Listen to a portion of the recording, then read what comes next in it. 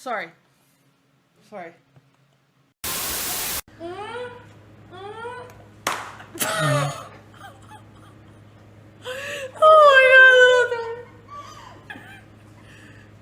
We're moving away to things that might actually... Alright, you guys keep the water in your mouths, please. 1, 2... Ready? Oh, that felt kind of good. Okay, it's at 20. I told you, bro. Hell yeah. Okay, can I put it up to... Okay. I want more. Ah! Oh, that's kind of nice. Ooh. Oh, it woke me up. Take it off! Take it off! No! I'm turning this My film. collar! Alright, this is my collar! Pet dog! Fuck!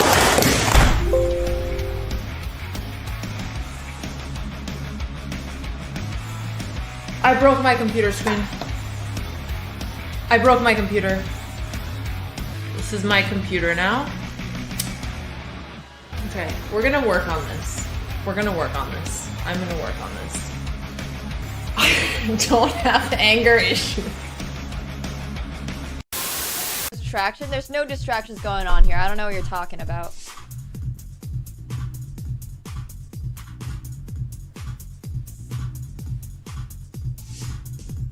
Wait, I got this. I got this.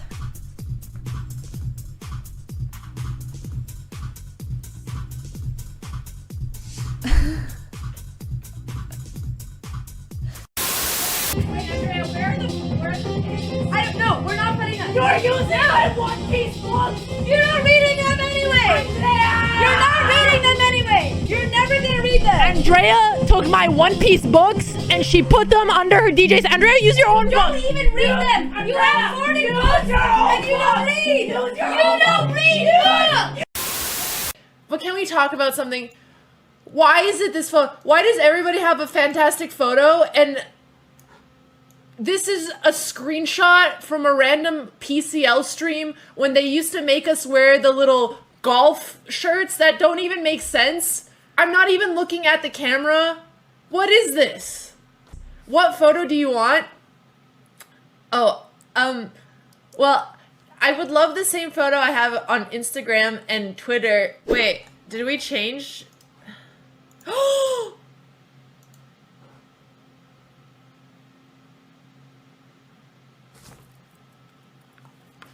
did it! Yeah! Hell yeah! Hey! Who made me 37, you asshole?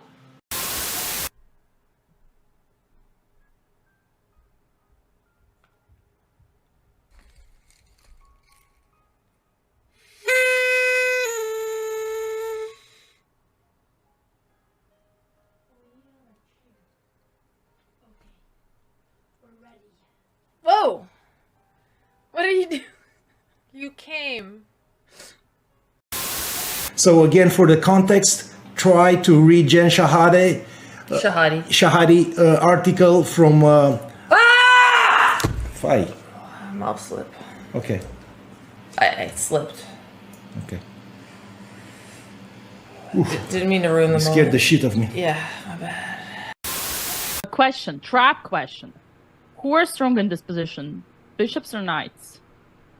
Well, you said it was a trick question, so even though it's an open, typically bishops are stronger in open positions.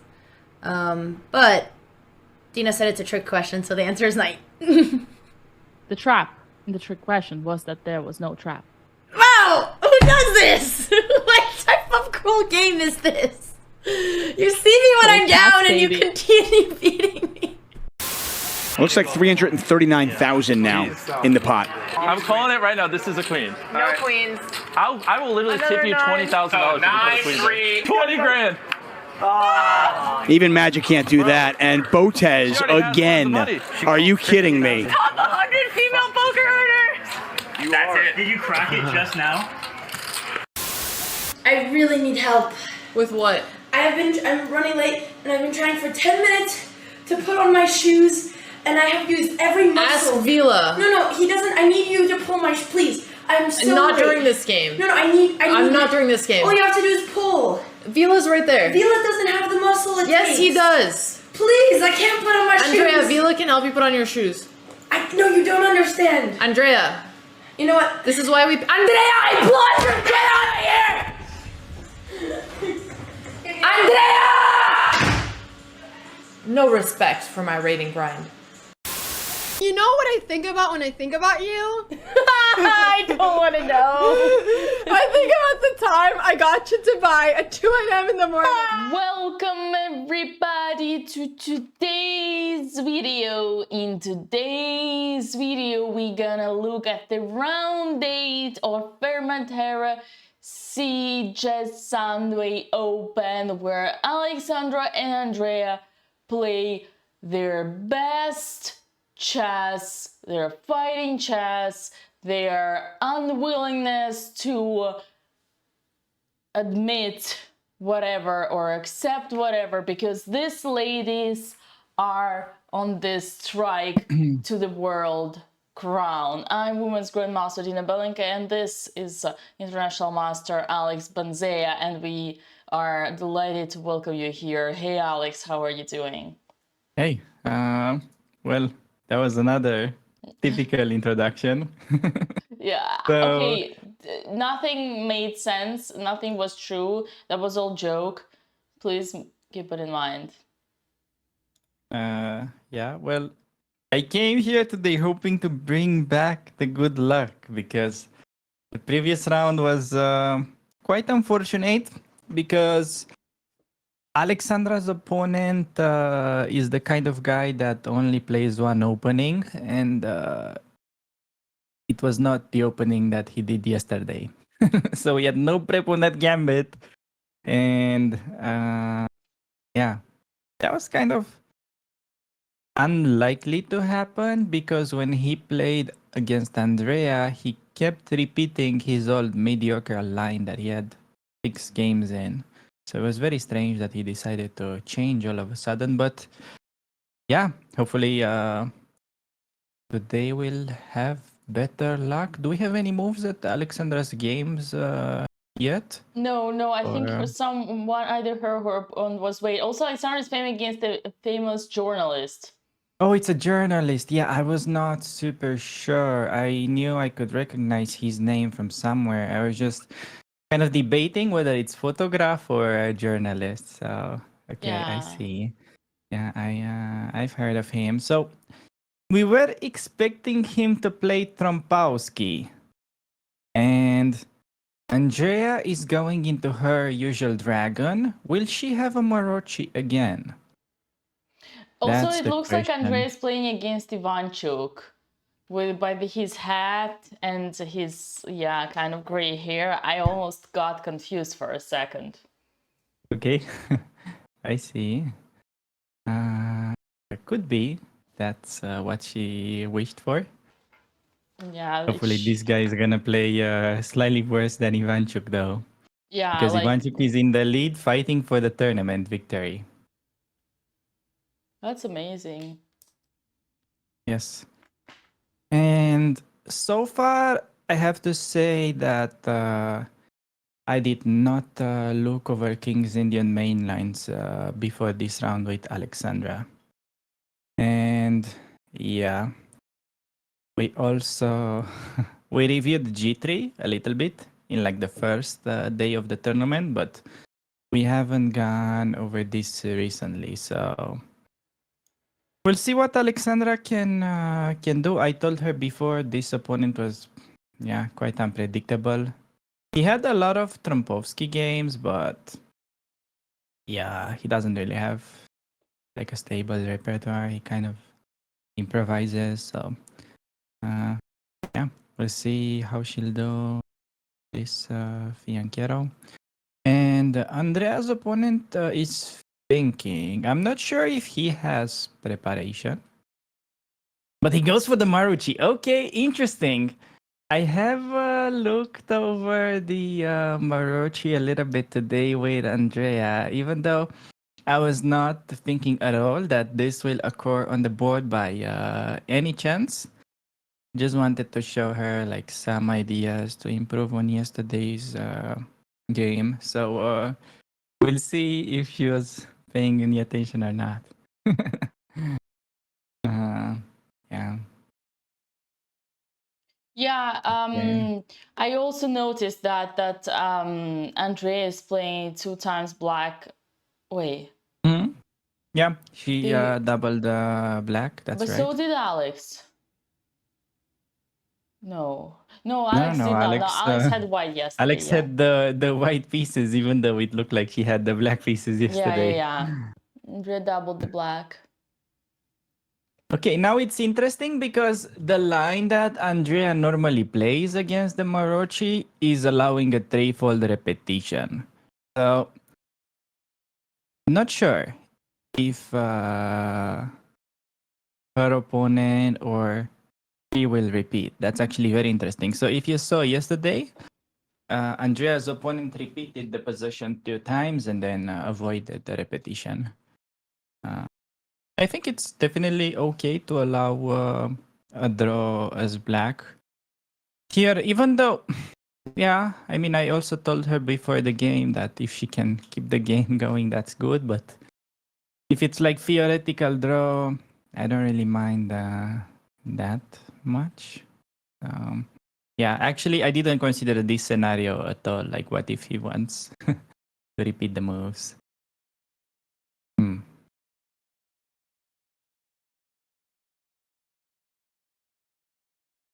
Okay, white has many options. We normally expect bishop e3 in Andrea's game, but also like knight c2 has been played. Not particularly great, but it's playable. Okay. On knight c2, okay, the refutation is not that simple. Okay, bishop e3 on the board.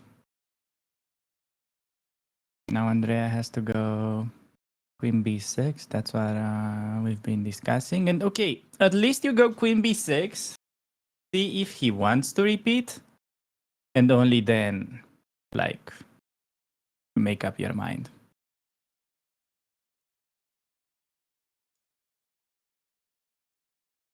Yeah, Alexandra played c6, which is an interesting variation.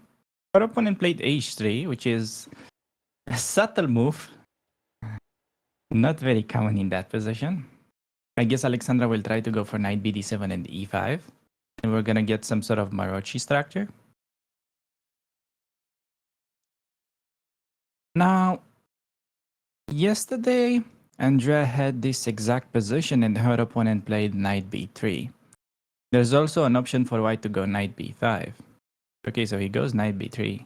Wow, is he actually target prepping the repetition?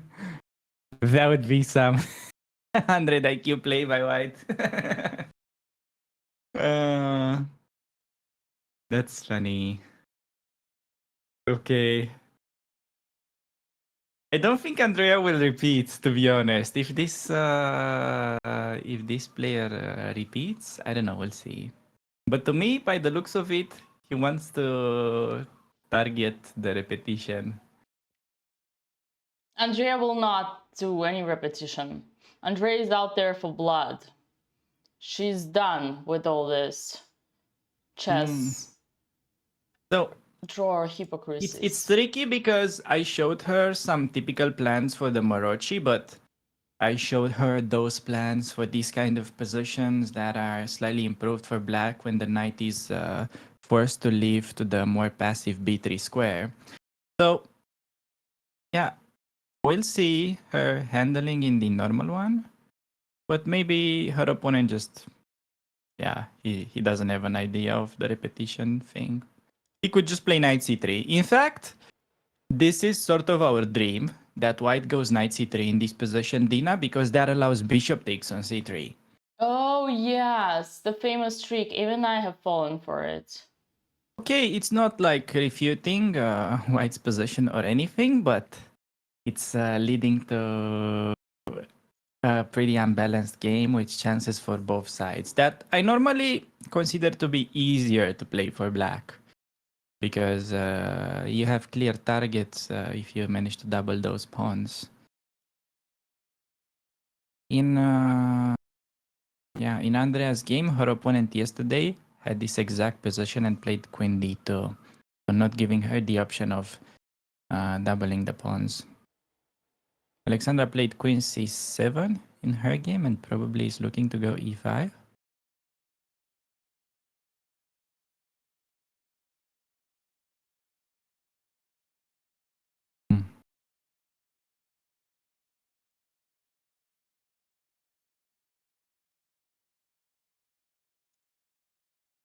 Yeah, e5 on the board.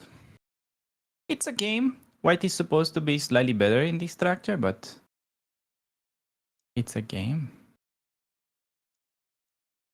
I have to say, I am a little bit... Okay, knight c3! Nice! Knight c3, Andrea can take that horse. So her opponent is not targeting the repetition, but gives a nice opportunity to get the double pawns. For sure, she remembers it, right? Bishop takes on c3, breaking all rules of chess. Giving up your Bianchero bishop, but having a bigger dream, which is trying to win on the c file. Yes, she likes it. She likes the trade. Bishop takes on c3 on the board. Still prep. Kind of. I mean, arguably. Bishop takes on c3. Mm-hmm. Juicy. That's a good move. Hey, we have Papa Botez in the chat. Bodas is very is very worried about his girls. He's rooting for them every day, joining, making sure they're doing all right. Don't worry, Papa Bodas, your girls are in good hands. We're taking care of them.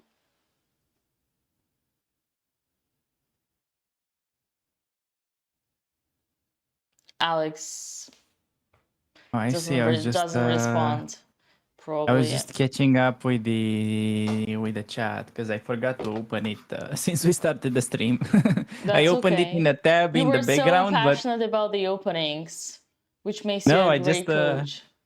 I opened this chat and I didn't have it on the screen. I was just like, okay, I opened it. I don't have to like read it, right? So yeah.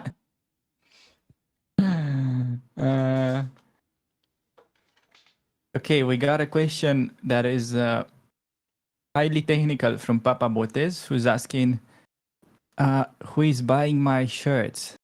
Is that my mom? Well, sometimes yes, but I normally don't end up wearing them. But this one, I have it more of because I'm running out of clean clothes. So there is that. Now you got your honest answer.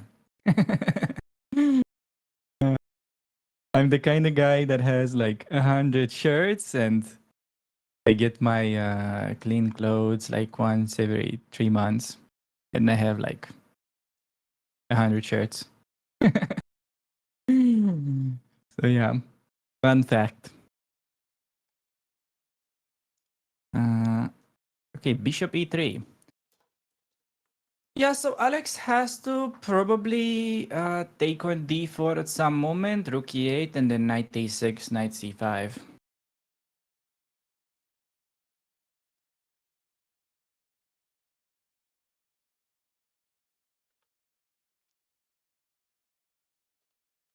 That's kind of the way to arrange your pieces in this Marozzi, and I'm very happy about the position that we have in Andrea's game because first of all, we have just dodged the threefold repetition and also we're getting a Marozzi structure that is unlike the typical Marozzi structure where you're usually just slightly worse and you need to defend.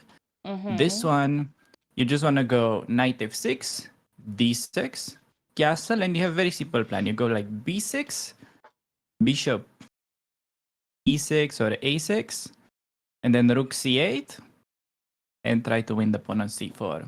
And if white doesn't manage to somehow organize an initiative, then you can easily just lose in a few moves. Because you lose that pawn and then it's game over. I know it sounds a bit crazy, but from Allowing this on the white side by accident many times, I can tell that it's really what it feels like. And yeah, so whenever I play this position as black, I go knight f6, white goes f3, and then I play d6, which creates a positional threat. Okay, maybe we can show that on the board, Dina. Which one? So at Andrea, if black goes knight f6, okay, knight f6 on the board, expecting white f3.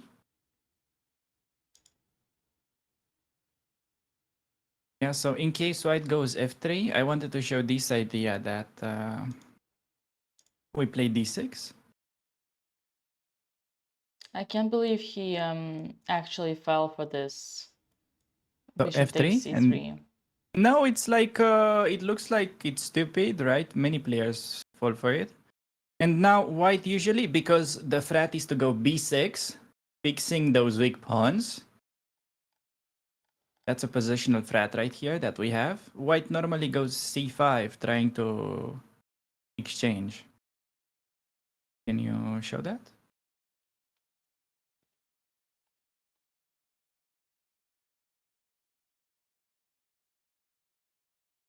Oh, he just made a move. f3, just defending. And now d6, expecting by Andrea.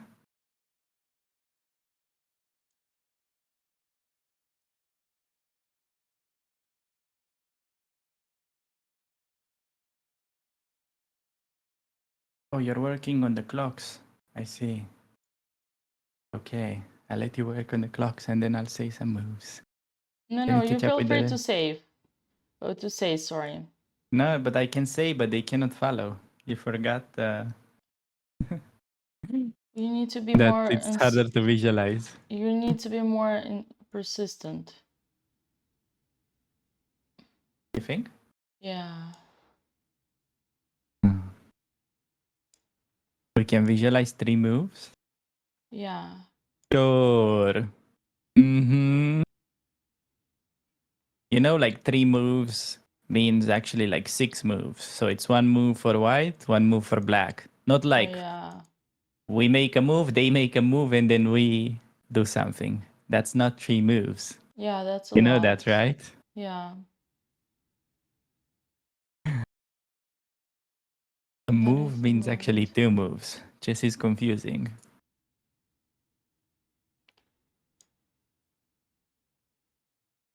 Okay, d6 by Andrea. Nice. She remembers.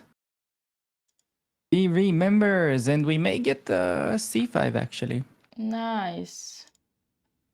Yay. I have to say that while we were preparing this line, Jules Moussard was also at lunch. And he really liked the idea of doing this as black. So if Andrea loses, you can definitely blame him, not me. I think he's the guy to blame.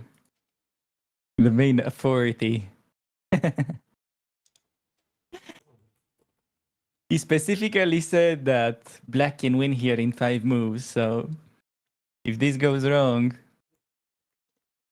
you guys know.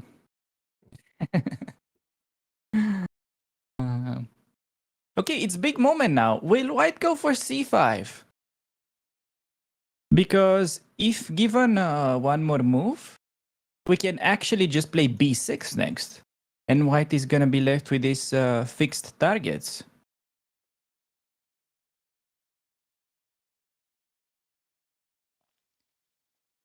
So yeah, probably white will try c5, and then the point is to go d5 actually. Not to take, but just to move forward. I think you guys can visualize that. So if white wants to exchange the double pawn, we don't take, but we push d5. That's the trick. And the position is not that bad.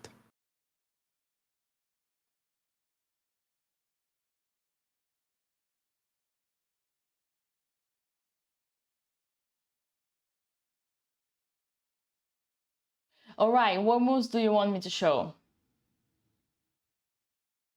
thinking, okay, I wanted to analyze this position, but we're already close of having it on the board. So I was mentioning that if white does something normal, like bishop e2, we can play b6. That's the idea.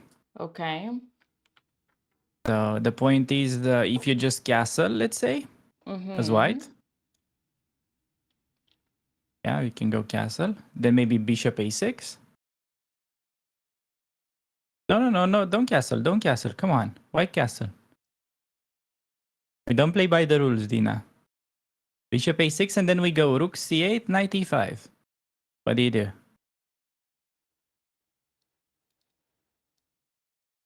Good. I agree. No, knight e5. Don't give the knight raid. Oh, yeah. Yeah. Got it. We don't castle. Got it. I mean, we can castle anytime, pretty much. And if white goes bishop h6, there is interesting idea to play rook g8. And then maybe some g5 with dark square control. Maybe you can also show that to the boys. Did you say rook g8? Yes. Yeah, you can put bishop h6 on the board, and then rook g8 is the point. Yeah, bishop h6 by white to stop castle. And then rook g8 with g5 idea. Damn. Damn, girl. No, g5 to g4, essentially just to trap the bishop, maybe. Yeah. Or maybe just g5, so you make f4 not as effective. And you just go rook c8, knight e5, and win the c4 pawn. That's kind of the plan. Point is, our plan is much easier than the kind of aggressive stuff white needs to come up with just to compensate for losing that pawn. For this reason, white may really consider to go c5 in the current position just to not allow any of this to happen. Okay, no, he didn't. He's clueless. No, I'm kidding. He just probably doesn't feel like this is anything serious for us. Okay, Andrea can castle or can go b6 now. Both moves are fine. The idea is that even though we lost the dark squared bishop, white doesn't really have any obvious ways to organize an attack. So, yeah.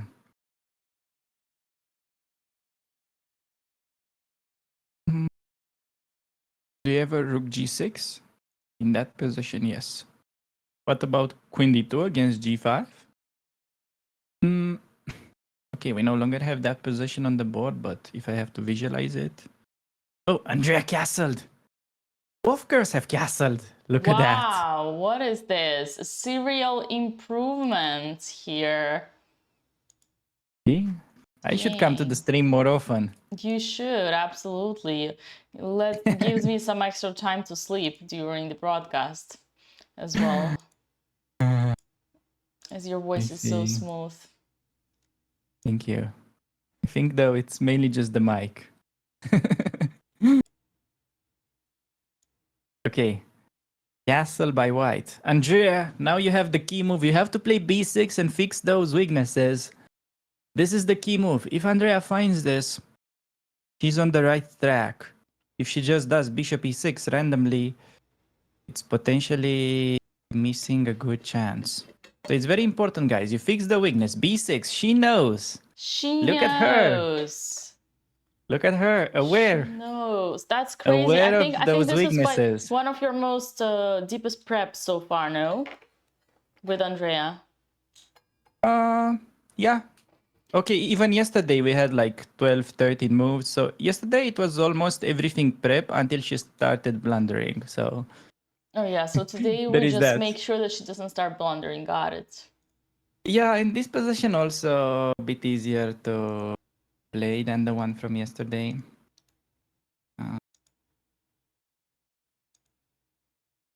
Yeah, yesterday it was a lot of prep until basically a5, a4 idea. It was all prep until that.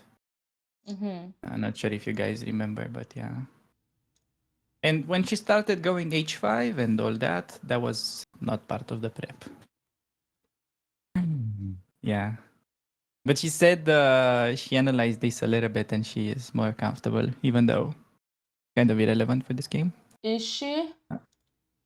I mean, a little bit, but I will show her some more model games in the Marozi. Because the first step was remembering this tricky move order. Because in her first Marozi attempt, which was, I believe, the last game in Reykjavik, Mm-hmm. She completely forgot to play Queen B6 and she just got into the usual Marozi and that was pretty awful. Now that she's getting in the right positions, I think it's appropriate to start discussing them in greater depth. In greater depth. Yeah. Like, for instance, understanding the middle games. So I just consider there's not much point in understanding the middle games if you cannot reach those middle games. That's true. usually my philosophy. That's kind of true, yeah. Okay, in the meantime, at Alexandra, White is getting this typical easier game, which is really not something that suits her. So, one of the big problems with Alexandra's games this tournament is that she normally does very well in the French. But as far as you guys know, nobody goes e4 against her anymore because of that. Yeah, it's something we'll have to fix for the next tournament. We'll be working more on fixing the King's Indian. And I'm not sure why she played Rook B8, because it's questionable whether you want to go B5. I tend to say more no, but...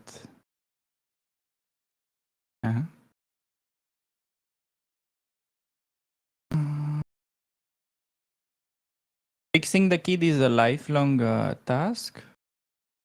Well, I think if you just put in like a bit of time, like a few games, I don't think it's really that big of a problem for a player of her level. Right. Like for you guys, it's much more difficult to understand the King's Indian because you don't have a fundamental understanding of, let's say, maybe pawn sacrifices or other more complicated tactics. So she can absorb those ideas much faster. And yeah, I've been playing this King's Indian my whole life, and I've been also spending more time into thinking how to make it easy and coach somebody. So I think it can be fixed in like... Sorry, I actually have a few questions about yesterday's openings. Which one? So did you look at the games with the girls? No, but I've seen them. Okay. So yeah, because yesterday was like, I think yesterday was an easy fix and Alexandra's games just developed the bishop. When? Instead of bishop d3, bishop e2? Like bishop d2 every move. Oh. Yeah. No, I mean, yesterday is just that she got to face that Blumenfeld gambit, which I think she didn't prepare. Never faced before. Yeah. No, not that she didn't prepare. She probably didn't know that it exists. It's kind of rare, but it's a good opening for black. And it was also surprising because her opponent was always just playing Queen's Gambit Decline. So she spent a lot of time prepping that. I mean, I spent all night making the best file possible on it. But the guy was like, I'm not gonna repeat anymore. So and it's also strange because he was the kind of player that usually goes very safe and minimal risks. And all of a sudden, he's playing a gambit. But that's the thing. When, opponents feel weakness, they are like sharks.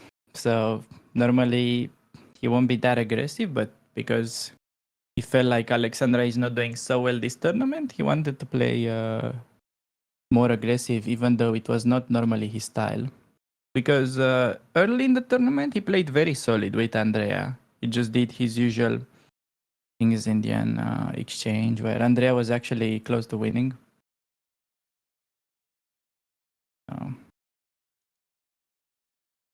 Yeah, still we have to fix that gambit with Alex, but we're getting close. Getting a complete repertoire by the end of the tournament, and Sardinia will be much better. Yeah, it's so relative. I don't know, Alex. For me, it's just like you're always gonna face something you don't know, and you need to know how to. No. It's not that, Tina. That's an amateur approach. It doesn't exist like that. Like some opening is newborn tomorrow and will surprise you. No, openings are already there. Right. No, I understand. But I do think that if you develop pieces, you can get away with any position. No. It's not that simple. Even if you develop pieces, opponent had massive center, so you need to know the opening if you want to be ambitious. So, yeah, okay. It was strange because normally you'd be more expecting black to go for some sort of Benko gambit in these c5 lines. But this Blumenfeld was even trickier because unlike in the Benko, here you just get big center. So in the Benko you get open files. This one he was getting big center.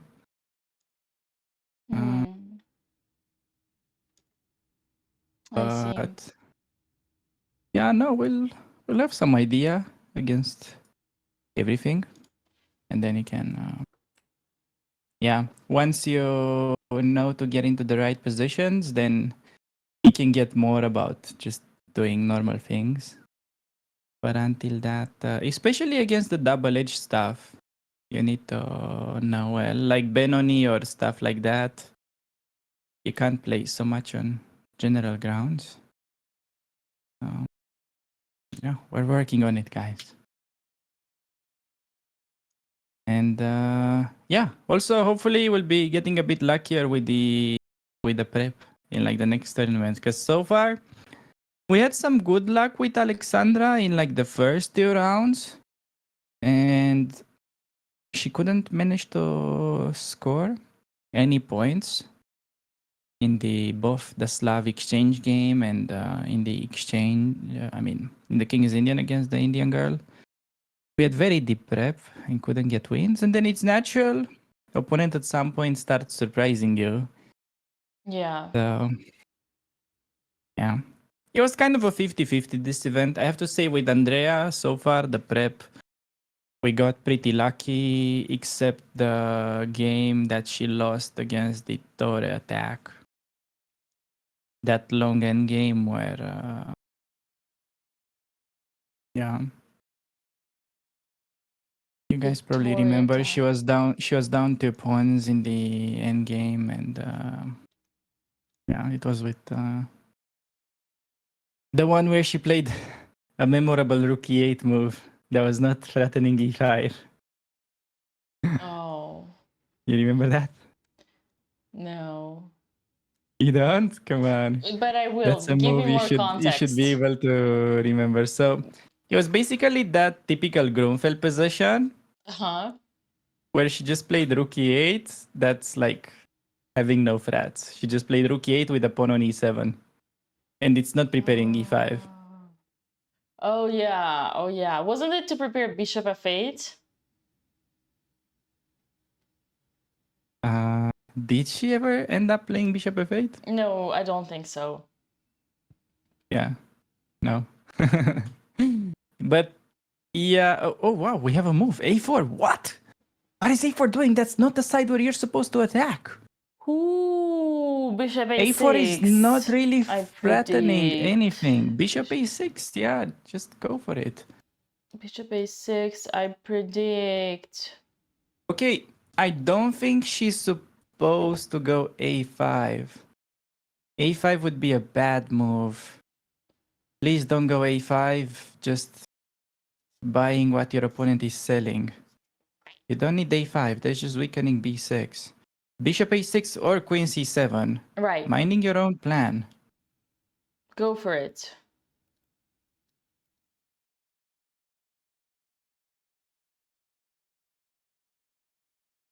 Okay, so bishop a6. Let's say white goes a5. Can we just go b takes on a5? What am I missing?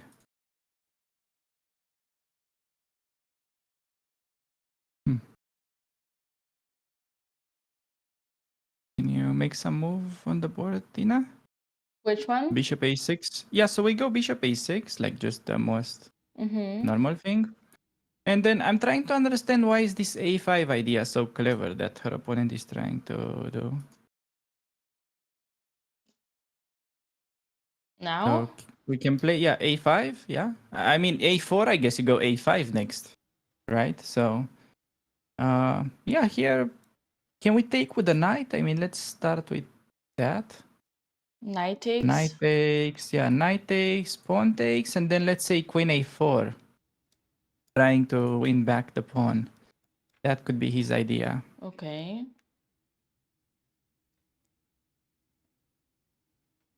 I mean, many moves. Rook c8 would be part of the plan, but it's sort of leading to liquidations. So, yeah, maybe we can show Rook c8 on the board. Also, it's sort of blundering a7, but there is queen c7. So I'm expecting, what if Rook c8 and then white just keeps going queen a5? What if we just play these sort of caveman moves? Let's say we trade queens. And then we take on c4. Bishop takes, rook takes. Is there any chance to do anything in this endgame? Well, at least we can agree she's probably not gonna lose this. Well, she might want to push too a lot for the win. That's the thing. She might get her position worse because she doesn't want to draw. Okay, but I told her to not self-destroy. Like, try to play for a win, but not in a toxic way. Well, one thing you tell her, another thing what she ends up doing. I know it by myself, even when I tell myself the same thing. It's like, it's tough. It's tough. Okay, but on the bright side of this, like a4, bishop a6, when white goes a5, maybe we don't have to take. So yeah, a5 and maybe just queen c7. And still, you got some, you can open up the a file, but you still have those weak pawns. Yeah. Maybe knight d4. After that, white can try with the idea that if we take, he wants to take with the pawn. Oh. Okay, she's thinking. Yeah, so bishop a6 and then a5, takes and knight d4. I was thinking maybe logical move. Yeah. And after knight d4, okay, the point is you don't want to trade because c takes on d4 and you cannot take on c4 because of rook c1. I think. Not sure if that's actually the reason. No, actually you can. What am I saying? That's just nonsense. But yeah, what you're showing right now, it's also good for us.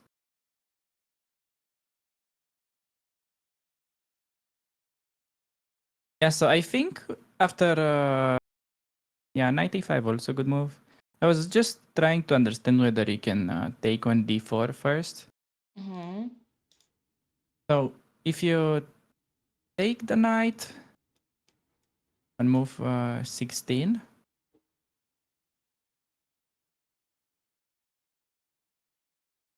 I take the knight on move 16. Yeah, so when knight d4 is played, instead of knight a5 to just take it. Yeah. And the main argument was that I thought white wants to take with a pawn, but maybe you can just take on c4 there. Yeah. Because rook c1, there will be both b5 and bishop takes on e2. So, okay, that's still nice. I don't see how white equalizes down a pawn here. So... Right. Okay, finally, Alexandra decided to enter this Marozi. Not super sure how this rook b8 move is helping it, but yeah. Probably best to just go rook back to a8 now and accept your mistake. It's annoying because in a lot of these positions, white has ideas to go bishop f4 actually and press on d6. And now you have quite a few pieces on that diagonal.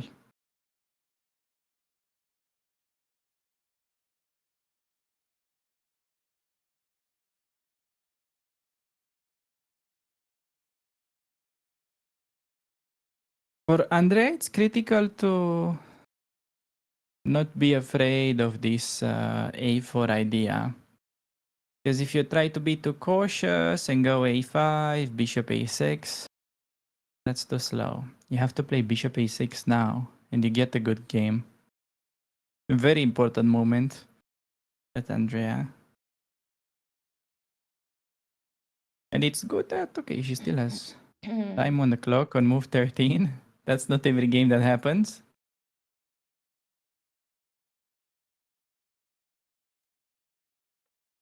Alexandra's opponent is quite interesting. He's a very experienced player. For instance, I was able to find some of his games he played against Magnus Carlsen in classical chess. Like, really? Yeah, like 15 years yeah, ago or because something. he's also Norwegian, I assume. Yes, and he played Trompowsky against Magnus and lost quite convincingly, but I don't think he is too much to blame. So he had the game against Magnus. He also had the game against Jan Gustafsson in some Open. So wow, yeah. damn. Queen Yeah, he c7, good knows move by everything. Andrea. Queen c7 part of the plan. Yay, let's go. Putting queen on the c file. Maybe bishop a6 was a bit more accurate, but queen c7 also. Okay. Fine. Let's go.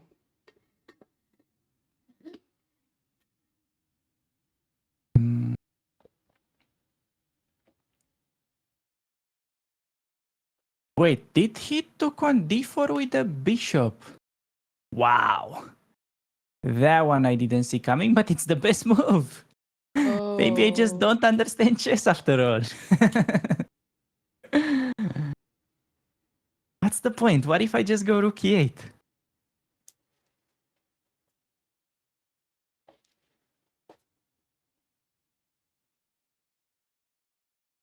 Why is the bishop on d4 so strong? Aren't you supposed to take with the knight in these structures?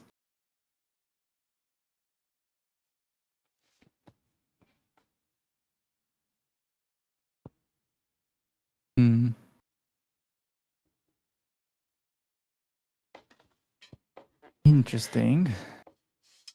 You see, we have Justin Conclusive in the chat. He's saluting us. I see an interesting comment. Gets a shout out. Yes, what comment? Hello. I should probably open up the YouTube chat. Hello, I'm getting interested in chess again with my spouse getting into it. That made me watch chess videos and found those made by Alexandra and other women chess player. Make me want to learn to get better. I'm so happy Andrea cannot hear or see this right now. I like how she's been called the other woman chess player. But yeah, welcome aboard to the game of chess. You're more than welcome. Women inspiring women. No, it's okay. Andrea is used to being confused. Like already Ivanchuk called her Alexandra like a few times by now. Oh, really? So, yes. He was like, wait, aren't you Alexandra? I thought you were Alex. Oh Yeah, god. it was funny. So I imagine how she reacted to that. She's usually sensible to that.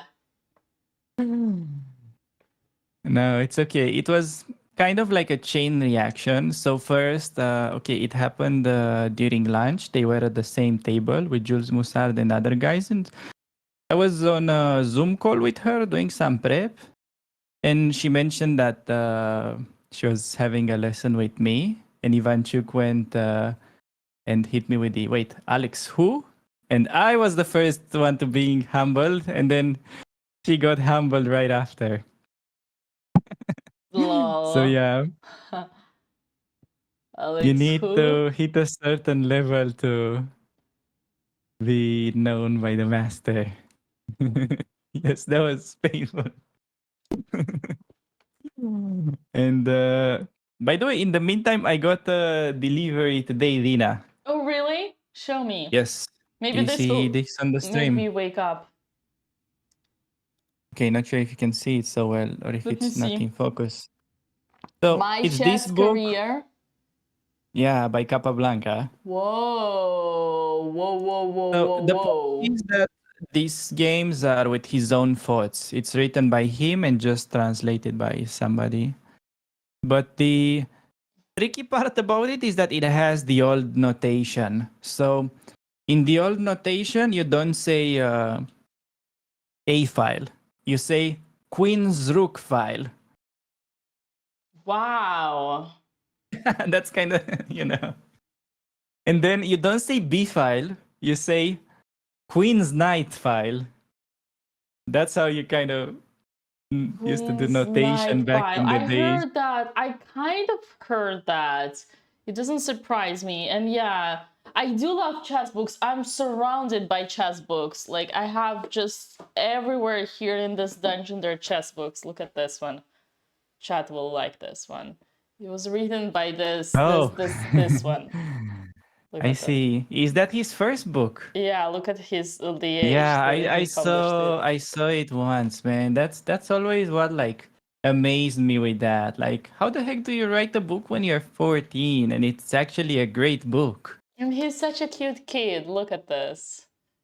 Such a cute kid. Yes. That's But the book crazy. is so good. Like I actually looked through that book and it's so instructive. Yeah. It's actually pretty crazy. That's yeah, people don't talk enough about that, but it's such an old book and still so good. And he wrote that when he was so young.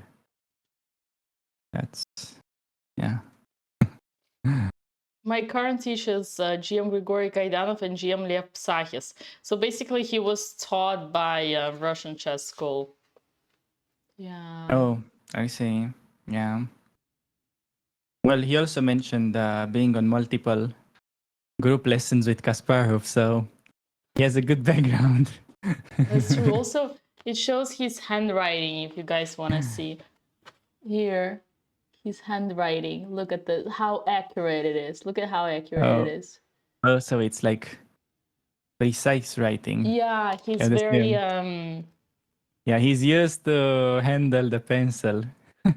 exactly. I see. Yeah, no, Yeah. I'm definitely not that smart. But yeah, Alex, I'm curious. How did you choose this Capablanca book? So I actually had it in mind for a little bit. I think I first saw it recommended by Rachmanov on his stream. He recommended for beginners. He recommended that you study Capablanca and Smyslov games because they are focusing more on simple chess rather than those crazy sacrifices that you could see in Mikhail Tal games or stuff like that. So I had this in mind for a while, and it's also, yeah, as I said, the nice thing about it is that these games have the thoughts of the ex-world champions. So that is what I find pretty special. Makes sense. And Makes sense. okay, by the way, also another interesting book that I saw recommended in the Gukiesh podcast, the one that's called Under the Surface by Jan Markos. Although I don't think it's. Although I haven't read it yet. Last time I checked it out, I don't think it was for like super beginners. Although it can probably still help you. But Gukesh, he said he really liked that book. So, Wow. yeah, it's on my list. Nice. Once I get more into reading books and stuff. Okay, we have some more moves. So Alex played Rook E8. Good move, pinning and pressuring E4. Yeah, this time Rook 8 is a good move. I got it. And On we have Andreas' game, we have A5. A5. Yeah, that's true. Okay, tricky position. Because it's so tempting to take, but you can also just go bishop a6 and follow your initial plan. It's just a matter of not being confused by this pawn push. Yeah. I could see her take. I think she would want to take. With the knight? Yeah, maybe. She would want to take because she would think by the time he gets this pawn back. But the problem is it's bad for black. Okay, how bad is it? You don't get to win the c4 pawn. Yes, I was thinking maybe if she takes, With yeah, the could be. pawn. With the pawn, Yeah, yeah. could be with the pawn, right? Taking with the knight feels like helping white, so taking with the pawn, and then what's the idea? Why is this c5 so clever? So he gets c5 rid of what? his bad pawn. Mm-hmm. I see. Oh, she did something, and she didn't take. What did she do? And it's not bishop. It's bishop E other Bishop side. e6. Bishop Oh, that's good E6. too. Great. Nice. Good for That's her. a good Good move. for her. Yay. This is nice because the bishop is never in the danger of getting hit by f4, f5. Right. Because the e4 pawn would be hanging. Mm-hmm. But this is great. This is great, I'm chat. just curious, what's the matter with Oh no. AB, knight Oh no, d4? Alex. I'm sorry. It's bishop d7. Oh. It's not bishop e6. I'm sorry, Alex. Okay, bishop d7, not bad either. It's still fine, but it's slightly passive because our goal was to attack the weakness on c4. Remember, chat, double pawns, we attack them. Oh, I think I know what's her idea. So because she was afraid of knight b5, she probably expects white to go AB, knight d4. And then she probably wants knight a5 or knight e5 while keeping the option to take it. Right. I think maybe that's her plan. Maybe, yeah. That's okay. That's okay. That's fine. Chat, we need to clap. Let's clap. What we are clapping for, chat? We need to clap. What are we clapping for? Why is that a clap? What are we clapping for? Oh, she connected rooks. Is that it? Yes, and then most importantly, why are we clapping? He has developed all her pieces. Yay! She finished development. Clap. And not clap, only she clap. finished development, but she is finishing it sooner than white. Yes, she finished the development. Well, we connected the rooks. Last thing is gonna be put the rooks in open files. Maybe, well, rook on e8 is already good because this is gonna be open soon. Yeah, maybe rook c8 No, she has next. simple moves like rook fc8 and then, okay. I think she's out of danger in this game, pretty much. I don't see how white is getting an attack. And okay, white was pretty clever with this a4, a5 thing because he's forcing some liquidations. And even if we are gonna win the c4 pawn, it looks like everything gets traded off. But I mean, as long as it's comfortable, she's having the black pieces, so you can't really try to force a win as black. I mean, you can if you're good enough, but yeah, you need to be slightly our patient. goal is to equalize. And another great conclusion by chat, you're right. Not only she finished the development, but she also finished it within ahead of her opponent on time and having more than 1 hour on the clock. So we have lots of amazing news today, lots of improvement, chat.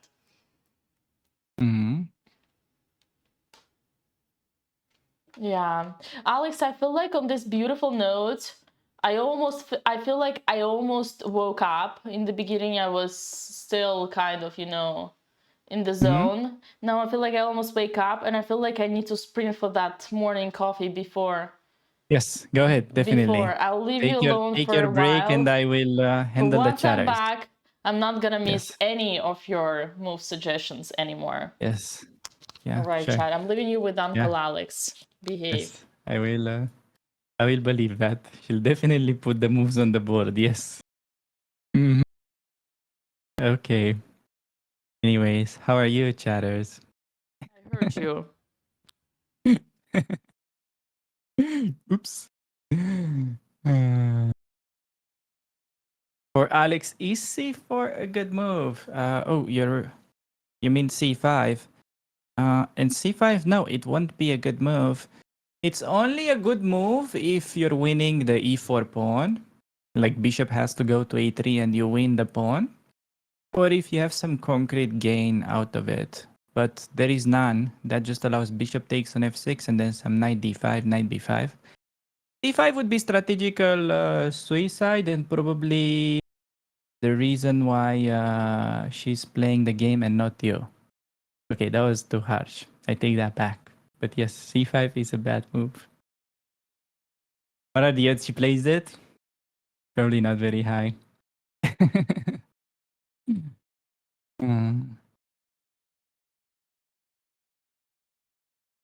Is it important to research your opponent before a game? Generally, yes. But that pretty much depends. That pretty much depends on your level. Because if you're a guy like Ivanchuk, you can probably get away without studying so much. But also, from what I understood from the small interactions that Andrea had with him, I think he is checking out his opponent a little bit still. But I don't think he's doing it on purpose to do opening research before the game. I think he is just trying to understand a little bit the style of the opponent, and he's doing it just to choose his line, not to like repeat the line or search for some idea in it. It definitely is very important part of over the board chess. The amazing thing of playing only online is that you can just get away with playing one opening and one opening only. They are not going to prep against it, and you're going to have good positions. You're going to be familiar with your own stuff. However, the risk of doing that over the board is that it's so easy to be predictable. For now, I don't think it plays such a huge role. I think at Andrea's level, say below 2200, she can be predictable as long as she plays it well. Like for instance, the Jobava London, she's playing it every game and she's doing very well despite the fact that the opponents clearly prepare against it. It's important to still be aware of the upcoming middle games, which is still something that we're working on that note. And I think the opening prep question starts to matter more and more above like FIDE master level. So yeah, I think when you get around to that level, international master / grandmaster, just becomes like 60% about the opening prep. So it's super important. The way chess works these days, it's pretty much easy for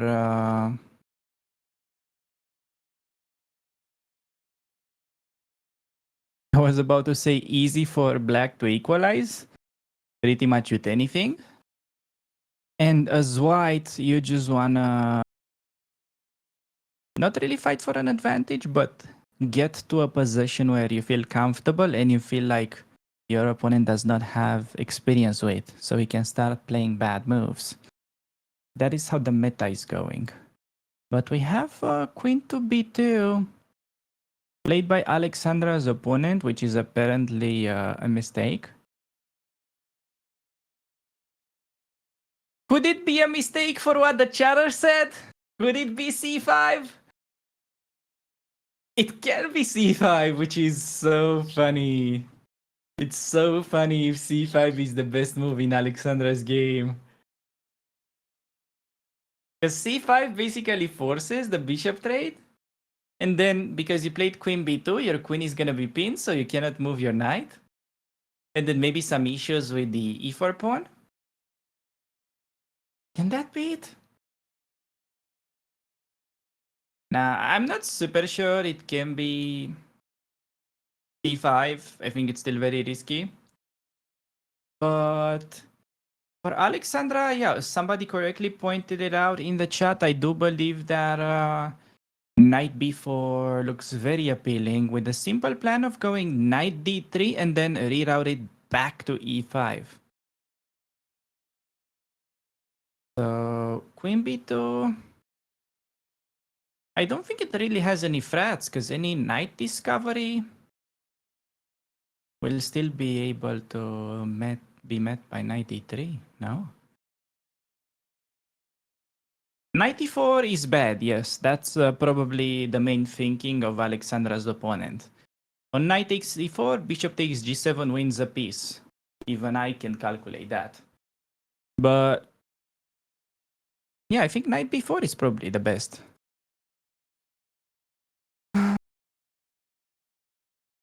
Alternative is knight c5. But knight c5, you have to always be mindful of white being able to push e5. And then you're going to be forced to go knight fd7. And after e takes on d6, queen takes on d6, bishop takes on g7, king takes on g7, rook a d1. I guess there is queen f6 and still you're surviving. Yeah, it's probably knight c5 actually. That's not such a bad move here. I'm inclining more towards knight c5, and this is just my calculation, guys. I was not looking at it with a computer, but I'm dying to find out. Let me check. Yep. Got it correctly. Knight c5 was the best move. Maybe I should start playing some tournaments myself. Okay. Knight c5. She can find it. Knight c5 is logical.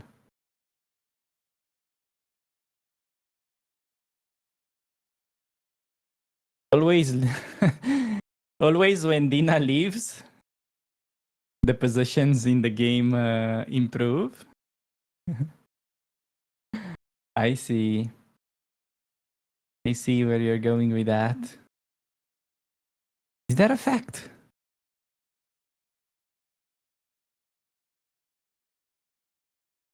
That's true. Okay, let me catch up with the YouTube chatters.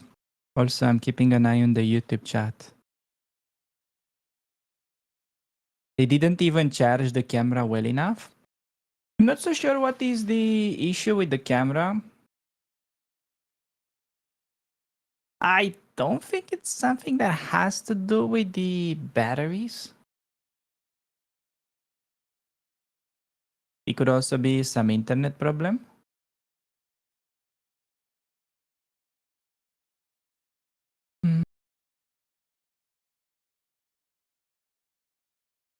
It looks okay, c5. No, c5 is bad on every level.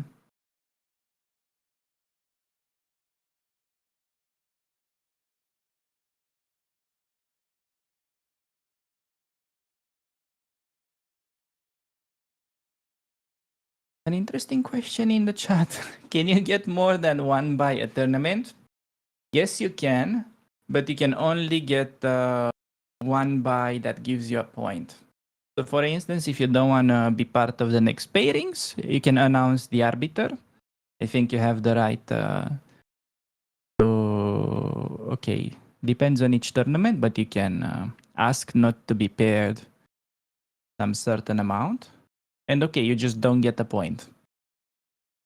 Sometimes you can do that and get a draw, but normally you don't get anything for buy. So there is that. You can get a buy, however, it's not gonna help you.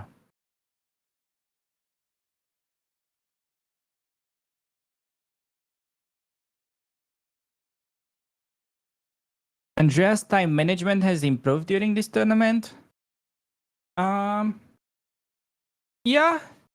I have to say yes to that, and also the fact that she's getting more and more comfortable with these openings. Naturally, you start playing them faster. And okay, Andrea officially can get a better position if she finds one of the most obvious moves. Either horse in the center, knight e5, targeting the clear target, the c4 pawn, or she can also bring the last piece into the game, rook fc8, and she officially has a better position with black. Oof. Must be having a good coach. Else, I don't see how you get a slight advantage as black in this day and age.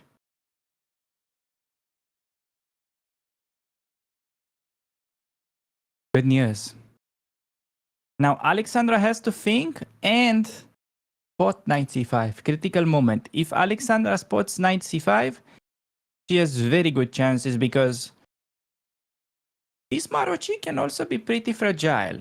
Like in the hands of a skilled player, in the Marochi you get no moves. But if you have poor handling of it with the white pieces, you can also get in trouble pretty quickly.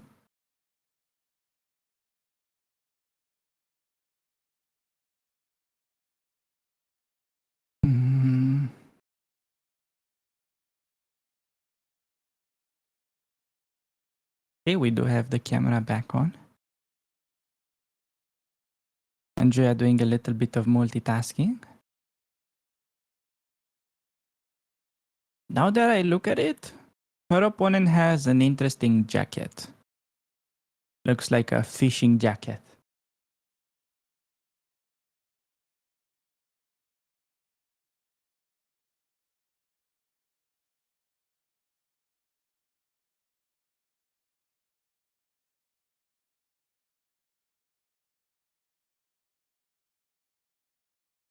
White made an inaccurate move in Alexandra's game and still has an advantage. Yes, but the good news is that it's a pretty inaccurate move. Simply because you're asking for trouble on that long diagonal. Okay, I get it. White is trying to set up some sort of battery in Alex's game. This is what you name the coordination between bishop and queen. It's usually for the battery structure, the queen has to be in front, but this is also some type of cheaper battery, you know, runs out in like 2 days. Still a battery.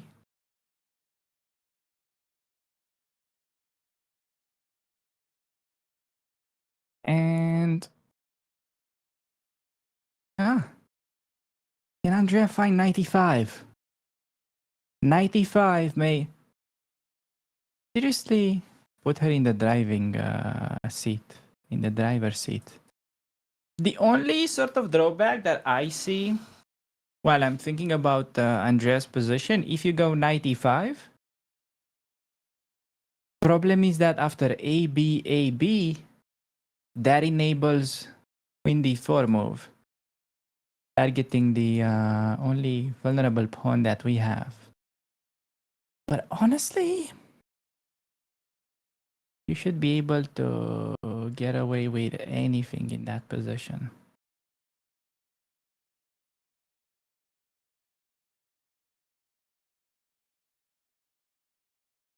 He played rook fc8. Good move, keeping the tension. I like that even better.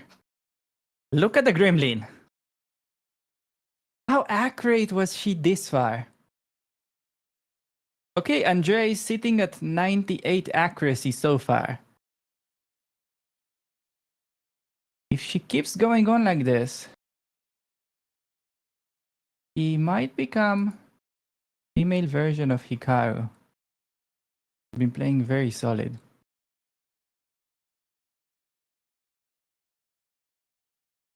Did you just say Hikaru is a solid player? Yes. Do you have something to contradict me with? I do, but that's okay. How are we doing? I see some mistakes. Okay, apparently somebody in the chat highlighted that their positions are always improving when you're not on the stream. What? What do you have to say on that? Okay, I got you. Okay, fine. Bye. See ya. I'm gonna make another coffee. No, you can What am I stay. taking next? No. You can stay. I think the positions are good enough now for you to stay. Although we need a good move. Such an old joke. That's we pathetic. need a good move for Alex. Do you know what's the best move for Alex? I was able to find it without looking at it with a computer. Okay, so tell me. Maybe I still got it. Yeah. I do. Okay, Alex has to play the most normal move in the position. All right, which is? Knight c5. You're right. It's the only move. And the point is that on e5 you have knight fd7. I think the point is that knight on the rim is slim, and what we know from Andreas games, usually these knights tend to get blundered if they stay here for too long.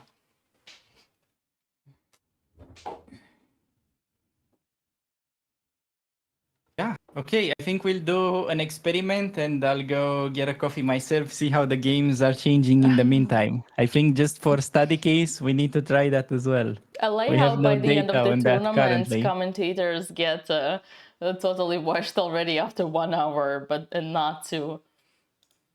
Yes.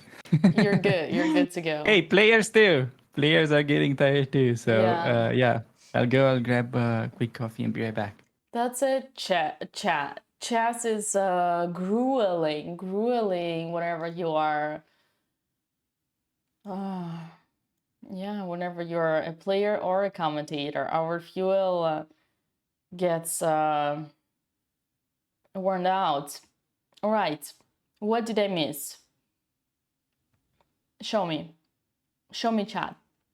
Fill me in. So Alex's game was what? Rook b8 I don't like, but that's fine. Rook e8. Oh, so only an Alex's move has only been one move. Got it. So rook b, queen b2, knight c5, and e5. Sharks.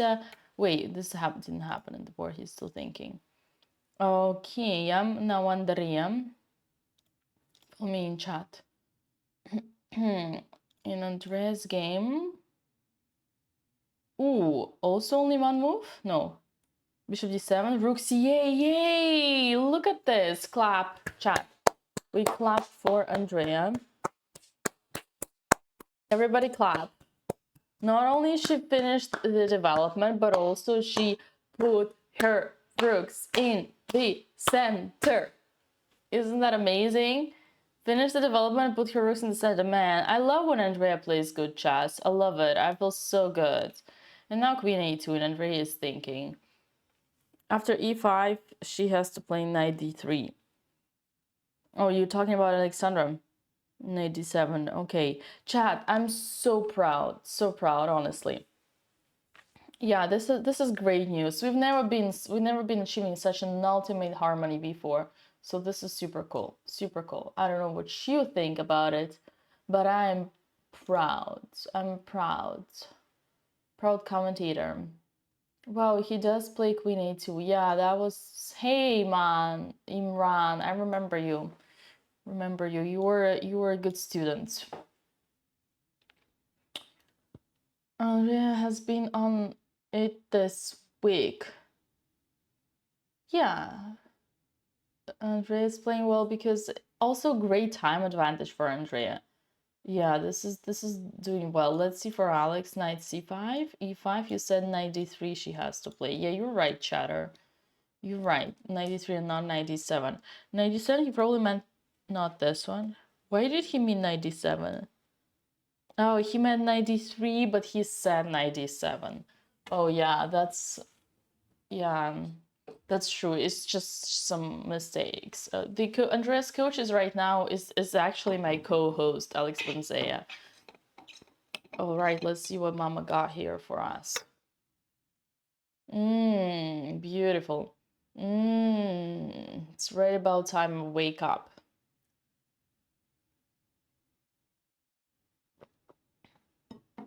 He said knight fd7.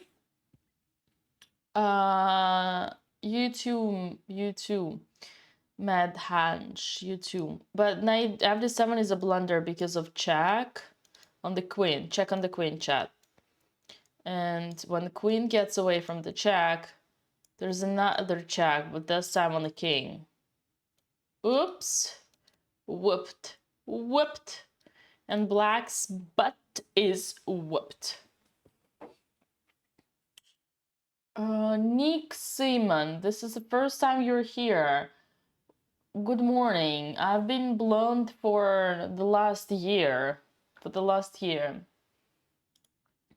Why does Dina talk about family all the time? Because family is the most important thing one may have. And the reason why sisters are so strong and so successful is because they have each other. It's because they are family.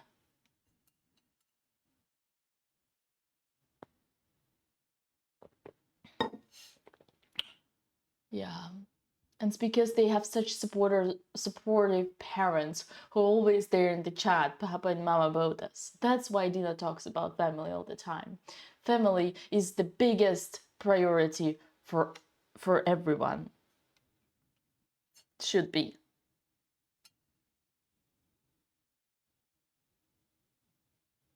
Yeah. And Twitch chat. Correct.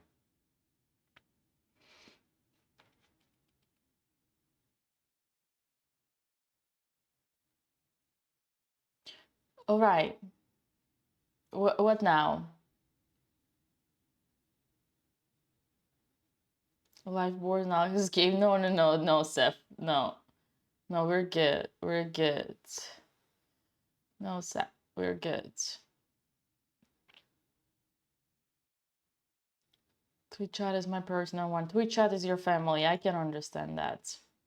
That's why we're here for you. We're here to bring you company and love and support and warmness.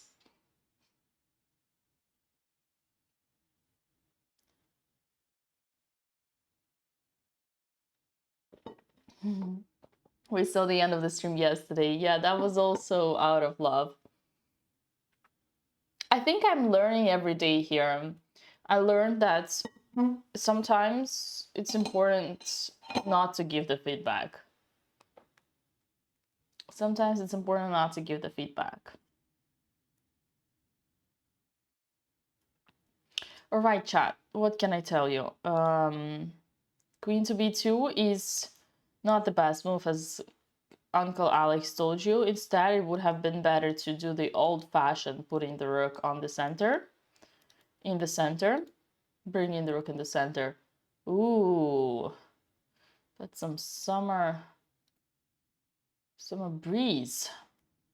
Rook d1. Why queen b2 is particularly bad? I guess only because of this reason. What if Alex puts the rook on d1 and stops the knight d3 infiltration? What will happen then? Oops, Alex played it. Did she do it? Oh, sure. Because, oh no. Before, it's the same idea. It's the same idea, but the problem is that after rook d1, What's your next move? With putting the knight on c5. Oh no, chat. Oh no. Oh no, no, no, no, no. Oh no, welcome back. You did not bring luck. I'm sorry, my friend. Yeah, I came back because I noticed a lot of things are going wrong. Andrea's opponent made the best move, Queen A2. Damn. Although Andrea has easy move now, Rook AB8. Just don't give him the two rooks. Although I'm surprised that the computer thinks Andrea is completely fine, even let's say going King G7 and allowing the queen trade for two rooks. That's encouraging for her possession. That says quite a lot. But Alex, is it that bad? So like knight before rook AD1, and is that it? Yeah, you have no moves. You have to go back. Damn. That's not good. So when Dina leaves, things improve, and when Alex leaves, the position takes a hit. Yeah, no, I'm now glued to this chair, not going anywhere until the games are finishing. So okay. that you know, guys, the difference between knight b4 and knight c5 is, yes, we stop e5 with the idea of knight d3, but after rook d1, the most natural, improving the worst piece as we know now, putting the rook in the center, just like Andrea did. The question is, what are you going to do with this knight? So on e6, it's more strategical. There is more coordination. It's closer to the center, and there is a d6 square. Get rid out of this guy. And on b4, unfortunately, there is no next. There is no what's next. Yeah, you cannot in chess. You gotta have at least slight idea. Remember we talked about it. Bad plan is better than no plan. Here after rook d1 there is no plan. Alright, Andrea's game has been moves. I heard that. Let's see what's there. Let's update. It took not super sure about taking, but also not a bad move in itself. Although it could be potentially painful at Andrea if she doesn't realize the strength of white going c5 at some point. Because I'm afraid that Andrea may play knight takes on a5, knight takes on a5 next. Can you put some moves on the board, Dina? I'd love to do that. If only you could repeat. Yeah, so knight takes on a5, knight takes on a5. And then I'm afraid that she just wants to trade and play bishop e6. Which, you know, would have been nice to have the bishop on that square in the first place. But now c5, it can actually be very unpleasant.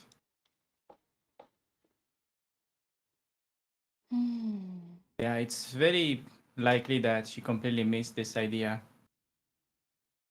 Yeah. Not saying that opponent will find, but yeah. Oof. It's actually best move not to trade the knights, but play bishop e6 because white is lacking an improvement move. Kind of that would be admit super that smart. your bishop was misplaced and it would have been better on a6 from the on the first place, right? Yeah. Okay, actually, the more I look at it, there is a chance she finds bishop e6 next. But if she just does this typical mistake of improving opponent's pieces for no reason, that can be painful. But if she finds bishop e6 next move, she has good chances to even press. Because now you cannot go knight b3 or something. I mean, that just allows knight e5.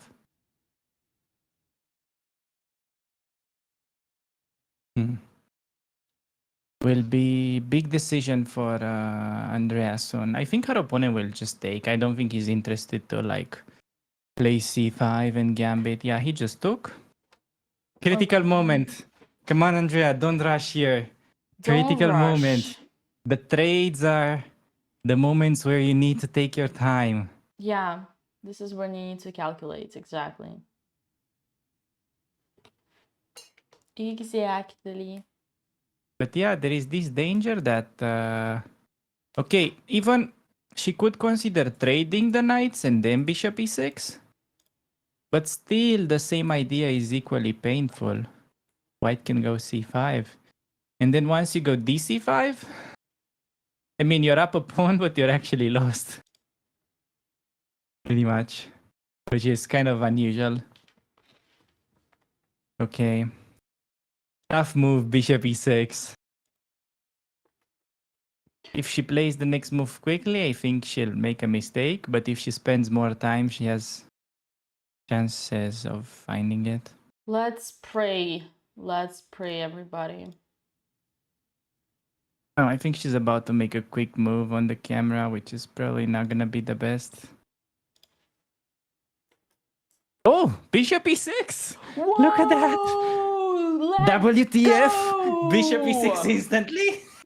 My champion! That's my She thinks she's champion! That's a Hikaru. champion over there! That's my champion! She's at least not gonna lose the game now, and she has 98 accuracy this far. Let's go! Whoa, whoa, whoa, whoa! No, bishop d7, then bishop e6. Somebody would be suspicious. Interesting. I'm proud of Andrea because she came to the realization that she did a mistake, she admitted her own mistake, and she improved. It's never too late to improve, even within the game. It's the toughest. Psychologically, chat, it's the toughest skill. You put your bishop on d7, then you realize, no, let's go. Let's do it. Now I have a second chance and I'm not gonna miss it. And also interesting moment because the advantage of bishop e6 is that it's pinning the c4 pawn, getting rid of those annoying c5 ideas. She pretty much dodged the only bullet that white had. Right. Not sure why white knew such bullet existed, but at least there is no way to even be there now. So Hikaru, and she has a great time management. Great time management. I've never seen Andrea so good on time. After move 17, we're still 1 hour and 4 minutes. Yeah, on there's the a good clock. chance she will have more than an hour by move 20. That doesn't happen here. Absolutely not often. That's incredible, guys. We have a tremendous progress in Andrea's games, and we should be proud of our girl. That's a champion over there. It would be interesting whether white will find some precise moves, because if her opponent doesn't play well, okay, he already needs to be very careful here, just not to be down a pawn. And yeah, otherwise she can just start squeezing this endgame. She mentions quite often that she doesn't feel super comfortable about her endgame technique, but from the games that I can recall, whenever she was up a pawn, not that her technique wasn't bad, but her technique was actually great up a pawn. I think... Yeah, go ahead, sorry. No, you. I wanted to say that if there is something to maybe try to improve in her endgames is this kind of practical endgames where the material is even, so how to slowly press your opponent. But when she has minimal advantage like that, I mean, she does pretty good. Yeah, that's what I had. What is that kind of stick, bamboo stick in behind Alex on someone's chair, I wonder? Oh, it's a plant. Got it. It was looking like someone, it was like a bamboo tree on someone's ass. But okay. But like that was a cactus. funny. I think it was that see. Talia. It was like, I thought it was a design on Talia's. Oh, is it not Talia? I don't know. I see. Yeah, that's interesting. Somebody's coach was like, because you played a bad game, next one you have to sit on a cactus. That's a great technique. Next time you will know your Romanian opening and better. Russian chess schools have same techniques, Alex.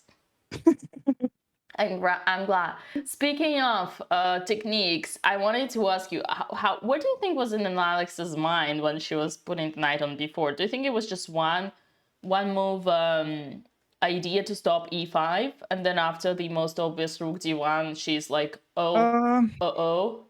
No, I think it's more like she just cannot focus in this tournament, so it's like a chain reaction, like many games in a row like that, because it's very tough psychologically whenever you lose a game, and then the next one is even harder.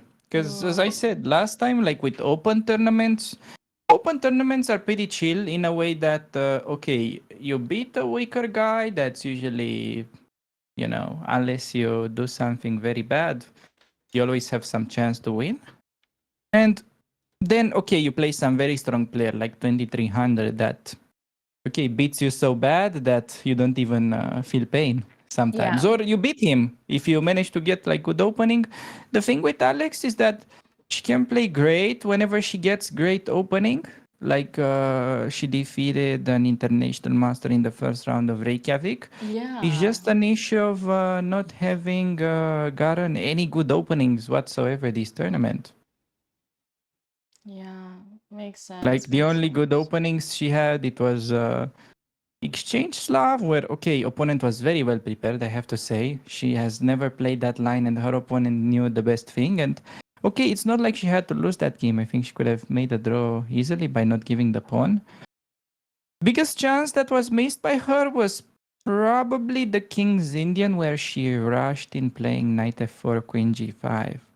But other than that, okay, games were pretty tough, not many chances. Yeah, I see. We will be working on that for the next tournament. How? Yeah. What's? If I'm not getting fired. Oh, you're not. Oh yeah.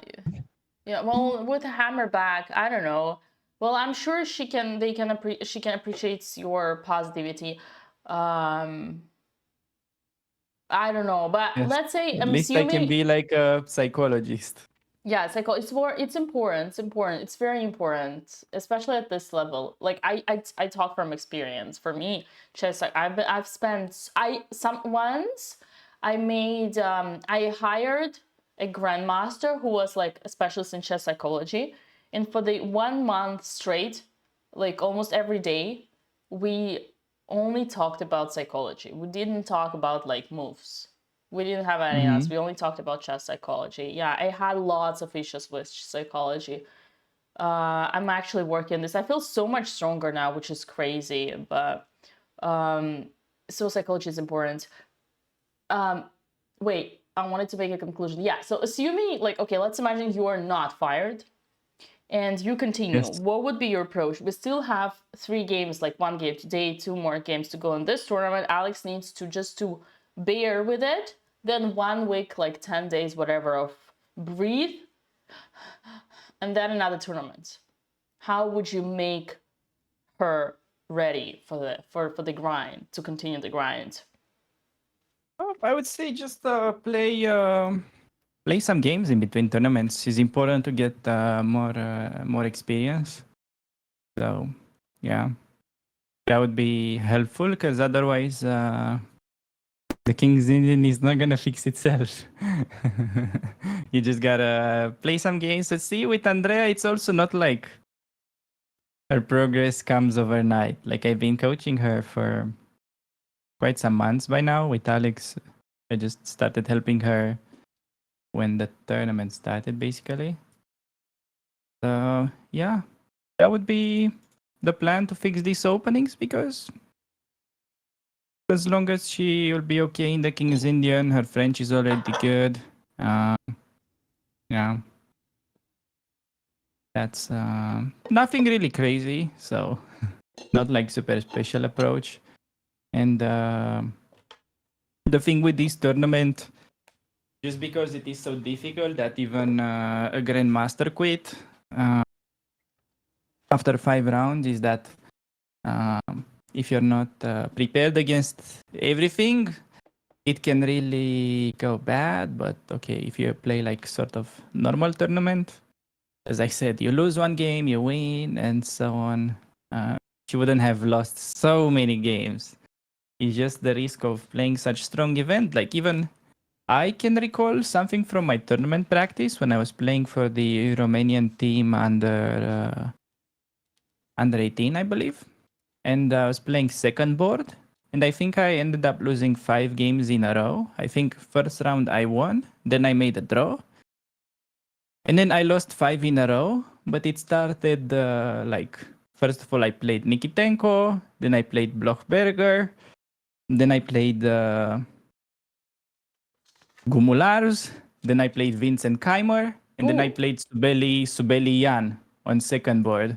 And all of these guys are like at least grandmasters now, or even pushing to 26. And Keimer is like Super who he is. grandmaster.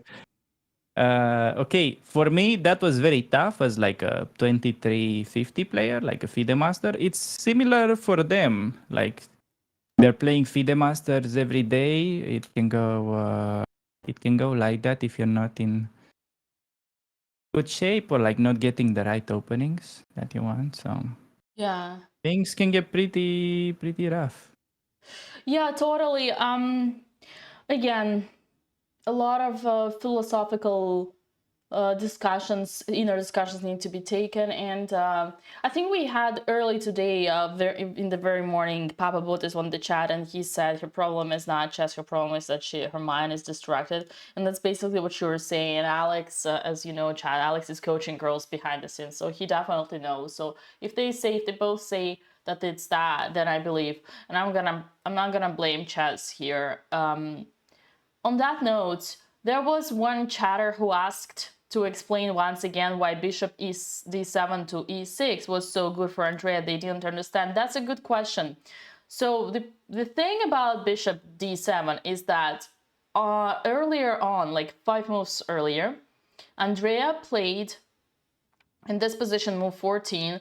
We recommended either bishop e6 or bishop a6, attacking c4. That's your ultimate plan in this position. By the way, chat, Andrea has reached the perfect harmony in general. Like, she got everything she wanted in this, like, pawn structure wise. She gave away her bishop on g7, not against this knight on c3, to make double pawns, very weak pawns. So this is like a dream come true for any strategical specialist. And then she goes a passive bishop d7.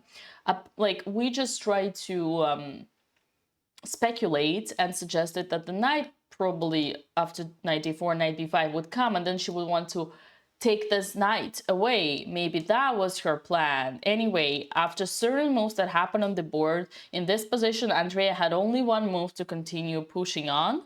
And probably not only one move, but there was also a6 or knight e5, but the best would have been bishop d7 to e6, moving this bishop once again. And this is somehow admitting your own mistake, losing a tempo, but yet understanding that was the right thing. I should have done it before, but that's okay.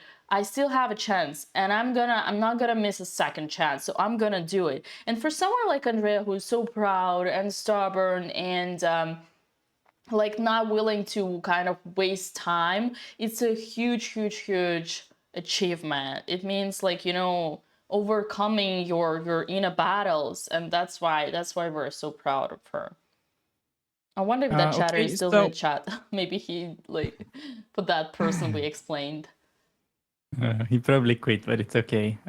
No, I think the idea is that, first of all, well, bishop e6, yes, accepts the mistake, and that it's also really prophylactic because you no longer get to ever push c5 as white, which was one of the biggest dangers. And also, I think if I have to try and understand why Andrea played bishop d7 in the first place instead of bishop e6, having she played bishop e6 on move 14, she was probably afraid of the opportunity of white going knight d4. Perhaps that scared her a little bit. And then she didn't like knight takes on d4, queen takes d4, perhaps. Can you put that on the board, Dina? Show me how. So move 14, if you go bishop e6. Uh-huh.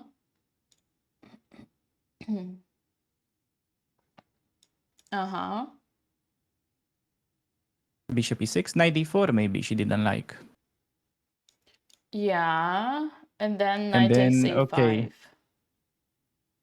No, so okay, then it has to be AB and then knight d4. Yeah.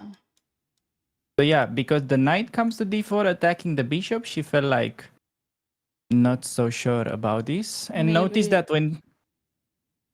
Yeah, no, I agree. You could play this position. It's just she just probably stopped knight d4. Yeah. She felt like something is wrong with her plan, if I had to guess. Well, she's not wrong because pieces are getting traded. So if that was her line, then again, it's a very valid point. But the other problem is that she had also bishop a6, which we wouldn't have bishop to discuss a6 that problem.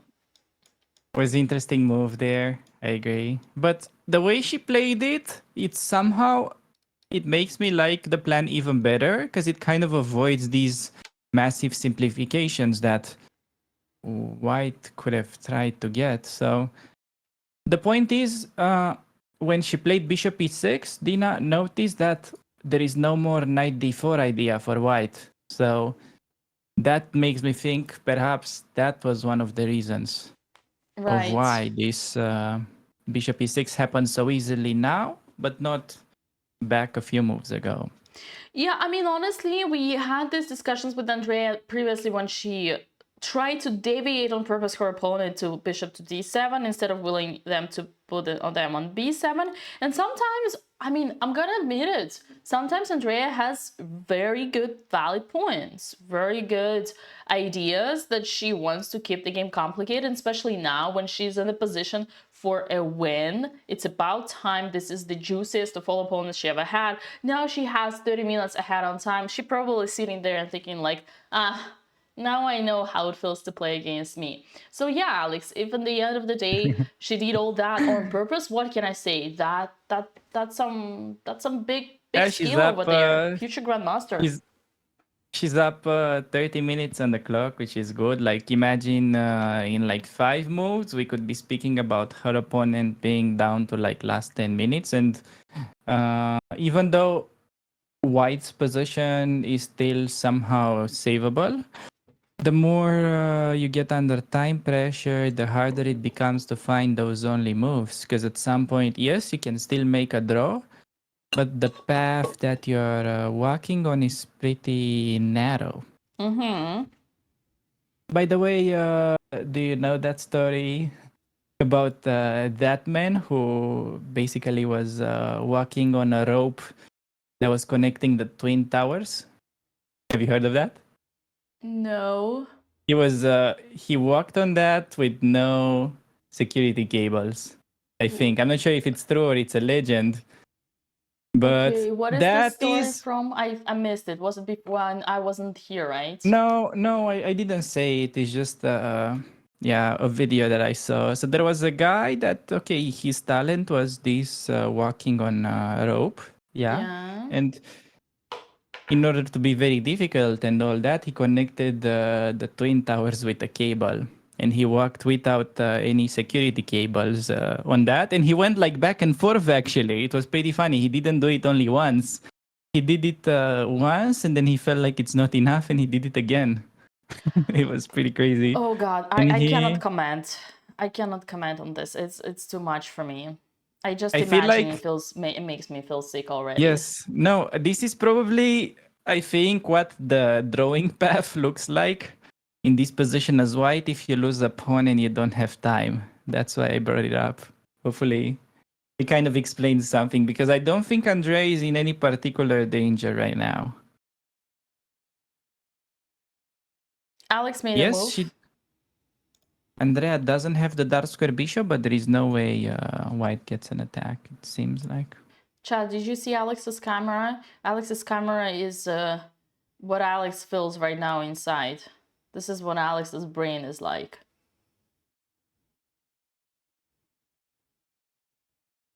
Yeah. Well, she has less space. She's trying to exchange pieces. This is natural. It's a good idea. It's just that she has many misplaced pieces. That's the problem. Okay, Andrea is walking. That's good. Yeah. Good for her. YouTube chat says there's a film about it, Man on Wire. Yeah, you need to watch it, Dina. All right. Okay. Yeah. Another person said Alex broke one of Dina's rules. Do you mean by playing knight h5, or you mean the other Alex? Knight h5, what rule does it break? Yeah. Oh, we talked about it yesterday on my stream. I went on a dungeon rant about how you don't weaken your weaken your fianchetto bishop. The thing is, I know what you're gonna say, chatters, but what about Andrea? Andrea's story is different because there is a pawn on a6 that protects f6. There is this weakening double square pawns, and most importantly, look, all white pieces are on the queen side. So the only bishop right now, and he cannot use it, and the knight on f6 is still protecting. So I hope everybody watching us right now, all 9,000 people, can see the difference between weak fianchetto squares for Alexandra and not weak fianchetto squares for Andrea. Wait a second, are you trying to imply that the Russian School of Chess does not encourage fianchettoing your knights? No, Alex, a Russian... Oh, your knights. Ah, good one. I fell into this. He tricked me. I do imply that Russian chess school forbids to trade fianchetto bishops unless you have a concrete reason like Andrea had today. Knight takes c6 happened, queen takes c6. Andrea's position is getting better and better. I can see this one.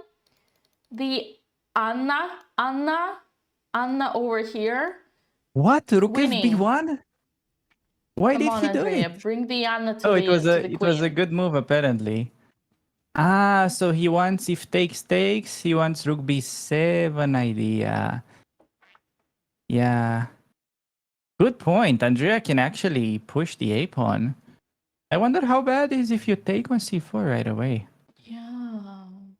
So like... But there is trade bishop everything. a7, no, in the end? No, rook b7 is what I'm more concerned of. So you think, oh yeah, you think like something like this, and then we got an extra pawn. She might... No, rook b7 I think white wants. That's why his last move came in, rook fb1. Yeah, but Andrea will not be thinking of rook b7. I mean, she played pretty good this I mean, far. what's the difference? I Wouldn't, can play rook b7 next. I wouldn't I can play rook she b7 doesn't. here. Yeah, but I think... now your bishop is pinned. Well, yeah, rook b7, see rook c6, rook c3 attacking the bishop, and I take it anyway. Mm-hmm. So I think regardless of what he wants, the best for Andrea is that these pawns, they're doubled. And just because they're doubled, they ain't going anywhere, girl.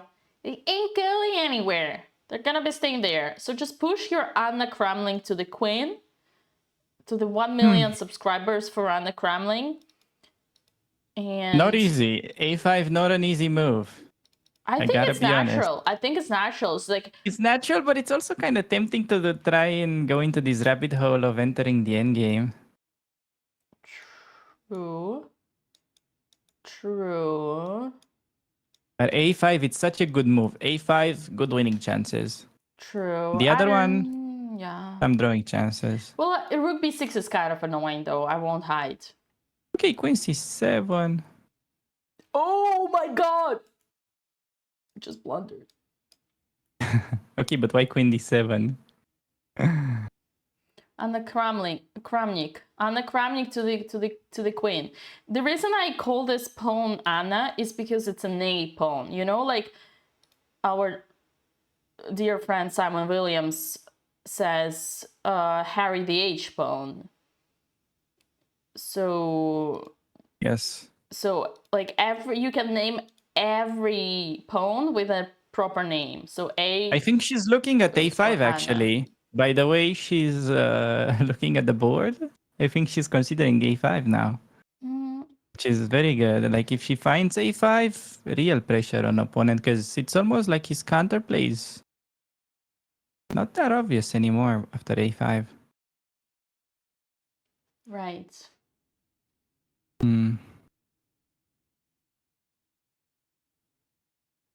That's correct. Pam pam pam. I like The how the second yeah, best go ahead. line. Oh, she took. The second best line is King F8, which is like, what? Okay, Bishop C4 Yeah, so on the it's board.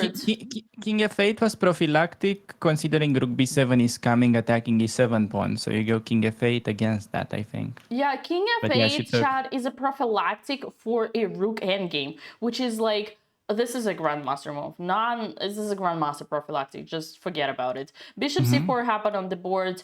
Bishop takes C4 next. Queen takes C4. Queen takes C4. Rook takes C4. And then we gotta see either Bishop A7 or Rook B7. Fun fact, chat. Andrea Botez hates endgames, and yet every single game she gets endgames because sometimes you cannot control the flow of the game. And you know what? Okay. Bright side about it is that we're not gonna lose. I think I know how this game is gonna go. So I think they will trade everything on C4. Rook B7. Rook C3, Bishop D4, Rook D3. Yeah. Rook D3, Bishop takes, Pawn takes, and White will try to save this endgame. Well, After Rook cool thing is A7. that we can push here. We can We're easily still like up a push. pawn, yeah. I mean, yeah, so King G7, F5, I would say. No, why H5? Because it's a first line of computer. Oh, yeah, it's a good move. I was wondering whether we can just try to create a passed pawn and, okay, not maybe immediately, but King G7 first. And then, yeah, it's like you get this passed pawn. It's not easy, but okay, if you get him in time trouble, not such simple defense. Yeah, Andrea can easily outplay him here. I think it's an easy play.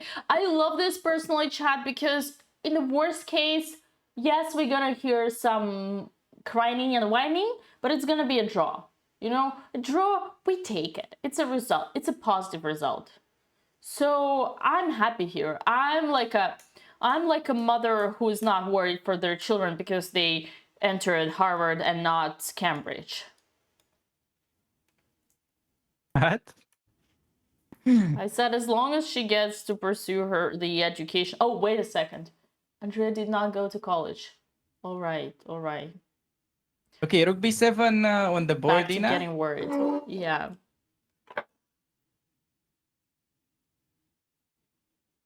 And I think now she's very likely to just take on C3, not play King F8. Although King F8 also interesting move. But not her style. I think Rook C3 is just going for this extra pawn Rook and game and hope for the best. The best here is King F8, which is we saw. But imagine how Stockfish is crazy good. It's like he calculated all that, playing King F8 back with 20 pieces on the board because they knew that the endgame Rook endgame would have been inevitable. This has always surprised me, amazed me, and all the other me.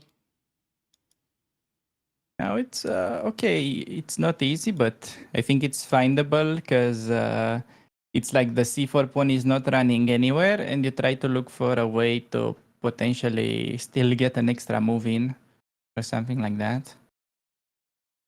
Interesting thing is like here, Engine does not move the knight and accepts the ruining pawn structure, creating pawn islands and doubling pawns because, you know why, chat? Because bishop is so strong. Bishop is so damn strong and so much better than the knight that even like if we were like making a move h6 and saying, please, Oh, by the way, the bishop on d4 is a wooden shield. Take it. Did you know that? Take it. Wooden shield. No. Yes. It's an expression, right? That's what you call a wooden shield, yes.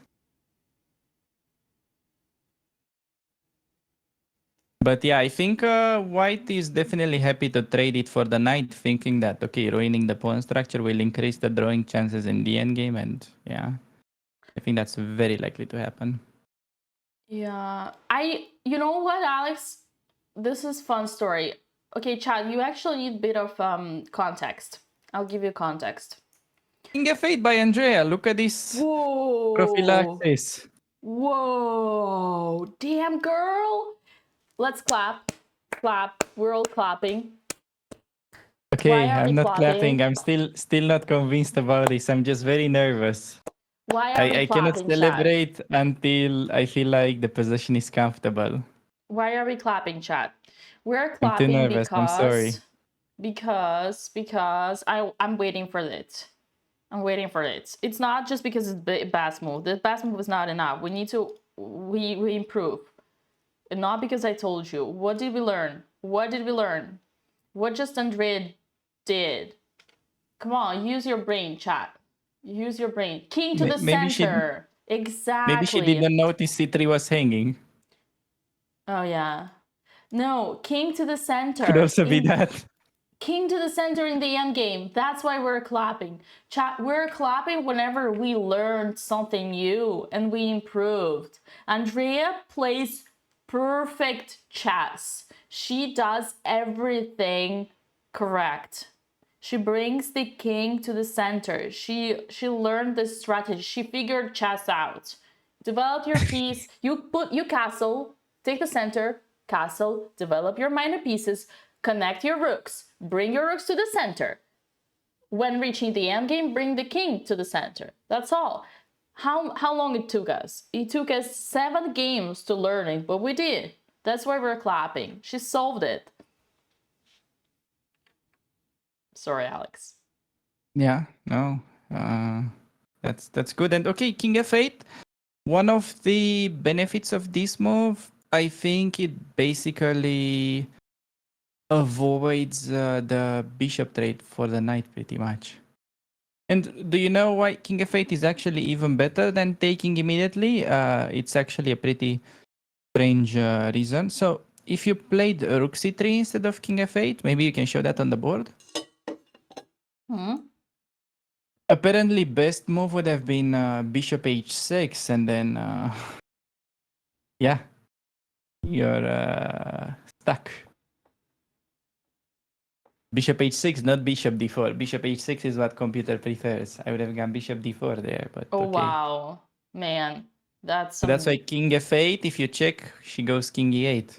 Yeah, see, chat, that's one of the reasons why you really need your king active in the end game, because the moment it gets caught, even 2 pawns down, imagine how strong this bishop is and how weak this king is and how important it is that even 2 pawns up, black is still not having any advantage. Okay, it's hard to have an advantage when your pieces cannot move. Did you hear that? Did you hear that?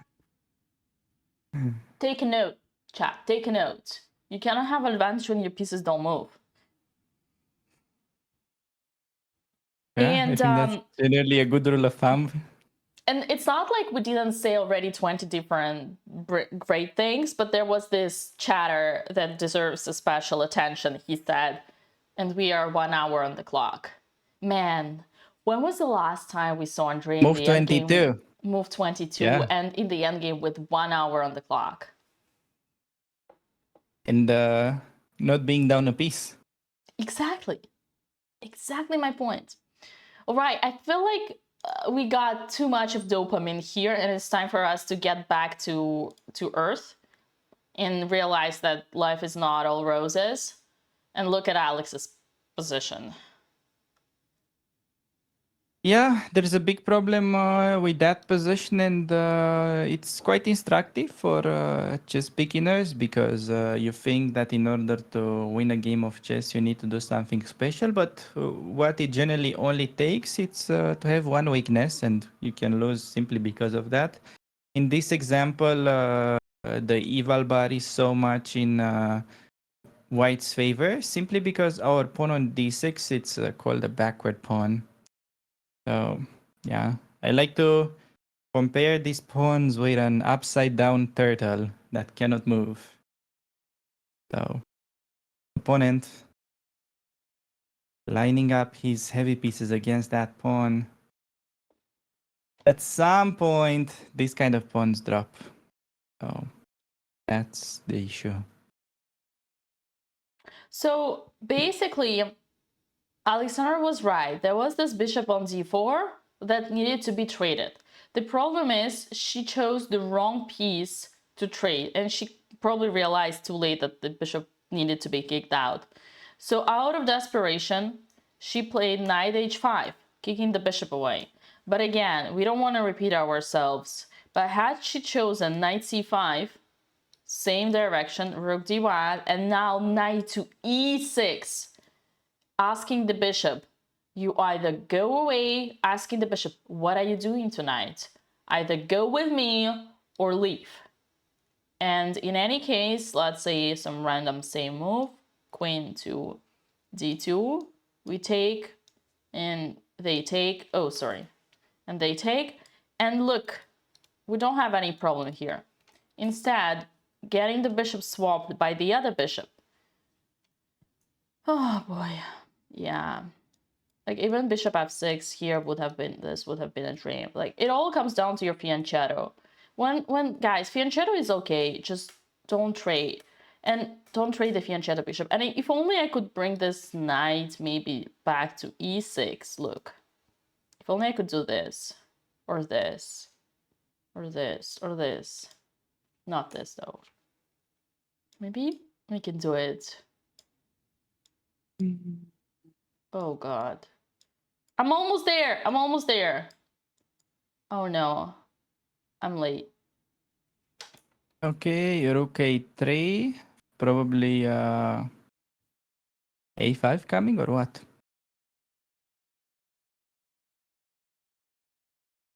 Rook No. a3?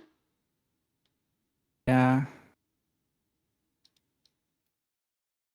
Rook a3 in Andrea's game, and I think we just play a5, not to lose the pawn, right? I see you gave up on Alex. You didn't even... Yeah, I Oh, understand. I already said my bit about that. Well, I can say one thing though. Why did she allow backward pawn? She didn't have much of a choice. Like she understands this idea and so on that the backward pawn is bad. It's just that the way this variation goes, you want to get some activity in return. Like for instance, frats against the e4 pawn to compensate for the weakness of the d6 square. It's just that this is a much trickier part to achieve. Like white has sort of a static advantage. You don't need to do anything. It's just the way pawn structure is lined up. While, let's say, her advantage, not really an advantage, but her plan was very dynamic. And if you mess up the dynamic part, you're going to have, you're running this risk of having a bad position in the long run. So, yeah. Hope that helps or clarifies things. But yeah, Andrea has very simple moves. Just go a5, push. a5, a4. Take it from there. Don't give him free pawn.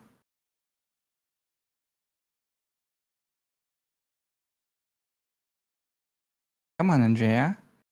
You found more difficult moves this game. By the way, this is the moment where Andrea could grab the biggest advantage in the game so far if she plays a5. She's currently up a pawn, just letting everybody know. Unless you needed help with math. She has an extra pawn.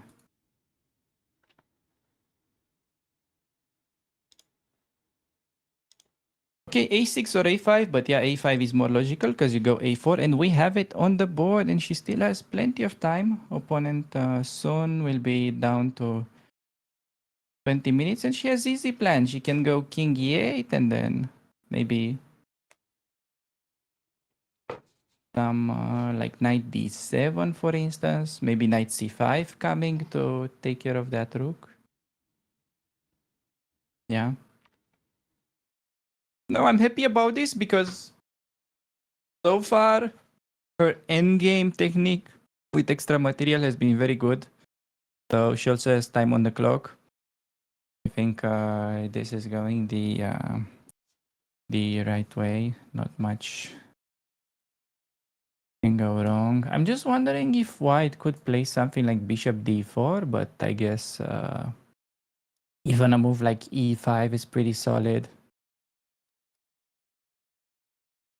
Knight e8 is a little bit too subtle for my taste. Yeah, Knight e8, yeah, it works, but Yeah, Alex, do you E5, know how for this is instance. called? What? This. Bishop A7? Yeah. Uh, I'm gonna find it. no. Oh, this is completely changed. It's the Karpov bishop or what? Yeah, that game, right? Ah, Was it wow. Karpov Unsiker or what, something like that? Yes, Karpov Unsiker. Yeah, She I found knows. it in this book. Look, That chat, she knows. you know, I She don't know. knows I didn't Russian know. School of Chess. That was proof. No, you know, Alex. You know. Look, chat. He knows. No, I have to know. Yeah. That's what I do. That's the book I that don't leave this was office. sold out. Yeah, guys, we were with Andrea taking breakfast when the main publisher of New Chess came to us and gifted me this book, saying thank you for making this book sold out. That's a copy for you. That was so sweet because I only had it in Russian and in PGN. All right, Alex, what's going on? What's the offer of that book? It's Terехин, Alexander Terехin. Oh, I see. Yeah, but I have it in didn't know PG and I the can book. send you, even though, oh, wait a second, that's a copyright. I didn't Yeah, say no, it. no. I didn't You say meant it. like send me like a like a PGN as in a PGN of the game that Andrea is playing right now. Yeah, exactly. Yes. In game. Okay. You're safe now. Mm-hmm.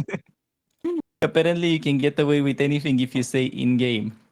In game. Or like in GTA. Right. Yes. I heard that's how you do it these days on the internet. Right.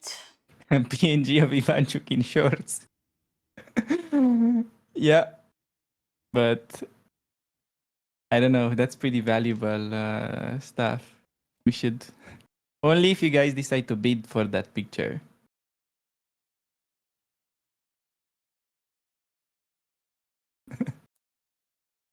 I'm wondering how much would people be willing to bid for that PGN if you donate the money to charity.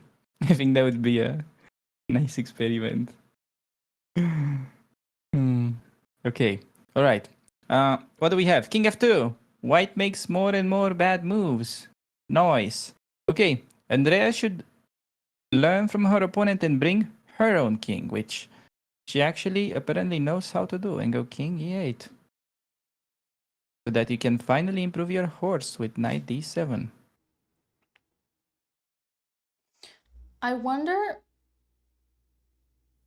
what are the chances. Oh boy. King F2 is so bad? Why is it so bad, Alex? Wait, because she played a5. Because she played a5. Wake up, Dina. It's about time. Andrea played a5. No, it's just that, okay, this is the position where I said that it's so hard to make draws wide, like walking that rope, connecting the twin towers. So if you keep making these normal moves, I mean, black normally brings the king, consolidates, and there is not much going on, realistically speaking.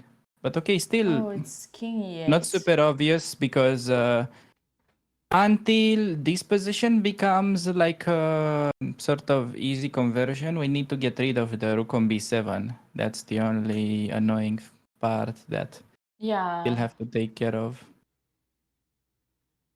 Man. Okay, Andrea has to not rush also with moves like d5 that can distract her.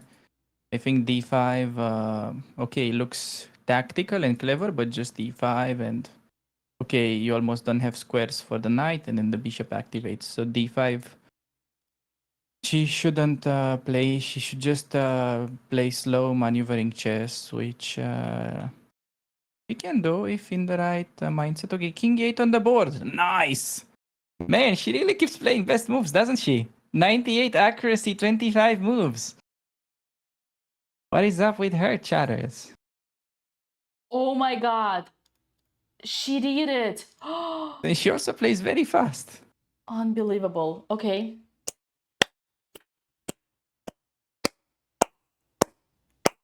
Andrea 2800 elo.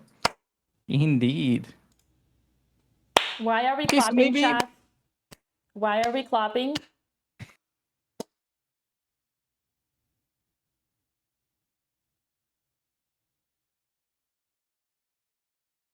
Kramik in chat.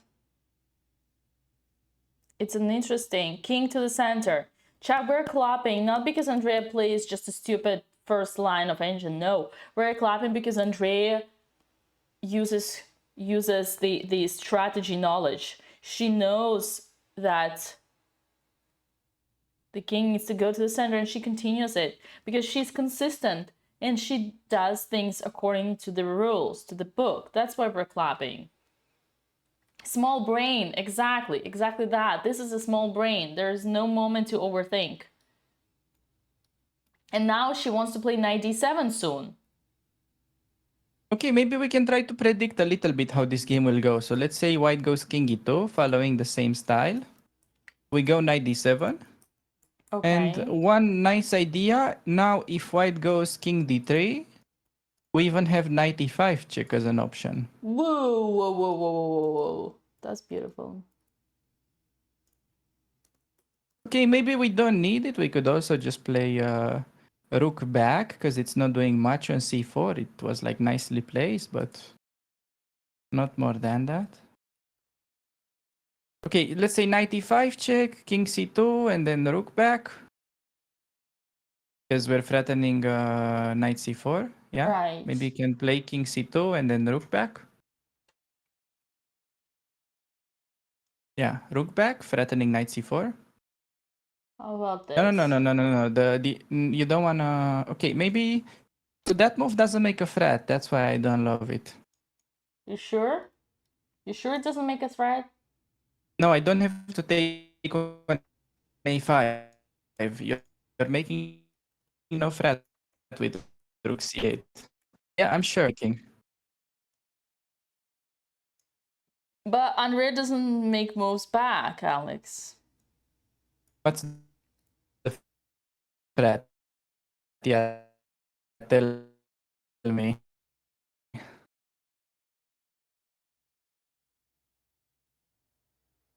You place the threat. Hello? Yeah. You're here? Am I here? Oh no. Oh no. Is it just him?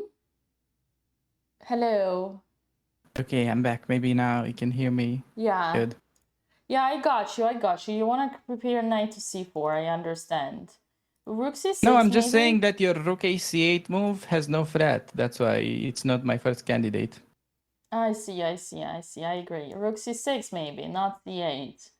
Rook But c6. c8 because I have my rooks connected. No, but here you can double them. Double to do what? Always helpful to double, just in case. Yeah, but it's like I have this kind of, maybe because I'm a retired player, I like my pieces to be defended so I don't blunder. Ah, if you insist. Yeah. Like rook c8 and then let's say white just waits, right? Like maybe bishop f2 or something. The question is, how do you kick this one out? Yeah, so I don't think you win by necessarily promoting the pawn. Okay. All right. Show me. Yeah, I think you can maybe just bring your knight to c6 and then remember that our biggest problem is the annoying rook on b7. No, so we went to the good line. You stopped in the best moment. Right. Damn. Okay, You knight to were one move d7. away from Dina, come on. You were one move away from having an epiphany moment and you just went back.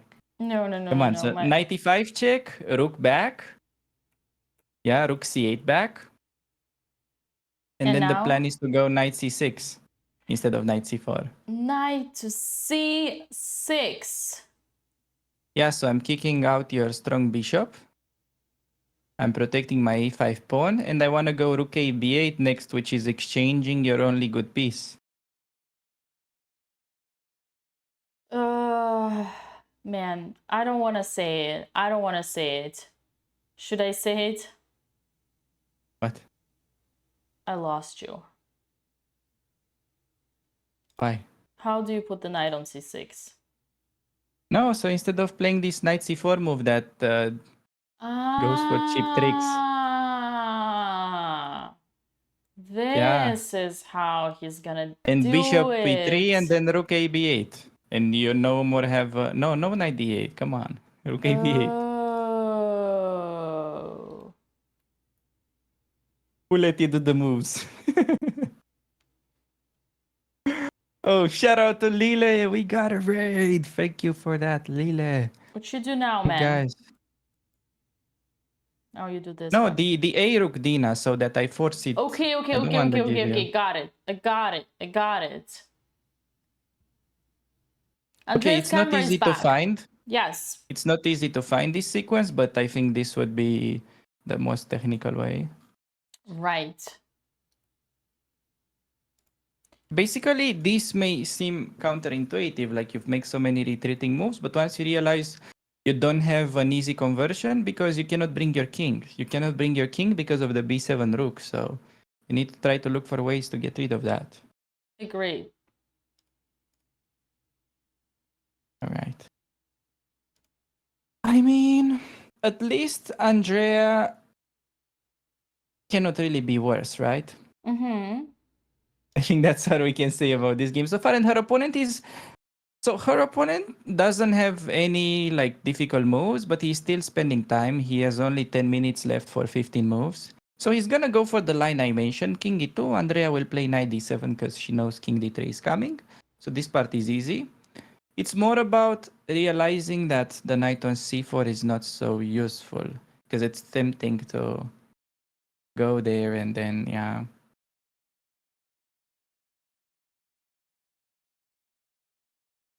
Try to look for You know some what? activity. Yeah? This is the best. This is the best thing. That's King E2 happened on the board. The best thing is like in the worst case, we're just only gonna see a little bit of rent here and there, a little bit of moaning and whining, but it's still gonna get a half a point. That's the best thing about it. I agree. She cannot lose. I don't know. People are complaining. People are asking us to give more attention to Alex, and we've had some moves here. It was rook to d8.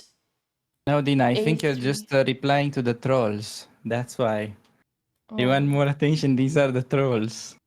The good people understand why we don't talk so much about that. Right. Well, there have been moves though, Alex, so we can just check on it Knight quickly on D7 this. by so still best move. Yeah.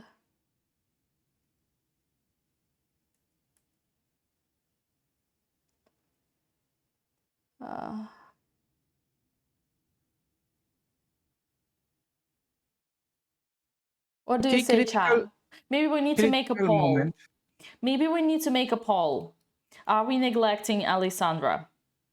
Maybe not that, but should we give more attention to Alexandra? To Alexandra's game? Come on, now the trolls got in your head so much that you're gonna even give them a poll. Okay, let's just say why is it so bad? Just tell me why is it so bad? Like just for a second. Andrea, we have nothing to worry about. She's doing fantastic. Well, at Andrea, it's critical moment whether her opponent collapses soon or not. Well, he's gonna collapse anyway.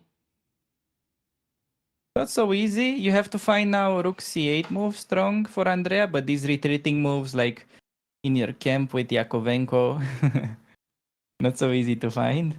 Yeah. Okay, just quick update, chat. Last time we talked about Alex's position was after... Don't laugh. I see you laugh. Don't laugh. Bishop g7, knight g7, queen d2, rook to d8. Rook to d8 was particularly bad and passive. It reminded me of yesterday's knight to e2 instead of developing the bishop. But in the moment of desperation, Alex, I know what she's gonna say. She's gonna say that she felt hysteria. A3, knight back to a6, knight on the rim is slim. Well, maybe he will go to e5 now. Knight to e8. There's no more time because this e5 move basically wins a pawn by force. It feels like that's why we're not talking about it. Because now knight e4, for instance, simple move. What do you play? Yeah. Because if you play d5, you're not even making a threat to take. Am I annoying when I say the problem is that the development is not over, is not finished, wasn't finished in this game? Is it tilting to hear that? For me? For chat. Or for them? Yes, yeah. It's just I feel No, like I think for them it can help if you say this. It's just yeah. For her, yes. I didn't tell For her that her, yesterday she because knows. she didn't want to hear it. But it's the same mistake. But she knows it. She probably knows it. No, the mistake is not really like not developing. The mistake is not knowing your opening line. That's the Yeah, I think we disagree on in this one, reality. Alex. But it's okay. It's okay to disagree. No, disagree on what? On the fact that she doesn't understand that she needs to develop her pieces? No, I think it's okay to suffer, but get lost so fast is because of the development. I think I No, it's not the development here. Come on, Dina. it is. No, it's the And backward same pawn as on d6. yesterday. Yesterday was also development. But Okay, let's go to move like 15. Show me what crazy developing move she missed. Okay, move 15. Before taking on d4. Oh yeah. Like what could have been developed that would have given If I her do like a good this, position? Bishop d7 and then rook e8 and rook d8 and bishop c8. Okay, that looks similar to the John Stark game. That wasn't also very nice to play. Yeah. Like what if I play d5 at some point and then knight e1, knight d3, f4? Does it help that you developed? I just don't want to throw my game too fast. I know I'm gonna be worse, whatever. I just don't want to throw my game. But okay, yeah. If you don't want to throw your game, it should also help to know your opening. Okay, guys. This is the ultimate debate. We can speak for hours and hours. The truth is, it is what it is, and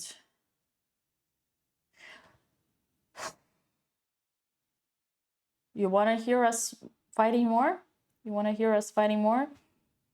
Okay. Let's fight over Andrea. Let's make bets. In how many moves will she win? Okay. Will she find rook c8? If she finds this move, I'm honestly gonna be impressed. If she finds rook c4 back to c8. Well, I'm not gonna do anything specific. Like, what did you expect? I'm just gonna be happy for her.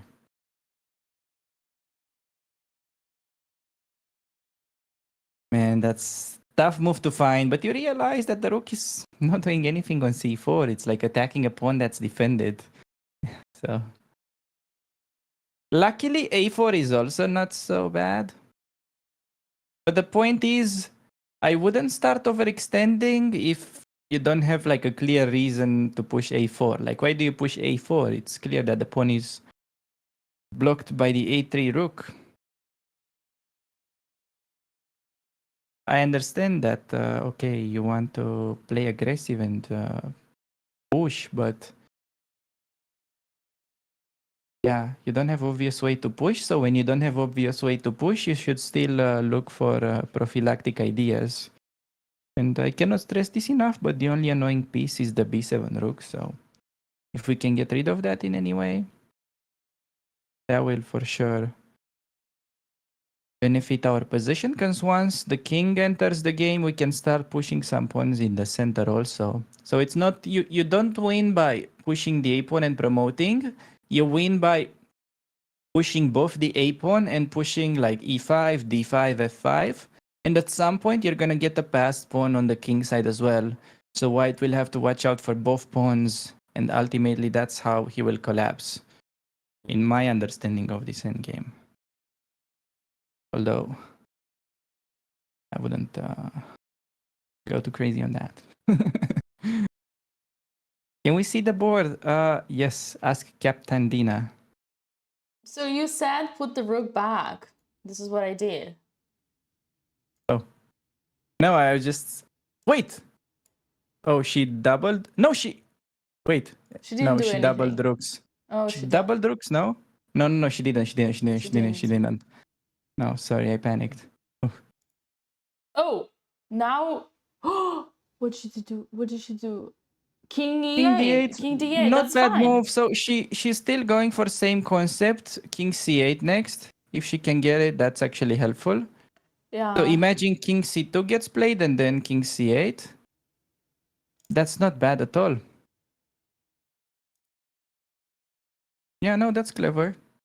I think she's still okay, although computer would have much rather prefer the other move.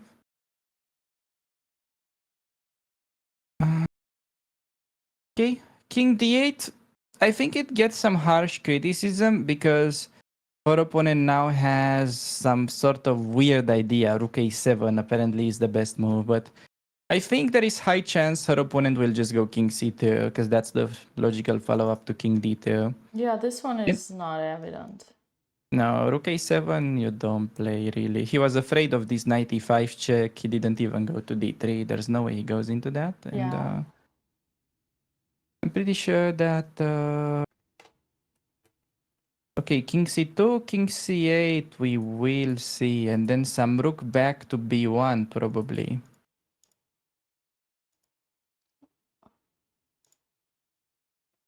Up.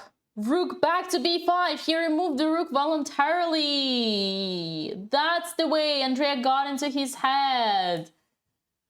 Andrea got into her opponent's head. Rook to b5. Now a4. Let's go. Yeah, Let's a4 go, has to be played not to lose the pawn. And then it's nice that she has simple idea like King c7, King c6 maybe. But you need to be careful not to trap your own rook. Exactly. It's nice when... It's always nice, chat, when your opponent forces you to make the best move. It's always nice like that. Also, maybe like interesting maneuver she could consider after King c7. You can rotate the rook with rook c6, rook a6. And then only then consider King c6. And after that, knight c5 becomes quite strong. Yeah, let's show some moves, Dina. So a4? Mm-hmm. Maybe a4 on the board? Mm-hmm. King d3, let's say. Mm-hmm. Can we put King d3? Rook c6? Rook b4? Mm-hmm. Rook b4, rook a6, and let's say some waiting moves. Yeah, rook a6, we have to defend the pawn. And now let's say some king c2 or something waiting. I would play c4 here for white. I would expect c4, king c7. No. I think c4 is perhaps weakening the pawn the more you push it. No, but it's natural. Let's speak about natural. Okay, let's say c4. Yeah, king c7, and then I go king c6, knight c5 ultimately.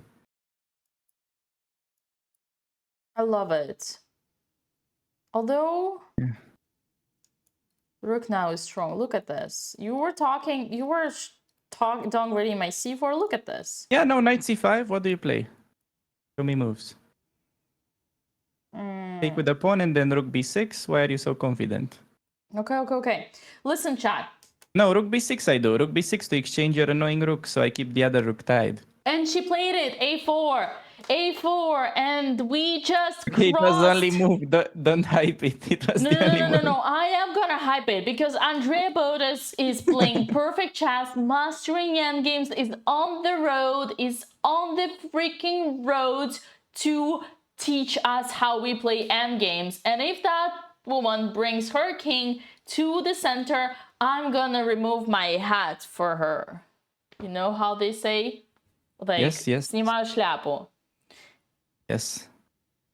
We have the same saying in Bro, Romania. the other one is completely lost after 2 hours in the game. What do you tell me? You tell me to relax? I tell you to relax, okay? If I'm not gonna hype around Andrea's obvious only moves, then what are we doing here? Should I put the sad music already? The other one didn't even No, I finish the think development yet. maybe Andrea will win faster than the other game will finish. Because her opponent is in time scramble and Andrea has some obvious good moves to make. But yeah, we'll see.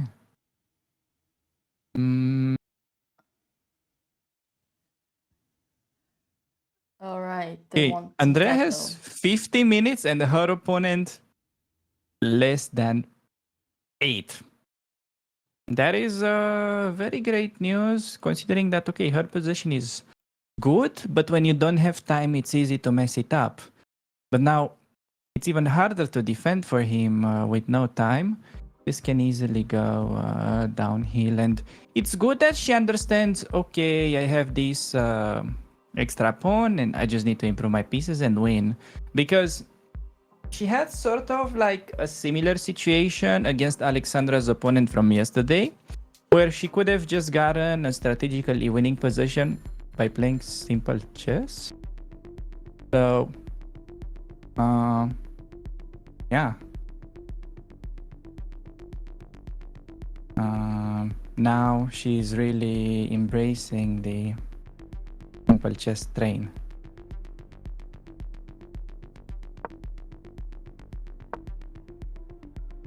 Okay. What did he play? King d3 like expected. Now rook c6. Just don't blunder knight e5, Andrea. Don't blunder knight e5. She's not gonna fall for this. No, she knows. She knows. She knows. She knows. She knows. Come on, Andrea. You're doing everything fantastic.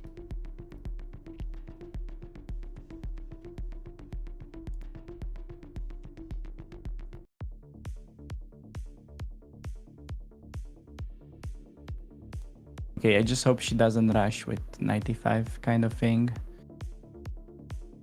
That's like, this is the only dangerous moment because it's the only time she can actually blunder, but rook c6 is such an easy move to play.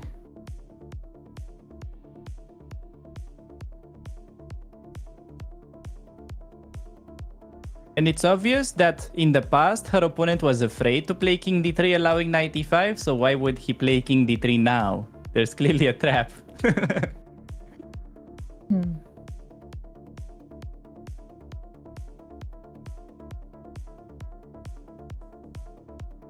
No, man. You made me nervous saying that she might blunder. I was confident she'll play rook c6, but now I'm nervous. No. Mandina, you have to leave the frame for a little bit. Usually the positions get better when you leave. Okay. I like It's that. a critical moment. I like that. Until she plays the next move. Okay, she's about to make a move. Rook c6, yes. Happened on the board. Okay. That's the way. Good. Good. Let's go. Good. This one is safe now that she figured out, okay, you need to get rid of the rook and...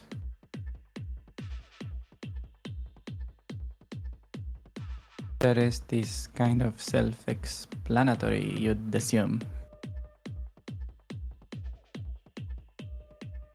Let's go.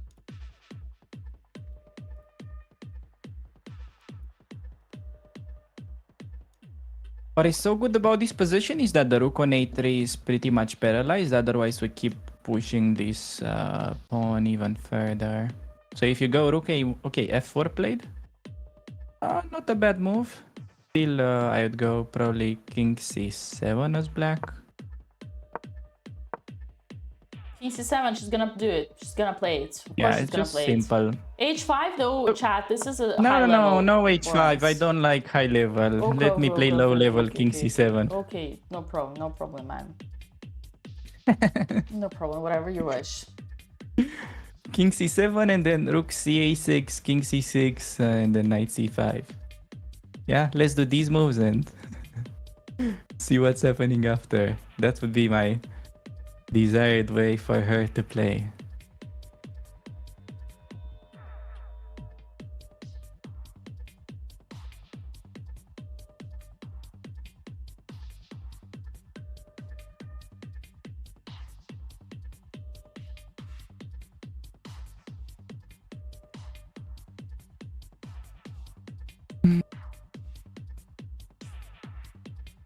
Perhaps for Andrea it would help a little bit to slow down because she has way more time than she needs. So understanding the position better probably won't hurt. But if she keeps making good moves quick, who am I to judge her? Let's go. She needs to face the real Ivanchuk, not his cosplay. That was no problem. Here.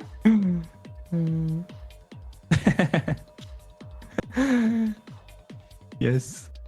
He just made the move and now he's walking.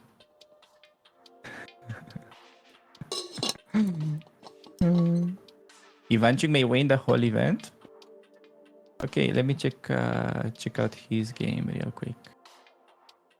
I think he had winning position yesterday against Paklan, but okay, Ivanchuk actually having a juicy advantage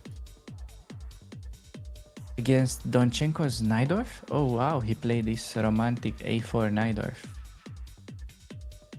That's the Kamsky line.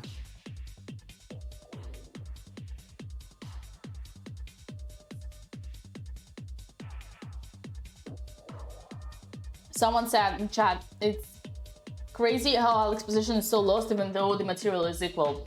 The problem is that it's not, first of all. And secondly, what is this? What is this? What is this?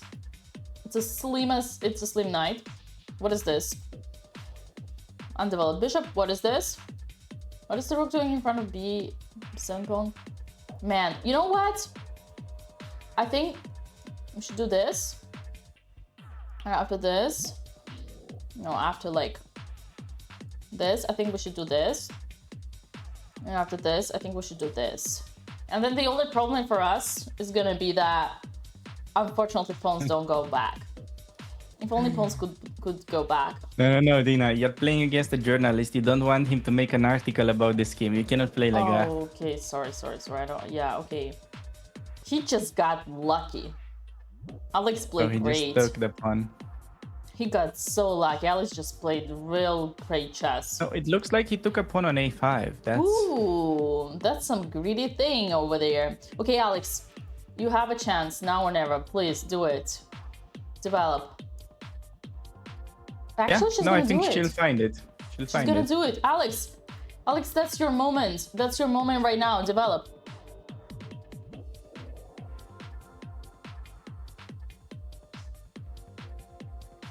Leave that board alone. Okay. Who is a journalist? Alexandra's opponent is a famous chess journalist. Yes.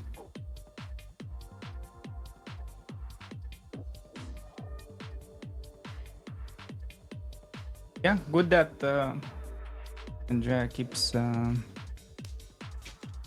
thinking.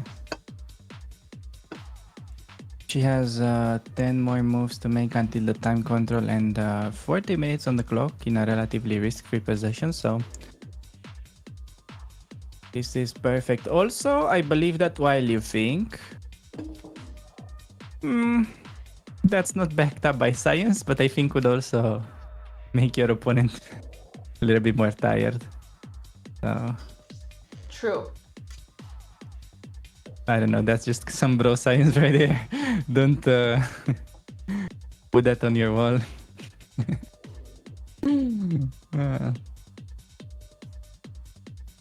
It's like, you know, don't eat during the evening kind of thing. You'll lose weight.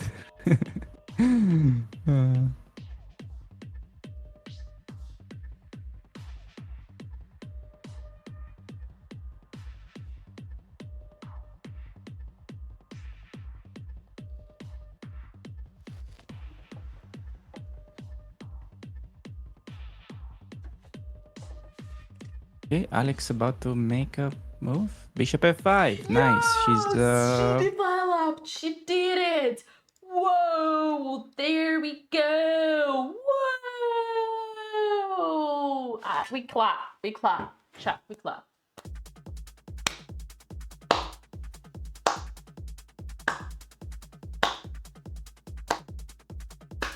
You see. We clap. Alexandra developed. Okay, I have a statement to make. Are you ready? Are you ready? I have a statement to make. Alexandra is gonna win this game. You know why? You know why? Because she finished her development on World 21. I'm telling you, chat, Alexandra's gonna win this game.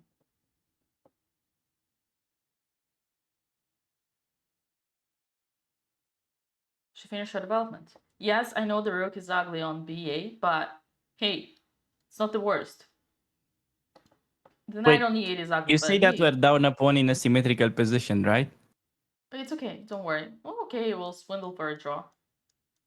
Oh, Okay. I see. So She's not being losing up a it. pawn is like nothing in chess. No, nothing. I mean, man, let's be honest. The worst is behind. The worst is behind. When that guy took that irrelevant a6 pawn instead of putting his knight into the opponent's Irrelevant, soul, maybe a bit too much. If okay, it's an he didn't go irrelevant for. pawn. Look at this. No, he this went. This would have ripped Alexandra's soul apart. What are you I talking know about? he just went. He just went for the lazy way. I know, but he's still like good with the lazy way. Okay, Andrea's position is getting better and better. Time to bring your king to c6. Come on, Andrea. All this journey with the king, you gotta keep going. King c7, king c6. Simple king improvement. This is something she struggled with in the past. Like, she would find the obvious king moves, but then, okay, the moment where you can actually go aggressive with your king, like here, this is something she missed in the past. She had a few good chances in some older games, but I think she's probably gonna find it, because then what else to do? Like, you cannot make progress without your king. It's pretty obvious because your pieces are tied down. But when your king comes, that is making it obvious. Yeah, king c7. She's going for it, guys. She knows. We're just... We don't understand it all, but she already figured it out. She has 96 accuracy so far, 30 moves. Not too bad for a DJ. I mean, come on. She's bringing the king to the center. What kind of non-accuracy do you want to give her? Ah. Okay, rook b4. Why can't we just go king c6? What am I missing? King c6 and then knight c5. Just caveman conversion. No pawn play.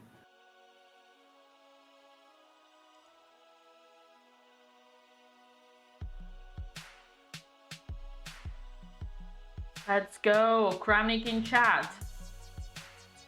King to c6. Man, Andrea with 40 moves on the clock. Having a +2, -2 advantage. 2 pawn, almost like an extra pawn. Everything. You remember that I said if Andrea loses this game, we can blame Jules Moussard? Now, if she wins, I wanna get some credits for it, okay? I think that's fair. Why would we blame Jules Moussard though? Because he said this line was great when we left it. Nice. It's nice to always have a backup.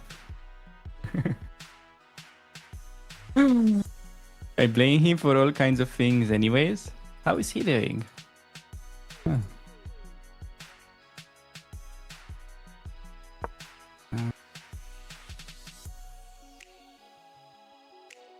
Let me check out the games. Uh-oh. No, actually, everything's fine. Knight b8, computer doesn't like, but it's a very solid idea to bring the knight to c6. Oh, that's actually big brain. Big brain. That's a big brain, yeah. Okay, but the point is, the knight on c6 was actually better when it was defending a5 pawn. Because then it's not clear where the knight will go. Like, sure, you get it to c6, but then what? I don't like this knight d8. I take the big brain back. Small brain. Stupid maneuver. Your knight was perfectly placed. King c6, you knight need the c5. small brain. She went for the big brain. Yeah, maybe she'll figure it out. So the thing is, your advantage is so big that you afford to just go back and forth and still keep same advantage. It's like white is just defensive mode. No counterplay, really. All right. And I have never been happier for Alex before here. I can see she's gonna swindle it. I can see she's gonna fight. And I can see by the Alex's body language is that she realized the worst is behind. You know, she's way more confident now. She's way less depressed. Look, she looks less depressed. Mm-hmm. Oh, and now she plays with us by disappearing and coming back. Oh. Okay, knight c6 by Andrea. Some unnecessary maneuvering, but hey, we'll take it. The longer the games goes without her blundering, I think she'll be happy.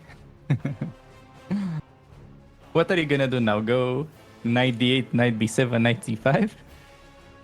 That would probably be the best. It's like, sure, you get rid of that rook, but then what? Does she want to play rook b8?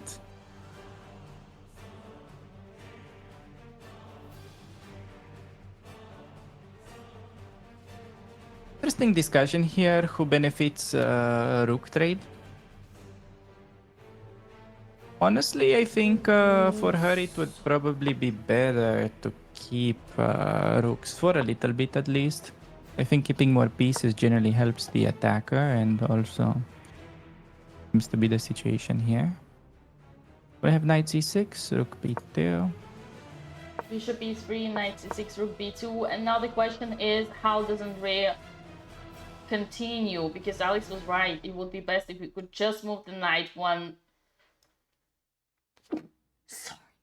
square up and the king one square up. If only we could, you know, like, just like I do with castles, just move them like this a little bit. No one is watching. Come on, just slightly move them both there. Santé, merci beaucoup. You see some tricks going on. Yes. No, by the way, it's pretty funny actually. That brings back some really old memories that I was playing when I was a kid. One of these tournaments that you play against kids from other schools that are not chess professionals. So as a chess professional, you win easily. And I remember I was playing against a kid and I started walking because he was thinking for long. And just because I was walking, he tried to change the position thinking that I won't notice. And he was actually kind of mind blown that I was able to recreate the position and call him out.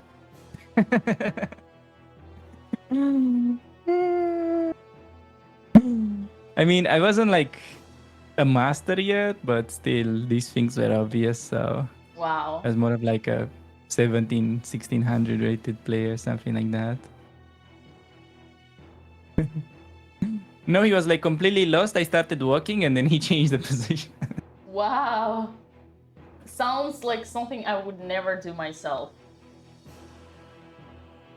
No, I mean, I just told him he didn't get disqualified. It's like, these guys were amateur. Okay, these kind of players were at that tournament just to not go to school that day.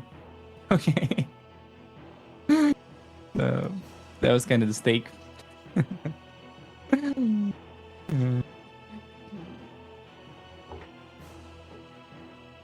Okay, what to do, Andrea? Why this clever maneuvering for? Andrea, big brain. That's okay. She's got 40 minutes on her clock. She's gonna figure it out. You know, when I was like, I don't know, like how old I was, maybe 12, maybe 11.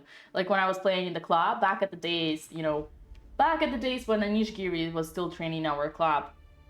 I was playing against one of the kids in our group. Wait, was Anish going to the St. Petersburg club? My mother is the reason Anish Giri is still in chess. Oh, really? Yeah, she was his first coach. Okay, you have to tell this story because you never they did know, it. everybody knows. It's like you don't know it, but everybody knows it. Wait, did you say it on stream with David Howell? No, it's just I don't know. No, but nobody knows it. Let's see if anybody knows it in chat. Okay, you won. Okay, so Anish was like in my club. Literally nobody had an idea about that. My mom was his coach, his first coach, and his parents at the time thought that chess was for losers and wanted him to go to school. Oh, I see. And not do chess professional. But mom was like, guys, your son is future world champion. You gotta let him stay in chess. So they were constantly like fighting back and forth. So my mom would call secretly Anish's grandmother and tell her to which tournaments she should bring him because his parents like didn't want necessarily didn't want him to miss school. So that was the story. But then once he became like strong enough, he went to another coach in my club, which was like also my coach, my Russian coach. And he stayed there until like 13 or 14 when his family moved to Netherlands. That's the story. Yeah, I see. So we were like, it was back at those days where we were all like when Anish came, he came like he was 7. I could still beat him. So it was like back at those days with the group. So the reason I'm telling this story, but Andrea is cooking. Andrea played f5. I love that move. I love that move. It's forcing to create a pass. Making some sort of progress, yeah. It's an amazing move. I love it. She has a plan. Remember, chat, bad plan is better than no plan. This is amazed me. Yeah, no, that's interesting. A niche story. And also the fact that, how the heck do you tell that somebody is gonna be a top chess player at only like 7 when you said you could still beat him? Well, she didn't tell it like at 7. I mean, she could see like my mom. When you are someone like my mom who's been training kids, for professionally, like for the last 35 years, which is like she still does. Like right now, she's probably in class. You see, you see what kids have talents and not, and like he was just picking up everything right away. So he was like no one would make such progress so fast. So no, but it's crazy. Like, how do you have such let's say, such certainty? Because I definitely saw, I'm not working with kids much, but like sometimes I say, oh, this kid is talented or that, but yeah, but still, I say it and then they don't do that big results. Okay, so he was with us between 7 and 13, and at 12 he was already 2300. I see. But it was by going to school. Like, imagine what he would be if he wasn't going to school. So chess was basically secondary. The difference was that he was listening to your mom and you didn't. No, but yes, let's agree. That's actually the best. Okay. The reason I'm telling this story, I'll tell you next time. Doesn't matter. But yeah. G3. Yeah, G3 at the board. Now, do you take on E4 or not? I'm afraid E4, if you take it, you improve White's king for no reason. No, this is scary. Can Andrea play E5 and keep the tension? I'm not so sure about this F5 move. Because if you take, you improve White's king. That's no good. Yeah, still Andrea just had perfect setup to keep improving, and he did this clever maneuver that wasn't so clever. And now I feel like, I don't know. So the thing is, her opponent is down on time, so he could make some big mistake and collapse immediately, which is very good. But I'm not particularly happy because I don't see an obvious plan for her. But I see obvious ways to make some mistakes now. Right. Which is okay, maybe me not understanding this endgame could also be that.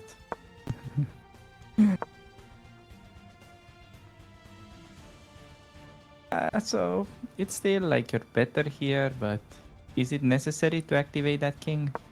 Yeah, but for her, it's creating a potential pass pawn.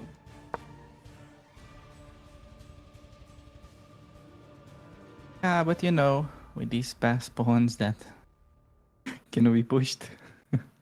I'm not a huge fan.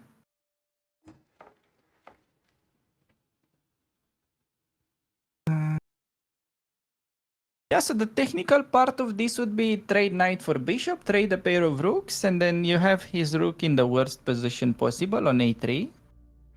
So for white, for instance, would be lovely to exchange positions of the rooks. But with the black rook, I mean. So like rook a3 to be on a6 and black rook to be on a3. So ideally, when you defend, you want to be behind the pawn, not in front. I feel like she had easier time doing it the other way. Always be behind, never be in front.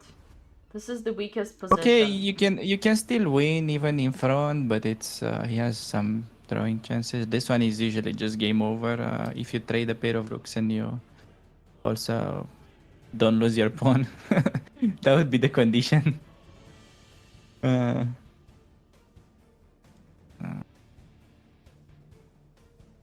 And will she? What is she gonna do? What do you do? So it was interesting question here. She decided to place her pawns on light squares. okay. It was an interesting discussion whether you could try to play some maybe f6, e5 and keep it on the dark squares, maybe to try to make the enemy bishop more passive. Okay. I don't know. Do you have any wisdom on that, Tina? I think I'm it's not a sure what complex would have been endgame. better. I think there is no easy way for white to escape. I think in a way I think that Andrea's chances to win are higher than Alexandra to lose. Andrea's chances are, yeah, I think Alexandra's opponent will have more struggle to, because both of them, both whites here we can see have extra pawn, but this is simpler and I think it's gonna be slightly tougher for white, which is great for us, which is great. I think Andrea's endgame is very complex and that's good for her because there's no way to equalize, no way to swindle.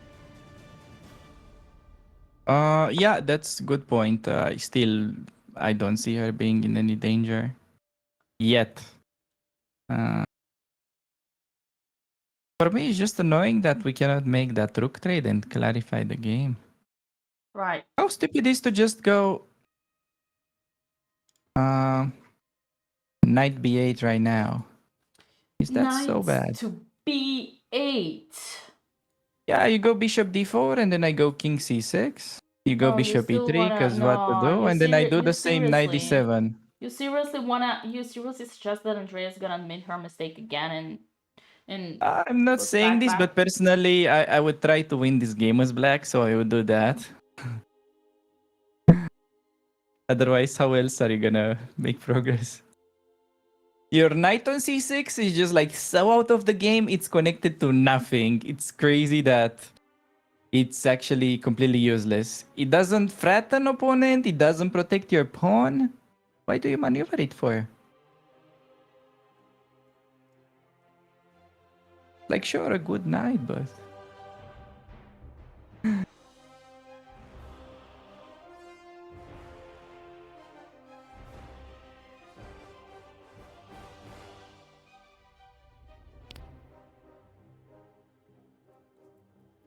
All right. Someone was asking in Alexandra's game, why not bishop c2? Unfortunately, there is an intermezzo, rook to e1. Rook is protected by the knight, queen has to go, we cannot take the pawn. Otherwise, that would be a good one. I'm happy here because instead of resigning, we're gonna see another 3 hours of suffering and then a draw in the end for Alexandra.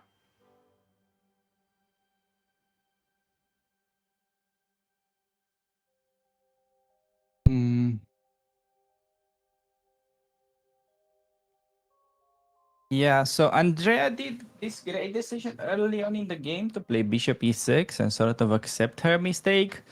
Will she be able to do it for the second time? This time, it takes more moves, but But like the nice side of this is you have all the time in the world. True, So I agree. And Andrea can do whatever she wants. Even put the knight to h8 and then put it back, and she's still gonna be winning.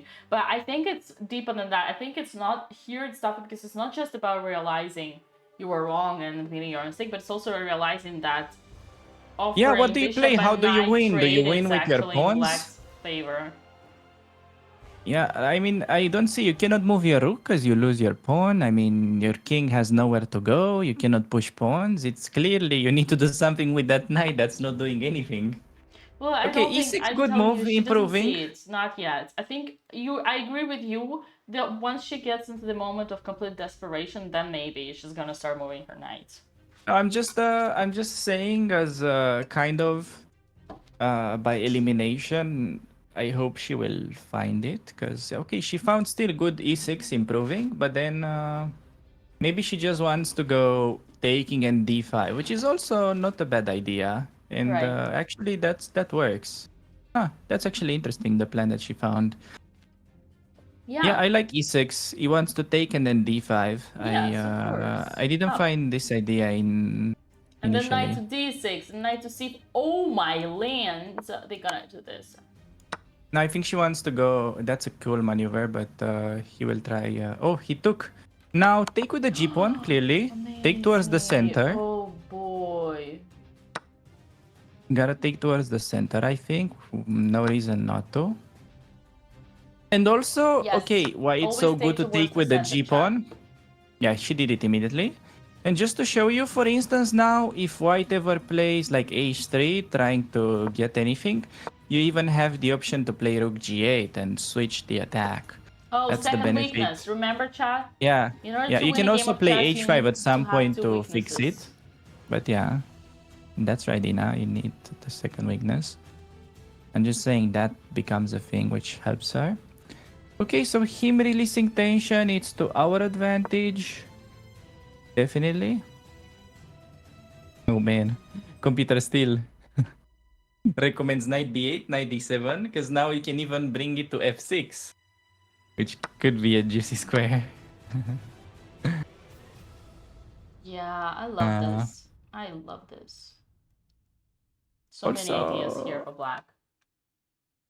Okay, still, unfortunately, it will become tougher to win this because in 5 moves they will be getting time control.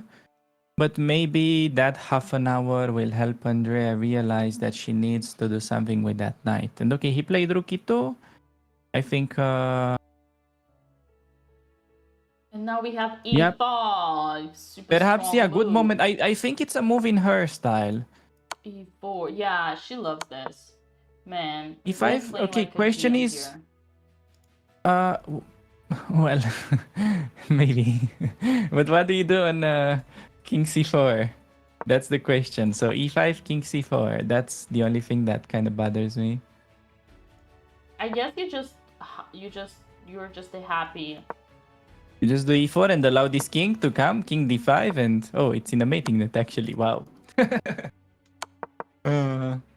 That's funny. Okay, e5 if she finds. Great move. Man, this is mating net, but it's tough to spot.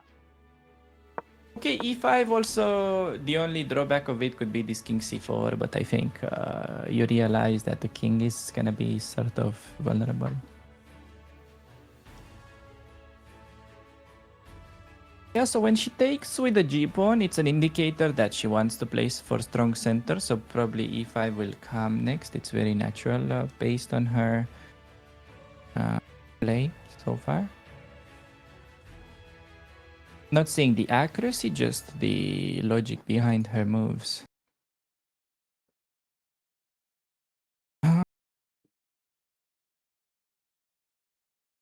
Okay, I'm curious. So far, she's still 94 accuracy, so... Yeah, you're getting tired. Yeah, you're probably a little bit disappointed, right? No, I don't buy much into that stuff. Definitely I said that okay, e5 on the board. Wow. Nice. Okay, there is still one tricky idea though. If f takes e5, It's significantly better to take with a knight and then go knight c4. That one kind of uh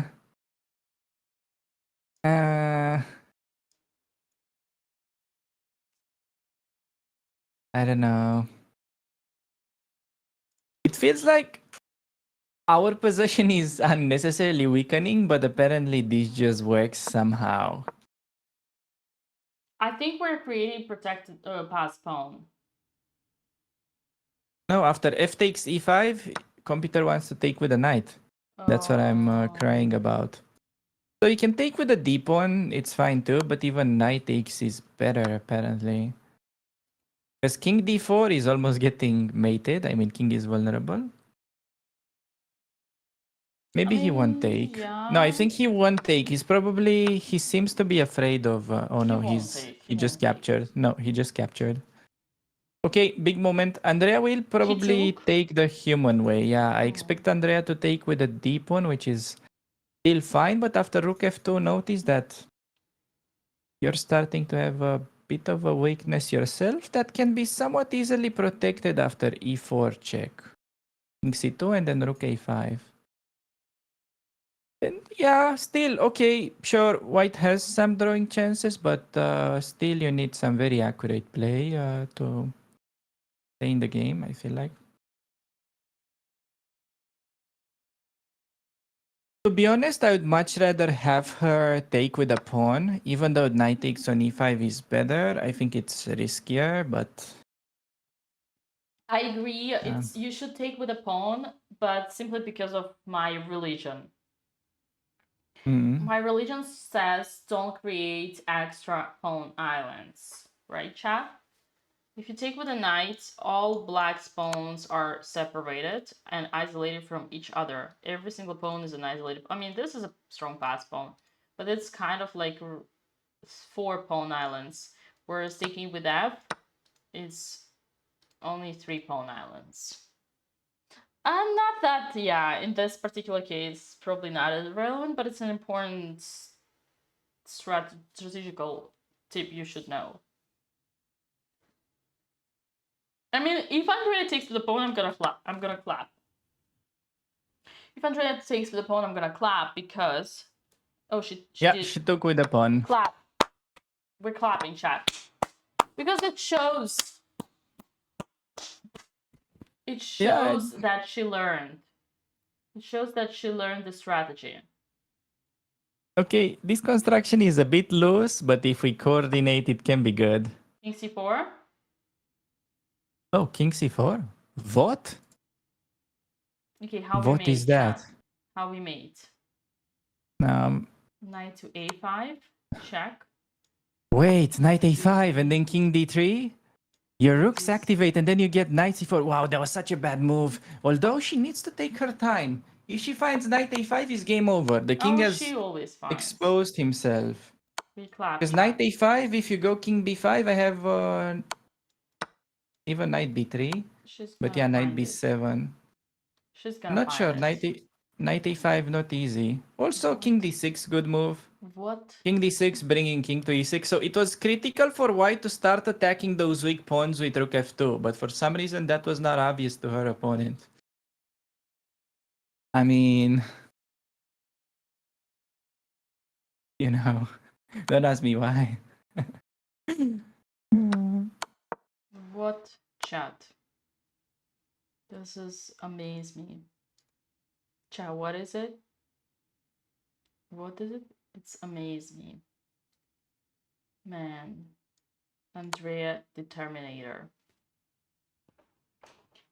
Andrea the Terminator. Honestly, whether she finds knight a5 or not, it doesn't matter that much. Just if you bring your king closer to the pawns, it's gonna be a safely winning position because white had actually a great chance to seek for simplifications by attacking those weak pawns. There was some g4 idea involved at some moment, and okay, you're starting to run out of pawns in this endgame. It's also how Andrea saved that game against the Kazakh girl. She was down 2 pawns, but because there were no more pawns on the board. She was able to sacrifice the piece and defend.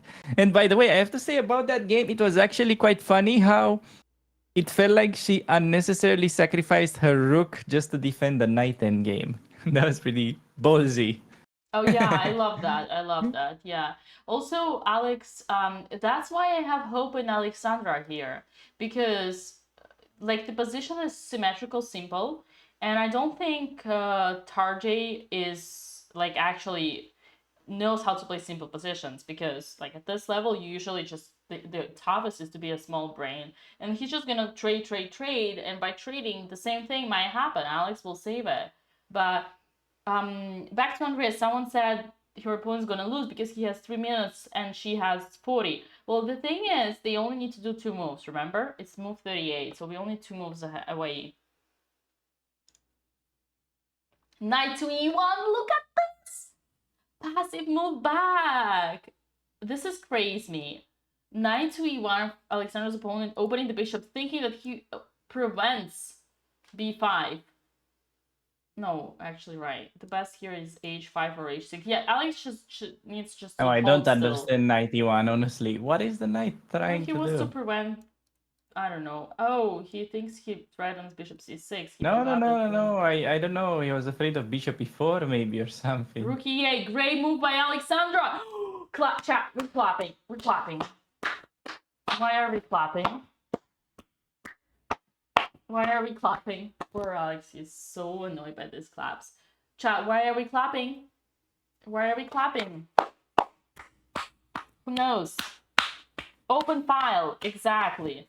Rook on the open file, exactly. We're clapping for Alexandra. She just put her worst piece. The worst piece of black, rook in front of the b7 pawn, doing absolutely nothing, is now released. She released. It's like, let Squeak out of the cage so that he can fly away, bird. Get some freedom. Stop being in the cage. Rook on the open file. Dina, stop being so dramatic. Why are you so dramatic? Okay, last clap is gonna be when she brings the knight to the center. And then I was gonna remove my hat to show her respect. She finished development. Yeah, knight on the rim is slim. We gotta take care of this one next, but huge achievement for Alexandra. Huge achievement. Andrea is thinking. Critical moment for Andrea. Is she gonna win now or? Now I'm confident later? because it's a position where she honestly cannot go wrong. And with so much time on the clock, she may even find the precise knight a5. But even simple move like king d6 is very straightforward. It feels like to me, because then you go king d6, king knight a5. Wow, she found She it. did it. That's She did it. that's actually pretty crazy. Let's go, chat. So her opponent has to go back to d3. I mean, if he goes king d5, it's obvious that she gets in trouble. So he's gonna play safe, but then it allows rook d6, knight c4, activating with tempo, and then okay, we slow down for a little bit. And she's also gonna get time control very soon. So no, she can play pretty good with time on the clock, huh? In good position, but amazing. Hey. See what happens, chatters, when you listen to your coach? See?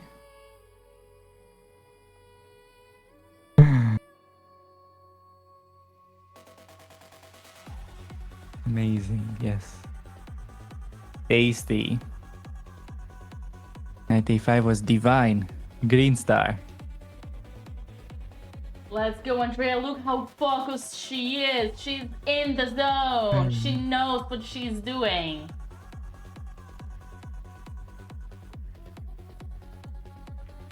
Yeah. Okay, her opponent down to the last 2 minutes. He has to make 2 moves, but he realizes that, oh man, why did I go so active with this king for no reason? Andrea entered the Matrix during this Euro trip. So true. So true. No, she's not entering the Matrix. She's breaking the Matrix. What That's did how he it play? makes sense. No, he didn't play. Oh, it's Alex. 1 meter King for Andrea's B6? opponent. Oh, he made a good move. Dang it! Okay, come on. King back, Andrea's opponent. He goes King B5. Now Andrea doesn't have easy move. But if she finds it, it's gonna be amazing. Oh, King B7 and King D6 for the checkmate. Let's go. If Andrea plays King B7, Knight B7 is cram. kind of getting him in the mating net. If she finds that. If Andrea plays Knight B7, I call Kramnik.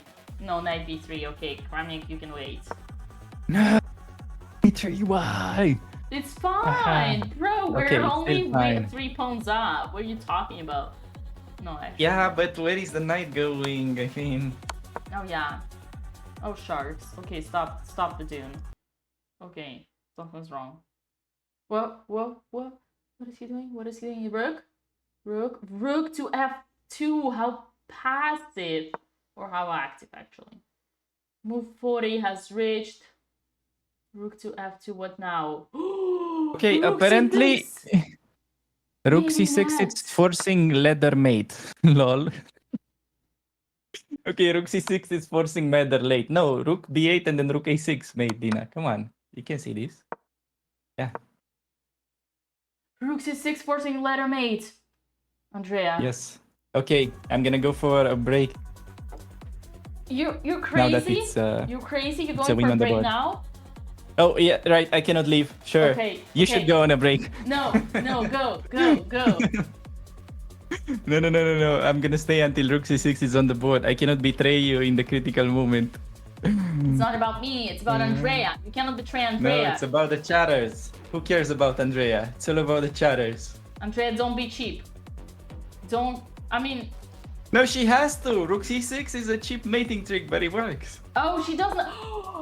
I got it! I figured it out. She has no choice because it's gonna lose the Otherwise, you lose pawn. your damn pawn. Because she's gonna lose the pawn otherwise, so she's gonna find it. Unless she panics. But she's Okay, gonna even if you find it. panic, you have time on the clock. Come on. I mean, unless she's like, oh no, I lost the pawn. No, girl. Rook C6, forcing the mate. Oh my god, it's so easy. It's literally mate in one It's next. mates with chicks. Oh my god, it's literally mate in one next. Andrea, come on. You figured it all out.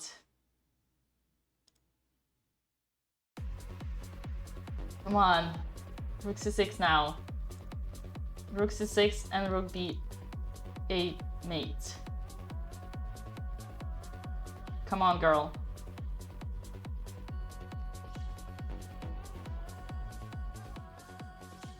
Look at her. She's tongue up.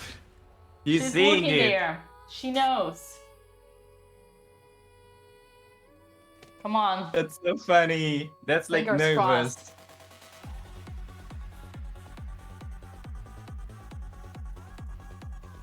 Come on, Andrea. No, she doesn't see it. No. She saw it. She's just double checking it. She just maybe cannot believe that it's such a forced mate. She cannot do it, but that's so easy. Yeah, it's like, oh damn, that ended sooner than I thought. I mean, Just thinking, oh, I gotta play this long end game, convert Okay, the she pawn and sees it. so on. her body Yeah. language says 50. Oh, here's the head. Here's the head. She sees it. Come on. Ooh, Alex, careful. Keep your pants together. Come on, Andrea. Bishop takes on h3, a trick at Alex. Interesting. Problem is we lose all the queen side, but we get a king side pawn. So there is that. Maybe some perpetual. Andrea's going for the rook. Come on. Come on, Andrea, you know to ladder checkmate. Oh! Nice. Okay. I'll leave you guys. I'm gonna go for a break now that everything is okay. I'll Everything let you is done. celebrate. Let's go.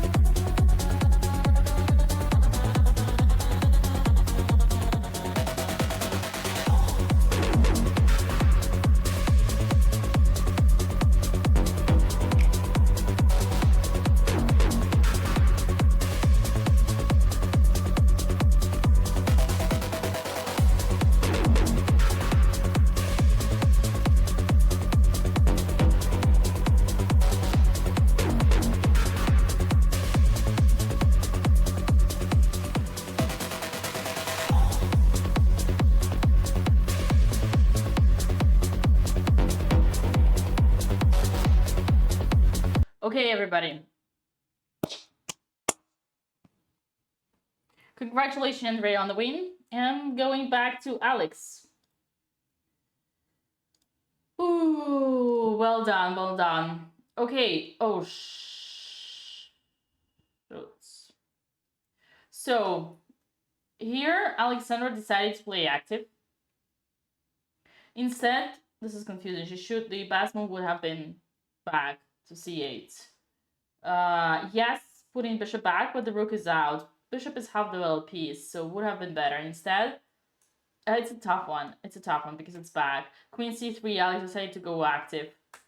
Knight f3, bishop h3. The problem is Alex Ponzea said, yeah, we are giving opponent passed pawns, and now the knight is, yeah, okay. This is Sag. This is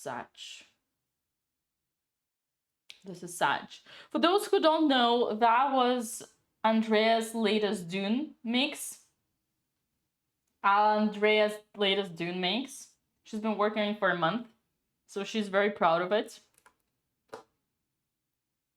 Yeah, that's why we always put it whenever Andrea wins. The problem here is that Alexandra only helped her opponent. Her opponent had an extra pawn but didn't have any passed pawns, right? I know it's annoying, but you kind of need to, sometimes you need to hold. Just squeeze and hold it, right? When it's like when you don't have a bathroom nearby, you need to squeeze and hold it. You cannot just poop into your pants. That's a bad comparison, I know, but I'm not the one who started this conversation. This Anna Kramnik is going to the queen. That's the thing. That's the problem. You cannot let your opponent have a passed pawn because this is his ultimate plan. Remember this concept. Bishop undeveloped is only bad when it blocks the rooks, right? Just like first time we played bishop f5. When was it? First time we played bishop f5 was here, right? Bishop was bad because it was blocking the rook. When the rook is out, it's a completely different story. When the rook is out, it's a completely different story because bishop is so long, controls so much, that it's a half-developed piece by nature. So that's why bishop c8 would have been the key. It's tough. Worst case, maybe this. Maybe this. So anything but to hold, right? Unfortunately, but it's tough when you're defending tough position. That being said, let's not lose hope. Only +6 for white. Let's not lose hope. Hello, you're back. Yes. I was explaining you can take a break too if you want.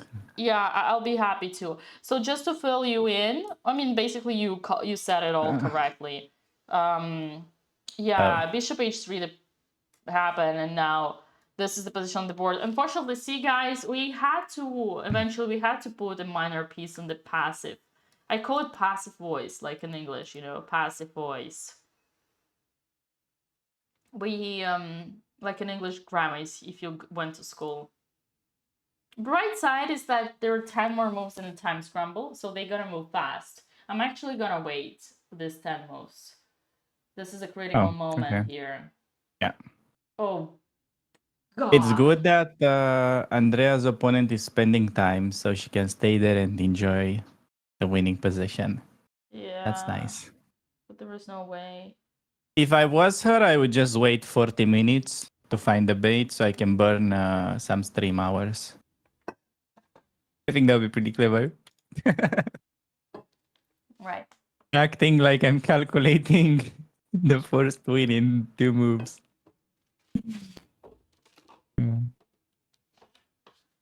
Oh, thank you, chatter. So much better.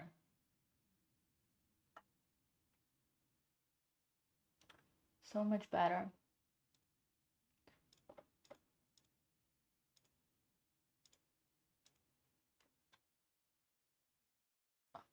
Look at me. Okay, so it's kind of like a funny situation where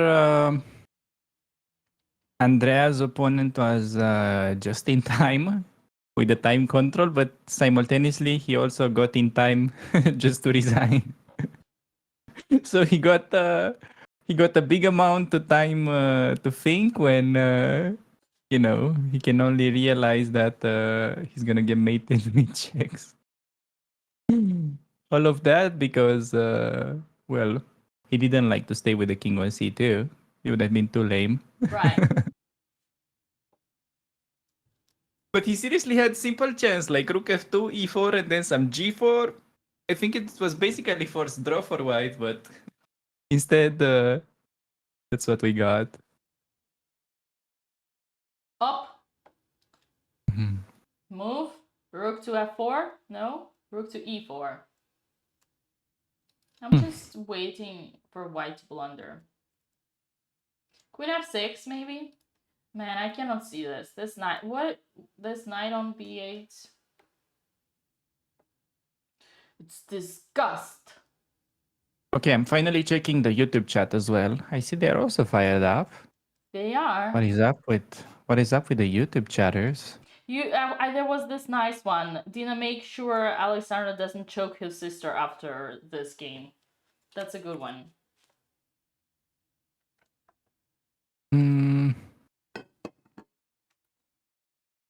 Okay, so this is encouraging because the other day Andrea was pretty upset about the loss and she said, "Oh, maybe Maruti is not for me. Maybe I should just start learning something else."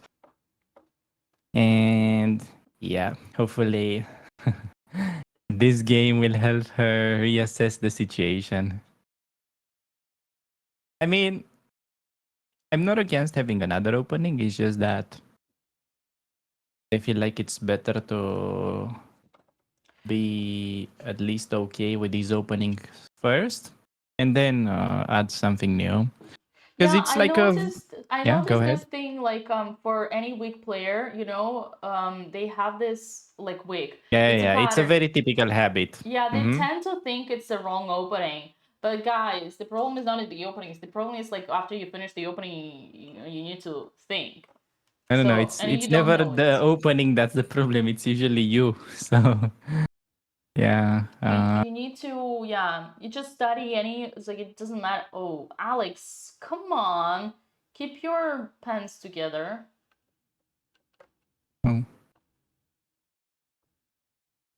So okay, I think having let's say additional openings is good. I just wanna sort of highlight the fact that jumping from one opening to the other eventually ends up being a waste of time. So it's better to learn one opening and at least have it at a decent level so you know that sometime in the future you can come back to it. So otherwise, if you just mess around and don't learn anything seriously, you'll never have something that you can really rely on. So yeah, you don't want to be in a position where you're completely vulnerable in some opening.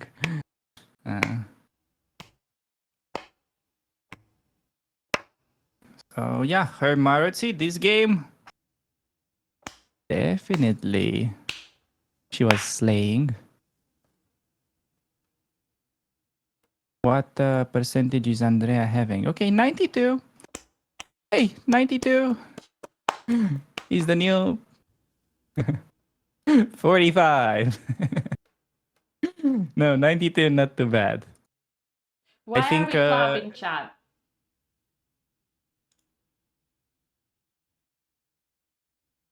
We're clapping because Alexandra developed her knight.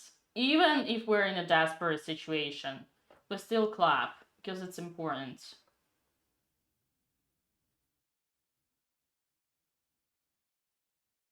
Did you just call E2 D7? You did, Me? right? Yeah. No, I know the chessboard. You were talking about knight D2 or knight E2. I heard you. Maybe you heard me in your dreams. I heard chat. He said knight D2. He said knight E2. Let's call him out. No. He said I 92. wasn't focusing. I wasn't looking at the chess positions in like 10 minutes. I don't know. Oh, I said 92 at no, I said 92 accuracy, not 92. Oh, okay. You're safe. You're safe. See? I was right. Again. Shh. Psst. Psst.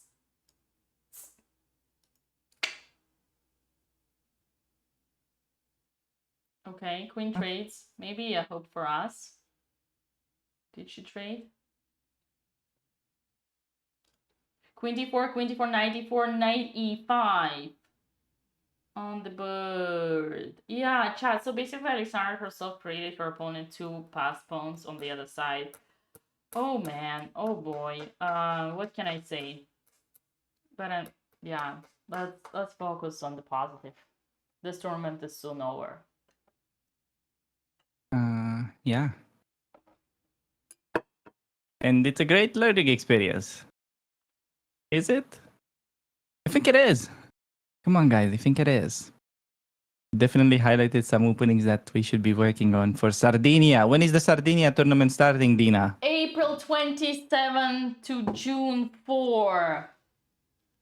Yeah, so basically just in like 9 days after this one is over, we're back again. I mean, not sure about me in particular, but they are back again.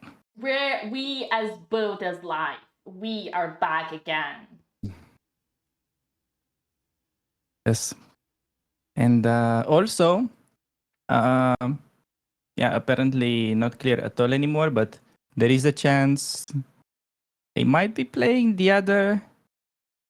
The I late even one, forgot the I city. doubt. You know why? Not just because of the how much you can say in Europe, like permit 90 days, but I think also because I honestly I cannot see Alexandra coming back to. It's hard for me to see how Alexandra is gonna come back to the chessboard tomorrow.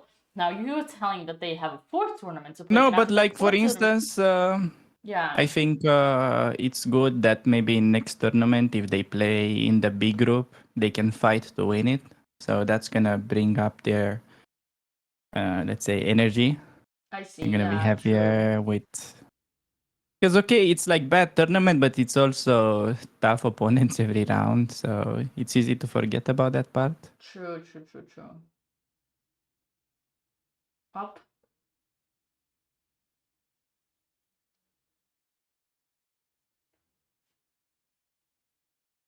April Andrea 27, walking. May 4. Sorry, guys. Sorry, I keep confusing May and June.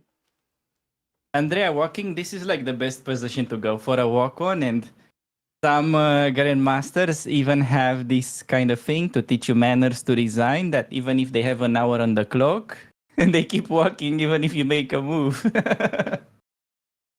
They just let you suffer there because they have a lot of time on the clock. They just keep walking, even though, yeah, they know it's like first mate. Sad. So Lol, that's so sad. you haven't heard of this?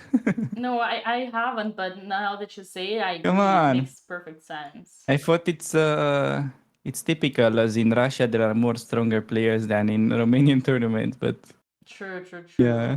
No, now that you say it makes perfect sense. Okay, Alex, I actually think I should run for a quick break because Andrea's Yes, actually go, gonna win I very got soon, him. and then she might want to Yes. join. Yes. All right, I'll be right back. Okay.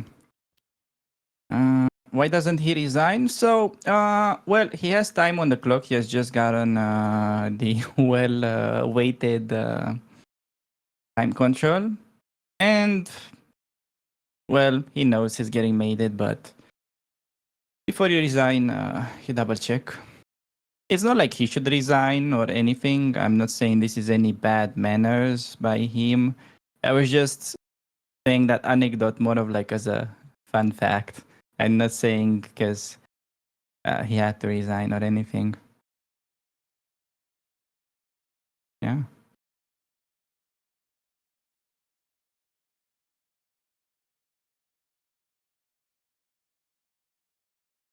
Doesn't he have bishop b6? Yes, but you lose a bishop with check in a position where you were already down a pawn. I don't see how that helps.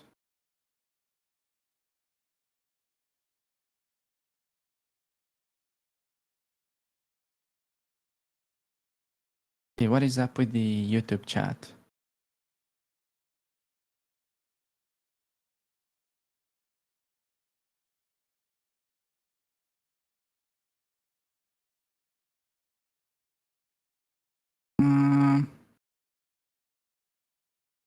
Must have been a strong tournament. Okay, so for those of you that don't know, this is a tournament where the average player, okay, the average is like a FIDE master. And just in case you don't know, if you have a rating of 2300 as a female, you're normally one of the best players in your country, whatever that is. Whether you're in the States or in Europe, this is incredibly tough event. If average guy working in Ibiza is 2300.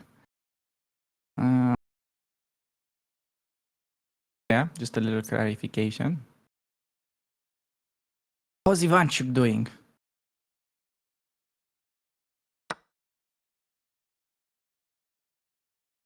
Andrea's co-coach.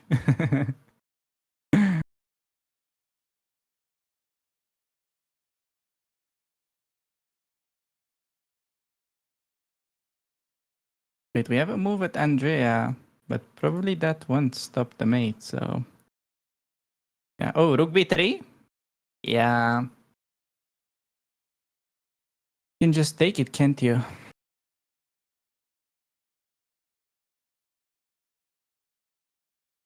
Okay, apparently Ivanchuk is not winning anymore. He was, though, on the verge of winning against Donchenko. Yeah, probably won't be very happy, but game still is going on.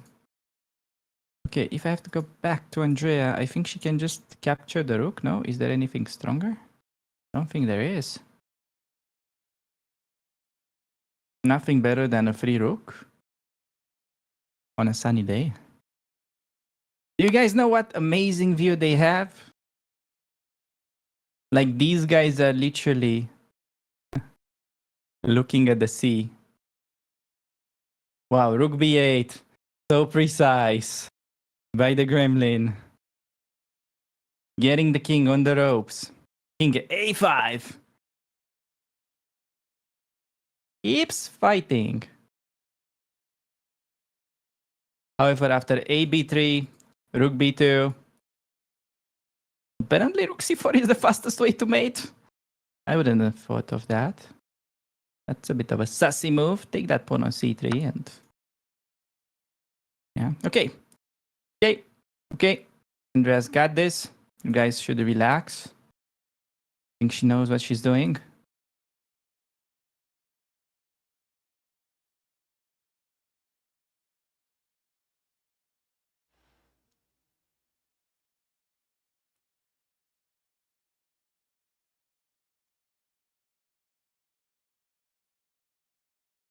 I said sus as in suspicious, guys. That's what I said. Am I on time? I haven't missed it. Nah, it's we're still fighting in Andrea's game. Oh boy. So we have extra exchange, extra pawn, and soon we'll win a piece. Right. Oh wait. Okay, air conditioner. A second. I was just running. I was just so running, so worried that I would miss it.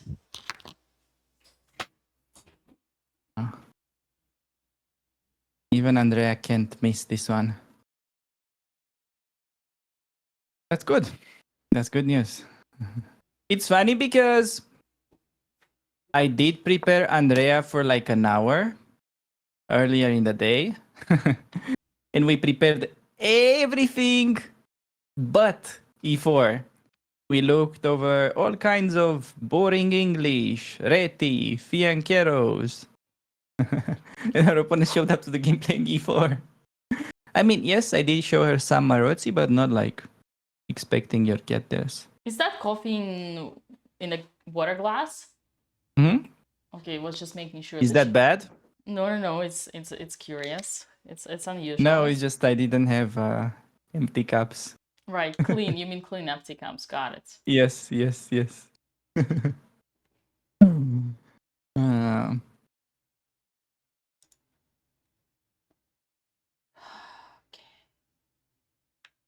Made I in made two? myself an espresso. Yes, made in two, but okay, any move here wins. So Made in two. she'll probably find it because she likes to play concrete. Wait, I cannot see it.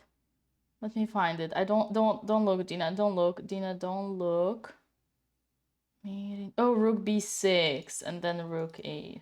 Yeah, because the bishop left the diagonal. This actually became a thing, and also it's threatening to promote, which is funny. It's a multi-purpose move. Right. So for sure she's gonna do it. Yeah. Man, I'm so proud of Andrea. I'm so Yeah. So impressed. this was actually pretty high level game, despite the fact that she maneuvered her knight in a worse position. Okay, she just went rook c3. It's okay. What a cheap girl! What a cheap It's fine. Unbelievably It's fine. Rook cheap c5, girl. e4. Keep it under control. No, it's okay that she didn't find that. Such a greedy. I think she's just playing. She's like a cat, just playing with her mouse. Yeah. Mouse. Yes, her mice. Yes. Opponent is like a double mouse. She's just playing with your dinner. What? What? No, this works. It's good. She calculated. It's a bit unnecessary, but yes. Why? Bro. She's promoting. Whoa. Damn. That's No, so she... funny. Oh, because she wants to mate She can the calculate. other side. She wants to mate the other side. No, this forces resignation. This is good.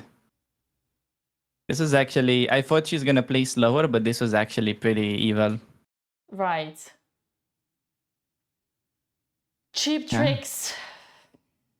Man, I'm so proud of Andrea. I feel bad for Vasily. Bishop e5. No, it was great game. The move that pretty much won this game was King f8. Oh, because I agree. I freaking agree. I would have really expected her to take on c3, allow bishop d4 takes on f6, which is very tough to win even if your opponent is in time trouble. So this one was way better practically. King c6, she did it. Look at this. Look at this. She loves this. She loves hanging pieces. She loves putting her rooks under hanging situations. She wants us to see the position where she's a bishop down, but unfortunately, she's quitting right after. Yes, the opponent is just one tempo away from the draw. Yes. Imagine if he had bishop f4, man. She wants to win in style. This is a cruel game. This is, oh my god, guys, it's just, I think it's everything we need for Alex, like, to feel better about Alexandra's game. Roasted. This is the compensation for Alex. We'll be doing well with Alex tomorrow because she'll have white and we'll have good prep. Finally, we have to catch some prep with white. Resignation! Let's go! No, this is one of her really cleanest wins out of all. Like, her I whole agree. game plan was pretty compact. Just, okay, some small, okay, maybe not so small, but it was good overall. It was, one of the she best played wins like in the tournament. I'd say, can safely say she played like an IM in this game. Safely. This is the second win for Andrea Botez in this tournament. And she is now on 3.5 out of 7. She's at 50%. She's at 50%, Alex. 3.5. Yeah, tomorrow will be white pieces against strong opponent. Will be interesting game. So definitely you guys should come out and of check 8. it out. Sorry, out of 8.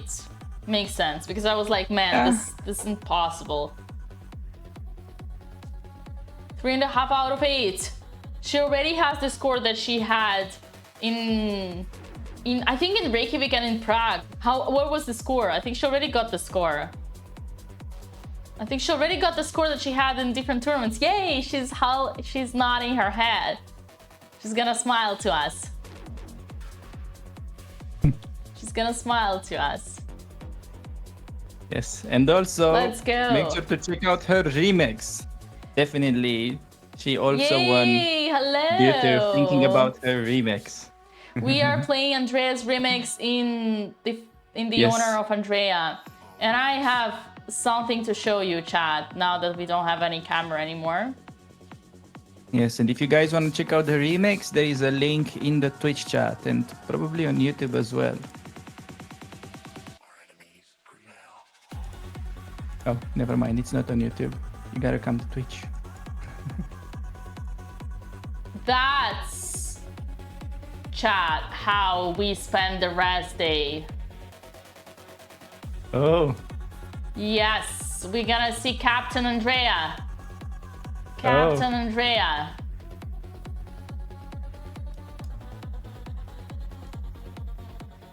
Look at this.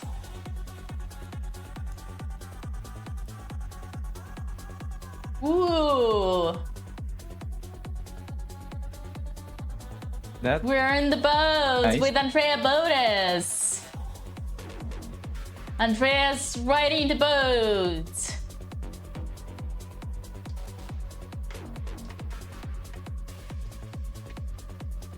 We are on the ride to the win. Oh my God, look at this. It's so beautiful. That goes pretty fast. Yeah.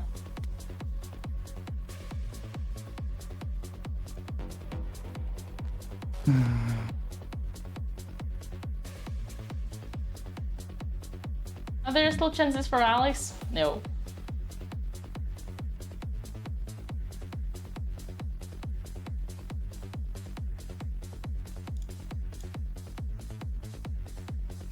Let's see if Andrea joins us.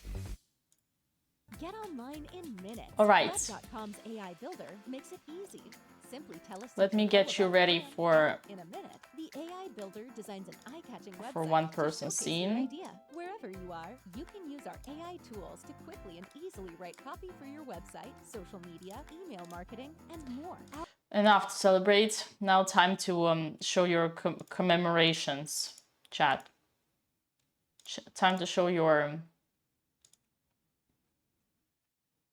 how they say it, your consideration and commitment to the other sister.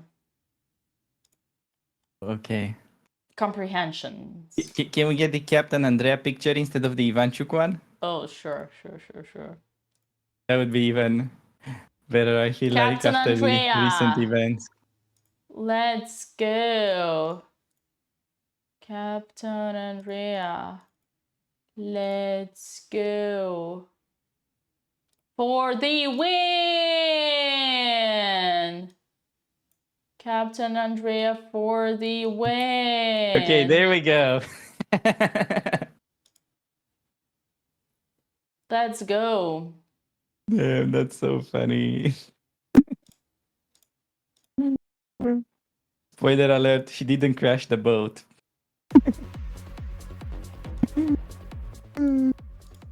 Captain Andrea for the win.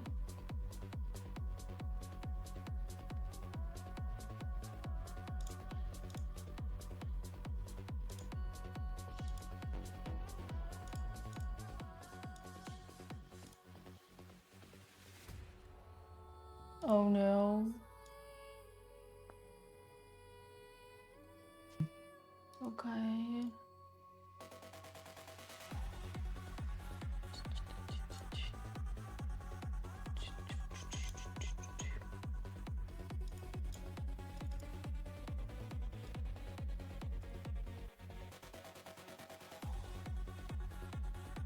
Okay, and Alexandra also made it to time control, so even less chances for our opponent to mess up. Right. Unfortunately.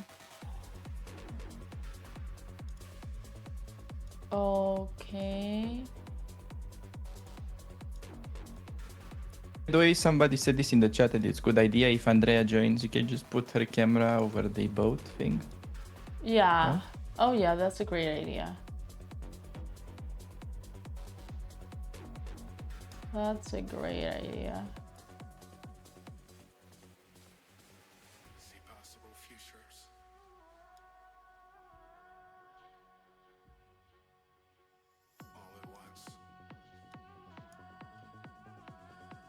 I'm getting ready the other scene.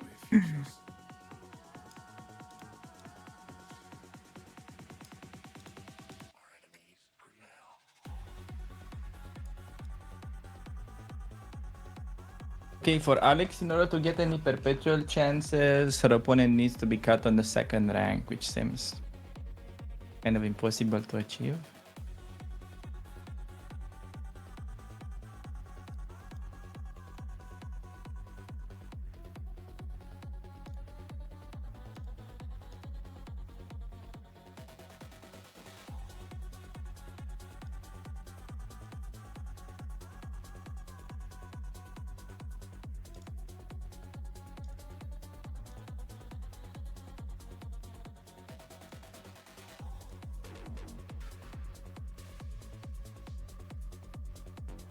We got it. Okay, Andrea is gonna join.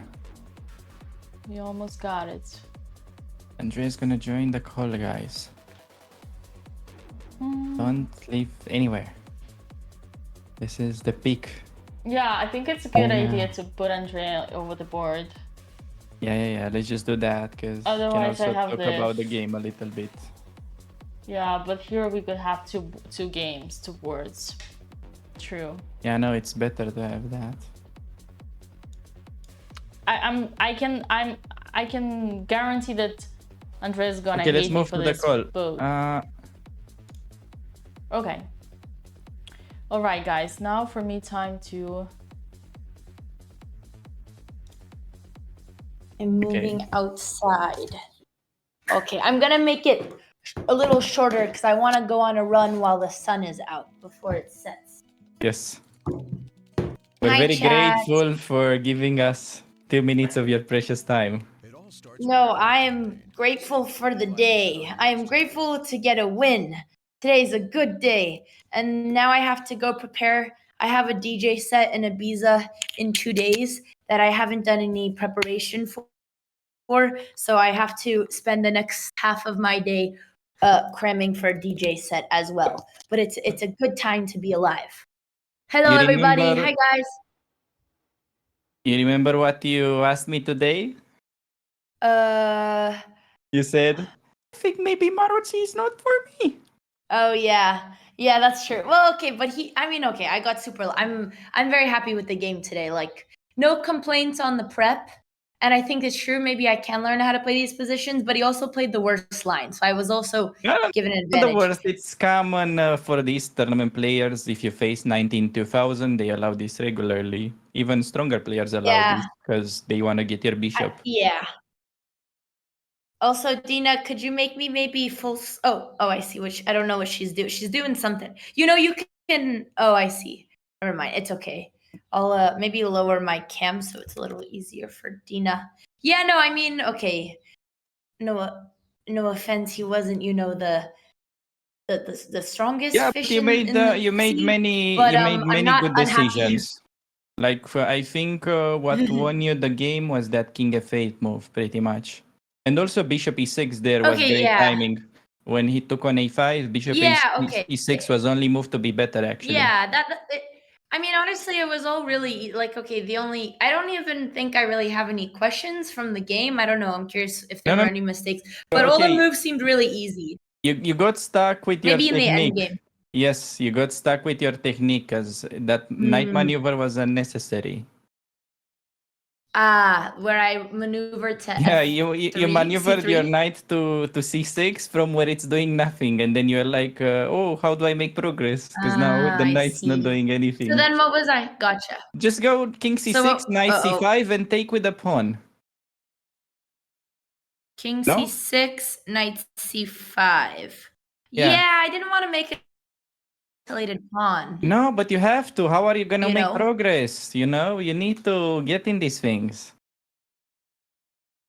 You Yeah, can't but expect what that do they I will do just once I have blunder the like pawn in on the C5? game. So you trade the No, pair I of agree, I rooks. agree. But once you get the pawn So on C5, what do you get do? the Sorry. pawn on C5, and then you play rook B6 to exchange a pair of rooks. Okay, we'll analyze because my Wi-Fi is really bad. I can barely hear you. But okay, we'll analyze because I know I struggle with these endgames, so I definitely want to analyze it. Dina will show it here. She has it on the stream.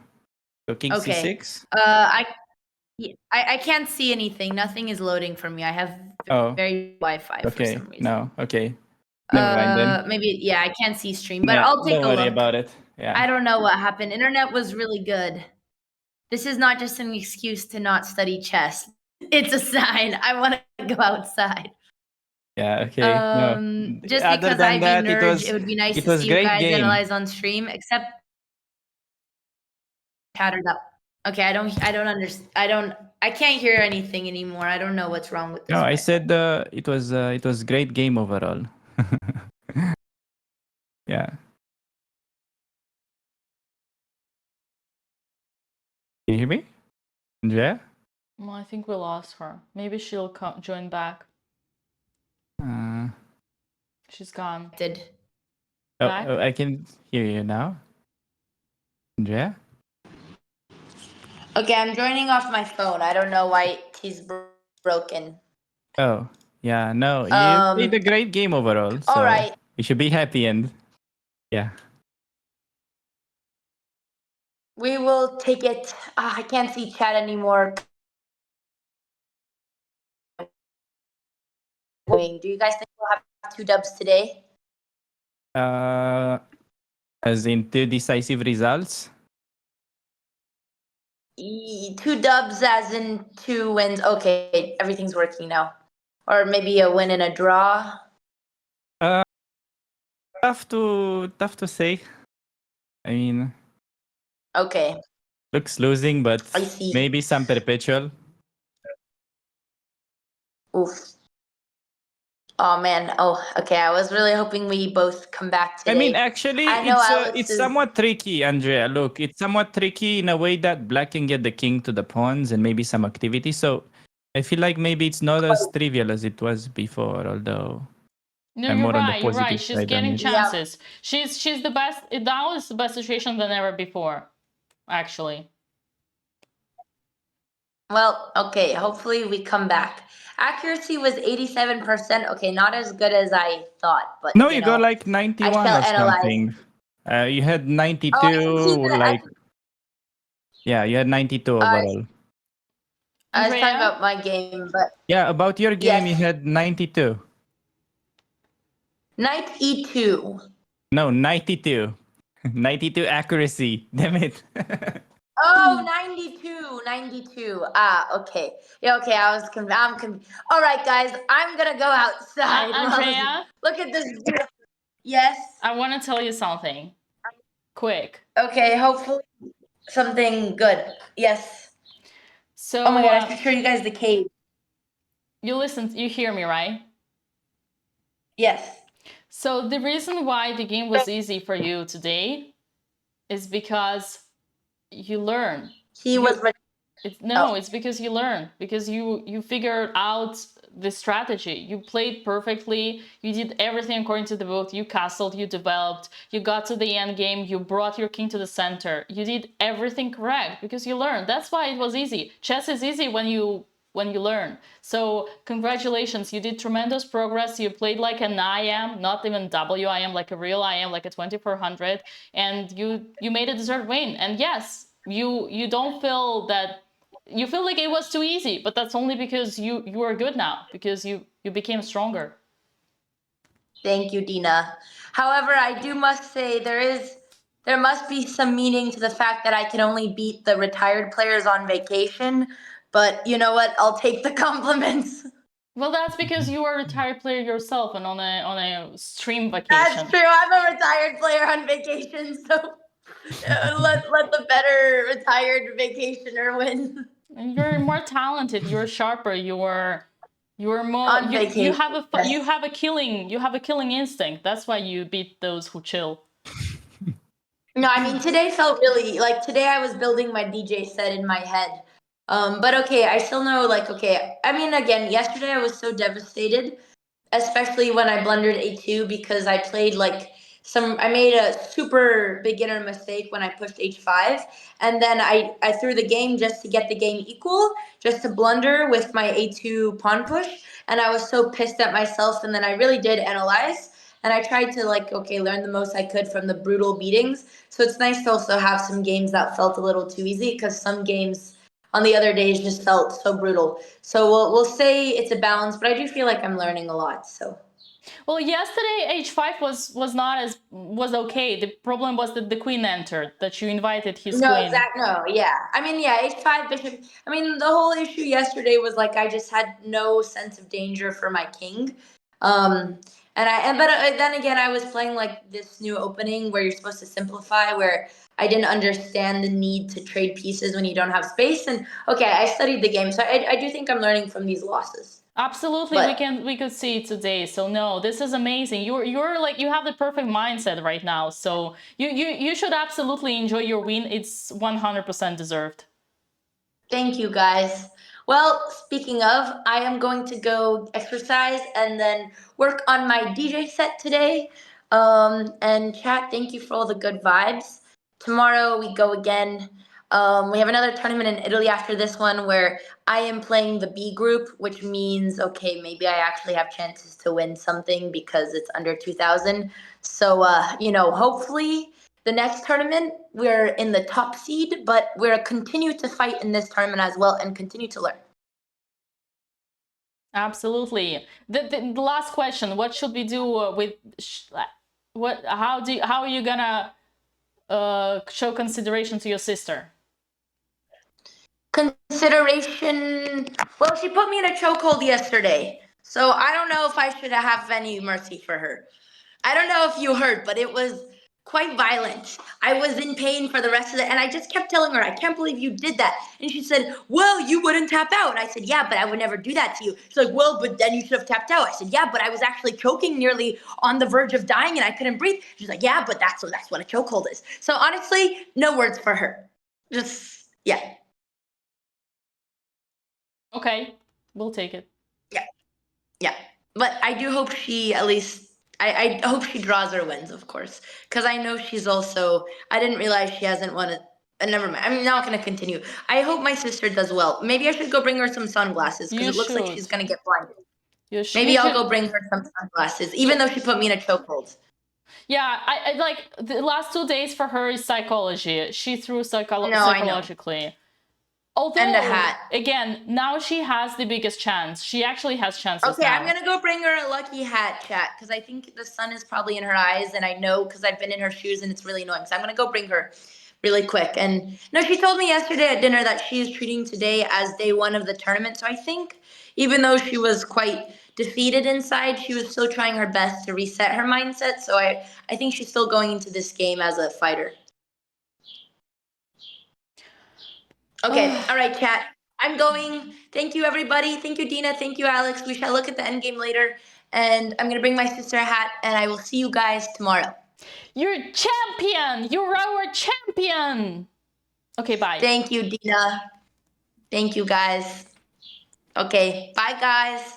Bye-bye. Thanks, Alex and Dina. Bye, everybody. See you tomorrow.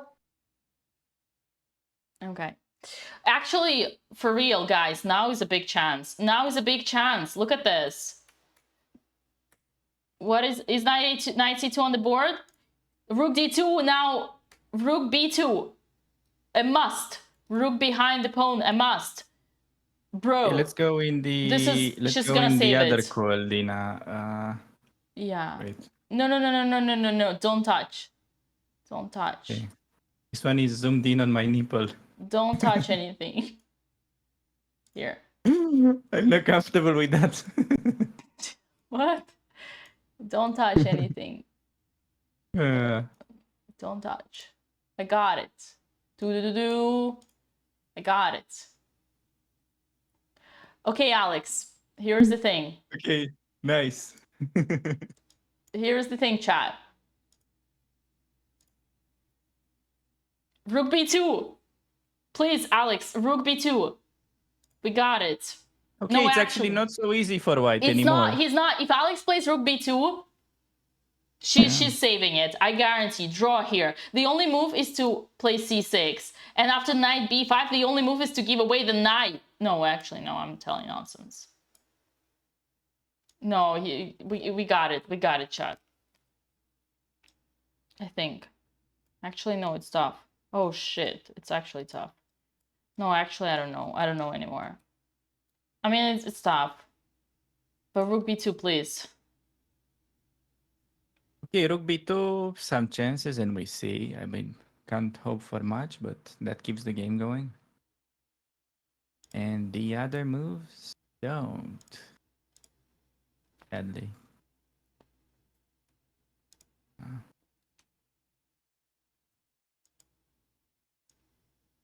Okay, on the other hand, what to do as black, yeah? You just need to... It's not like you play knight b5, right? Or maybe you could. Knight b5, you're falling for the discovery, though. There's rook e2 and then some knight discovery, I think. That's why you cannot play knight b5. You have to just do rook b2. I like this comment. Knight e2 was my favorite part of the Andreas post game. So was mine, just because we had this joke with Alex earlier that we were... No, but at least she had bad internet. Right. 92. I was like 92 and she was like very confused. Wait, when? 92? Could I get into his territory again? Her opponent didn't have knights for like 20 moves, but somehow it got her. Right.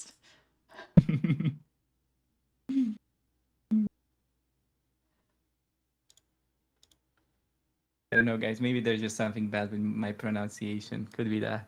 I mean, Alex. It's not flawless yet. What do we expect? You're an immigrant. What do you expect? I am not an immigrant. I still live here. I'm still living in Romania. Not an immigrant yet. You're an immigrant. What else do you want? I'm not gonna make bad jokes right now because it's not time.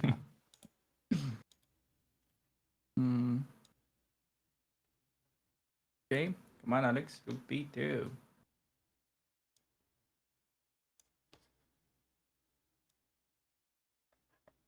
Man, it really looks kind of sunny out there. Come on, Andrea, bring the luck hat. Oh, that guy. I think he was in... Cha, was that guy in... Why is this not cutting? Bro,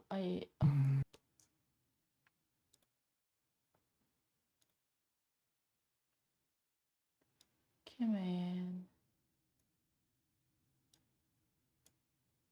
Come on. Yeah, it actually looks to be a bit of a problem with the sun Oh, if you play next to the no. sea. She played passive. Oh no. Oh, sharks. Dang.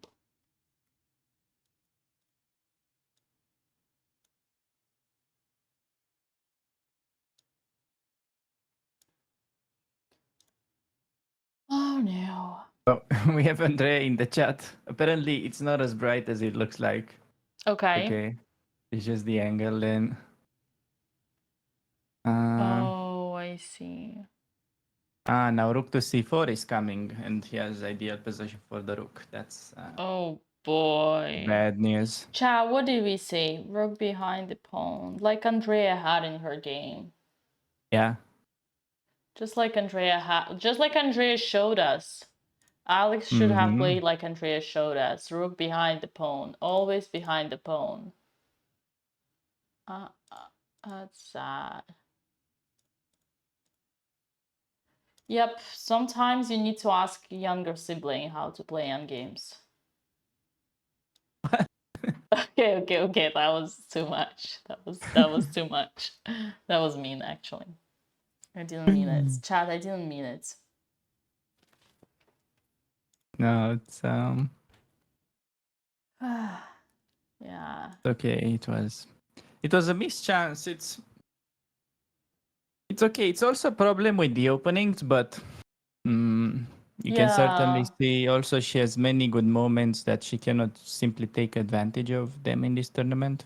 Despite bad openings, she still gets some chances here and there. I'm not gonna say not what I saying think it was about much King's here. Indian.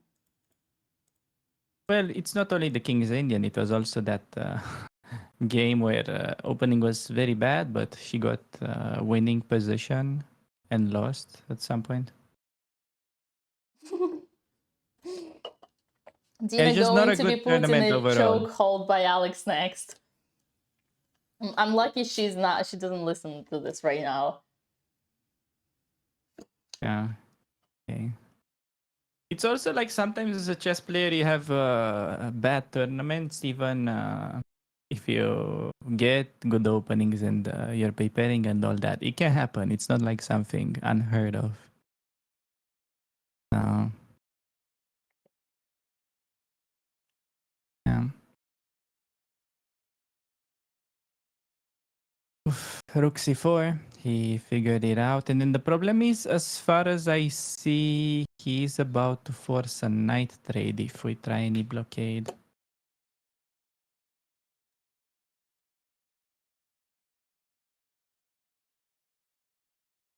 Wait, is that the chess nerd in the background? Who? The chess nerd. No, it's probably not the chess nerd. No, chess nerd is I'm not gonna say what I think. He's a nerd. I'm not gonna say it. I don't think he's playing there now. He played in previous tournament. Yeah. Not sure who is that in the background, but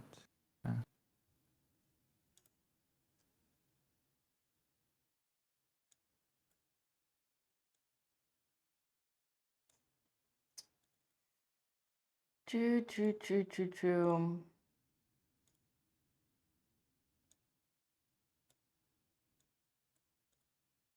You really think the clock is gonna save? okay, actually, now that we have a result, I can try to predict who's gonna be Andrea's opponent tomorrow. And I have white pieces for sure. And she's gonna play somebody on 3.5. So the strongest person sitting on 3.5.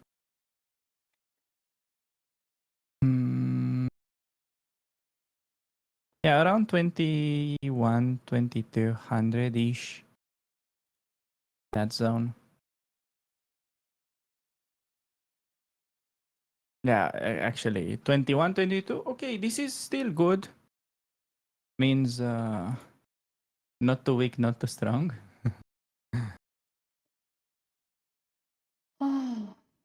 Yeah.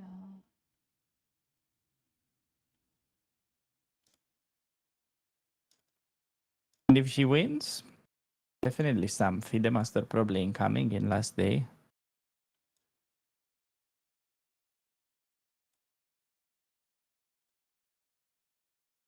These pawns are getting pushed. Trust me, you don't want this board to be updated, chat. Trust me on this. You don't want to see that. You don't want to see the evil bug going lower and lower and lower. It's annoying because usually these connected passed pawns are so strong that sometimes you can even beat down a rook and win. It's just even the rook cannot stop these pawns alone once they cross the middle of the board. But yeah, they're even supported by a rook. That's not good news. Yeah.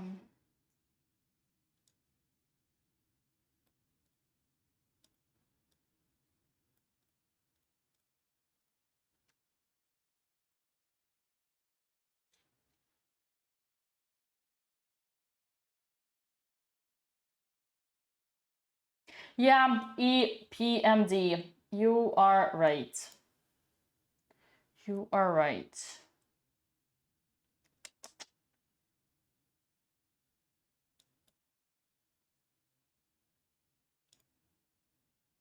Should I put some music?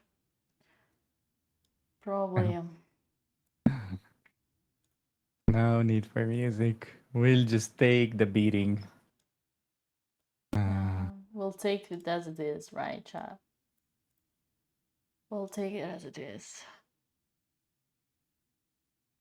Yeah, unlucky. Like, we mainly prepared the Trompovsky because that's what her opponent had, like 40 games with, but it was impossible to predict any Fianchetto. Man, he's not even trying. Look at his body language. He's like already on a vacation. Look how relaxed he is. I mean, is that the same guy from Iceland, Chad? The hat guy? No, it's probably not. Probably not. at this point, he's just promoting by force. So, yeah. Not much to do. Look at him. He's so annoyed.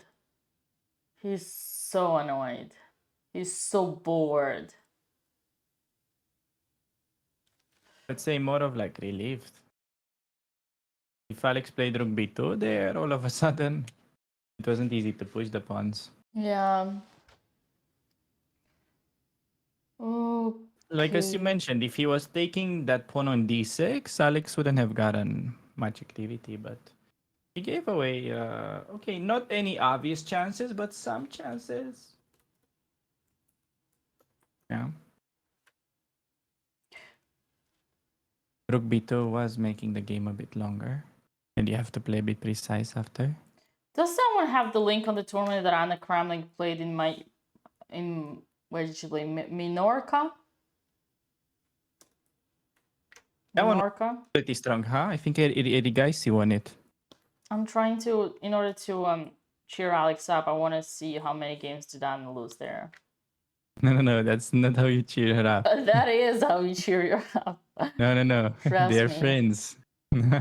Yeah, but it's like she asked me and David the other day on the broadcast, how did it? Oh, really? Like, Okay. how did you guys ever lost 4 games in a row? How many games you guys lost in a row? And I said I lost 5 in a row, was 0 out of 5. And David said I was once 1.5 out of 9 in the GM close round robin. Oh, I see. Okay, that's a bit surprising for David, but even he. It does, like, even your friends, you ask what was your lowest. It helps. It's not mean. It's not mean, chat. Okay, but also you have to think in consideration that he was 1.5 out of 9 when he was probably 10 years old. So no, he was already a GM, and he was a GM. You were round robin. he was a GM and he scored. Yeah. Yes. I mean, yes. He was then playing these super tournaments with Carlsen or other players, right? Then it's understandable.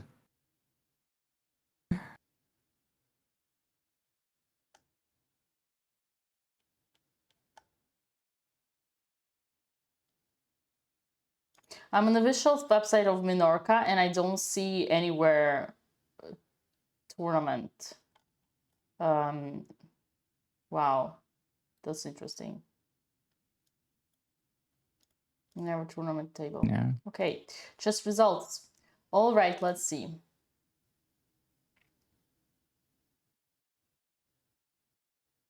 Now I know Eric Gaisi won it because he's like number 5 in the world after winning that. It's crazy how you can go as a top player and win an open tournament and still climb on the world rankings. That's really unusual. Oh yeah, that's true. He was like the highest rated Indian before the candidates and Yeah. in the candidates.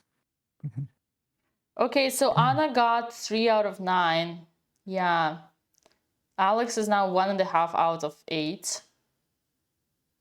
So technically she can, if she wins last 2 games, she can do better. This is how I'm gonna try to cheer No, but her up. it doesn't count because she had the buy. Hey, shh. Don't remind her. Don't remind her about her only point.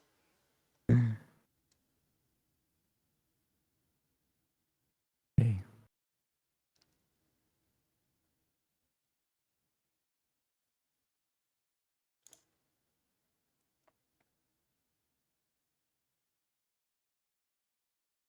Yeah.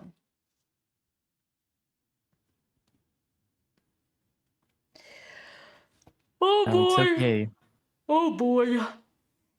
We will come back stronger in Sardinia for sure. And then maybe, I don't know. Yeah, there's a chance actually Alexandra plays Jules Gambit tomorrow. That's a solid prediction. Okay, knight d4 play just with the intent of cutting the knight.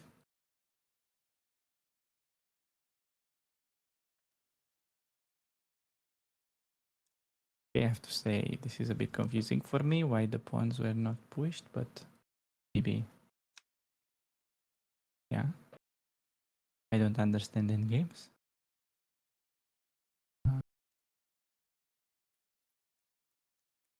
King d2, he has to play now.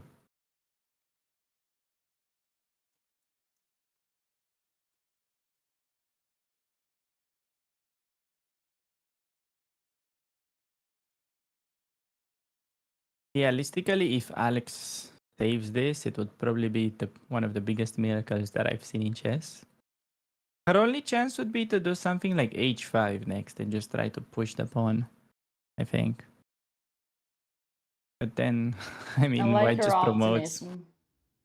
Why just promotes? But maybe there is in time if king d2, there is knight e4, knight d6, and try to sacrifice the knight. Actually, if I get h5 and I sacrifice the knight for the c pawn, it's not clear at all because I can get 3 passers. Mm-hmm. I don't understand why he did it this way. I think maybe some counterplay now. Yeah, king d2 and then perhaps knight e4 first. It's important so you make sure you get the check so you're in time to d6. Yeah, knight e4 and h5 I have to try what to do.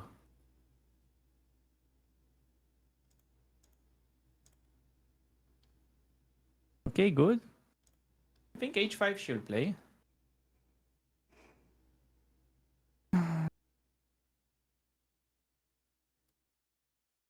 Maybe this is not so over as we thought. Like realistically speaking, you don't have an obvious way to promote anymore.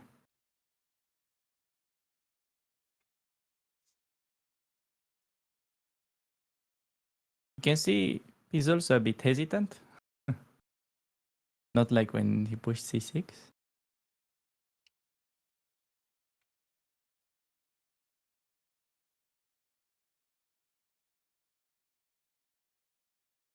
Objectively, we got 1 pawn down, right? No, I don't see an obvious win for white. I'm not like exaggerating. I'm just gonna go h5 and then I'm sacking the knight.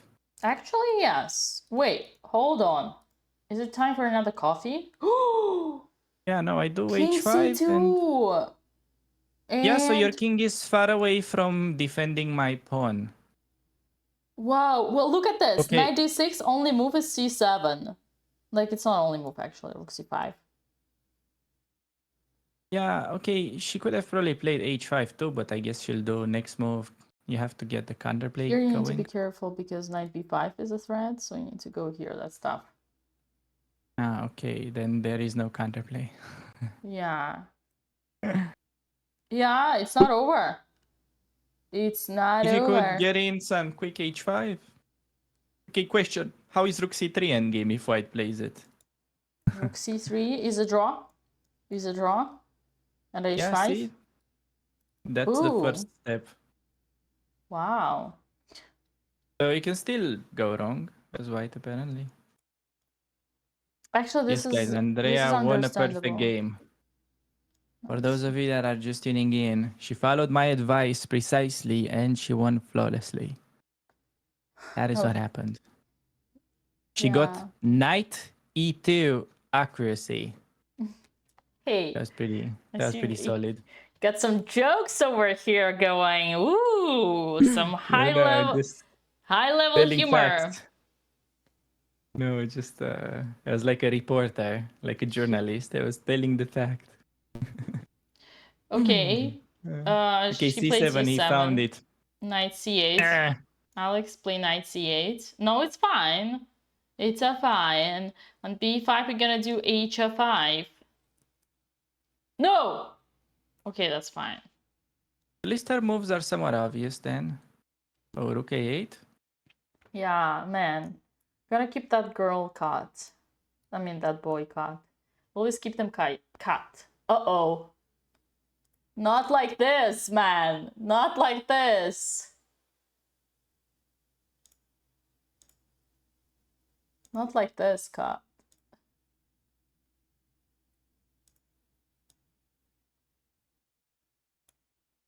That's a sign. Right. Rook e8 on the board. Camera was like, get out of here. Yeah. Oh boy. Okay.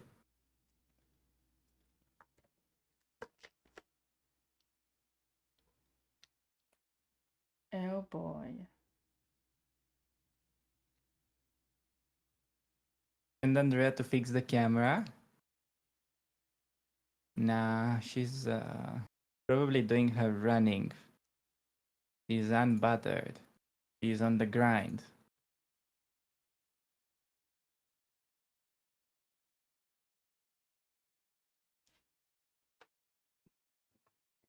Okay, I mean, Alex played 60 moves almost this game. That's performance for King's Indian.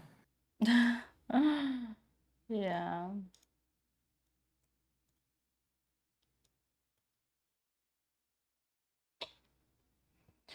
Oh boy, Okay, now you can't even push h5, so it's over.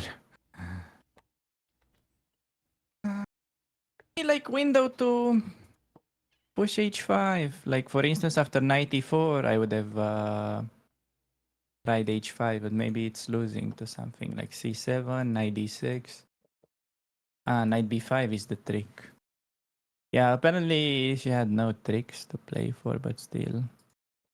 Knight d6, c7, knight c8. Okay, b5, h5. Well, honestly, if she would have tried h5, it wasn't trivial at all, Dina. Let me show you this idea. Yeah, that's... So if instead of rook a8, she played knight c8, you think white will find f5 move? I don't know. No, they wouldn't. I was also expecting that. I was also hoping for that. If you play like b5, I do h5. Yeah. And still, your only winning move is f5 for some reason. Yeah, no, I agree. He wouldn't have found it. And if you go rook c6, trying to push b6, logically, I have rook a7, and all of a sudden you are stuck. Yeah. And then I think she had good chance to actually hold there just by playing that. But now, after all, the pieces are passive. That's a pity, because I think that was actually a real chance. Yeah. Even though computer maybe doesn't agree, I think for a human was hard to find. But look at this. This is cool and all, but who's gonna fall for this trick? Who's gonna fall for this trick? Like, yeah, he's pretending that he's thinking. Alex is not playing with kids in Charlotte. She needs to realize that. She's playing with big boys. Speaking of kids in Charlotte, did you guys all watch the latest YouTube video for $10,000 to the kids In Charlotte?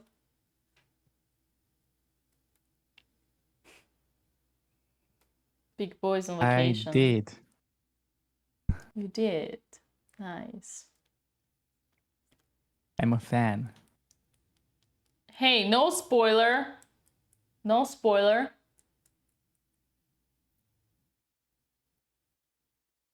We have a link in the command. You don't need to be a genius to predict who's gonna win that. Yeah. They didn't have me on their team, that's why they swapped Canty. Andrea was playing on the wrong team though. Yeah, I saw that comment, that made my day.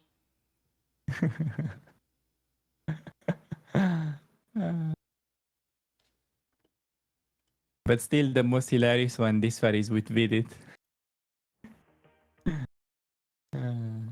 Yeah, nothing can beat it.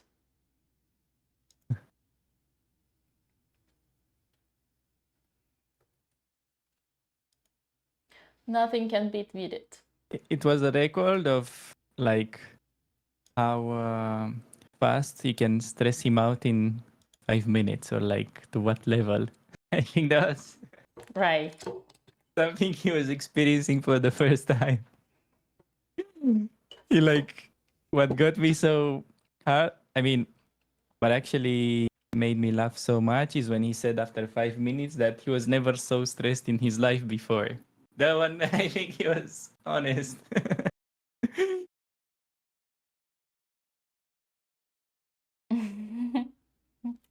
Yeah. The sad part, I offered him a rematch 1-1. He refused. And then next day, he was already at the bottom. He had a bad tournament. Next day, he was playing against some GM because it was Prague Masters. He was completely winning it. But man, when I say completely, I mean +5. And he blundered something in one move and he lost. So that was the saddest part. It hit him so hard. He was so deep. And the next game, it only went worth.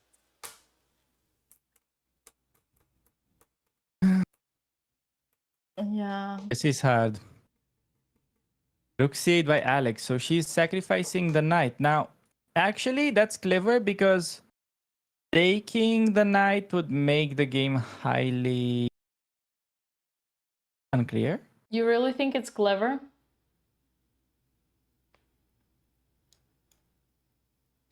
To a degree, yes. I think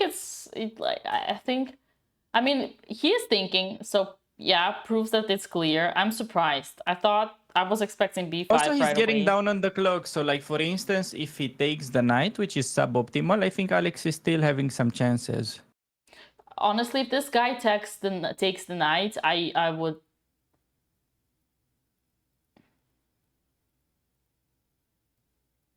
Yeah. But if he finds b5, the problem is that not only he wins the knight, but he also wins the rook very soon. Yeah, b5 is a resignation. But let's see if he's a kid or if he's a big boy. Yeah. This is the moment for he probably Alexander's finds opponent. b5 because it's like, how can you not find it when you have those pawns? Yeah, this is a moment for Alexander's opponent to prove himself.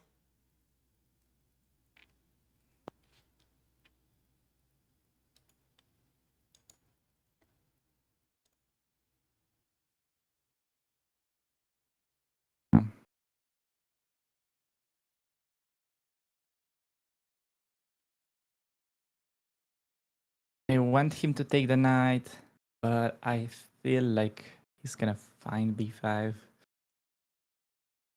Just because it's the only pawn you have left on the board.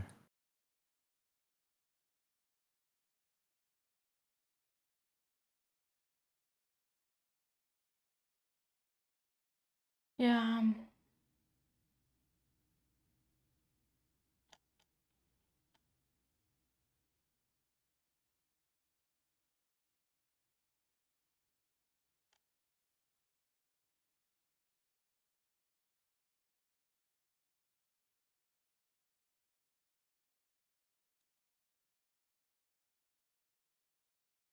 Taking his time, but could also be because he feels like it's the final moment of the game if he plays the best move. So that is double-edged.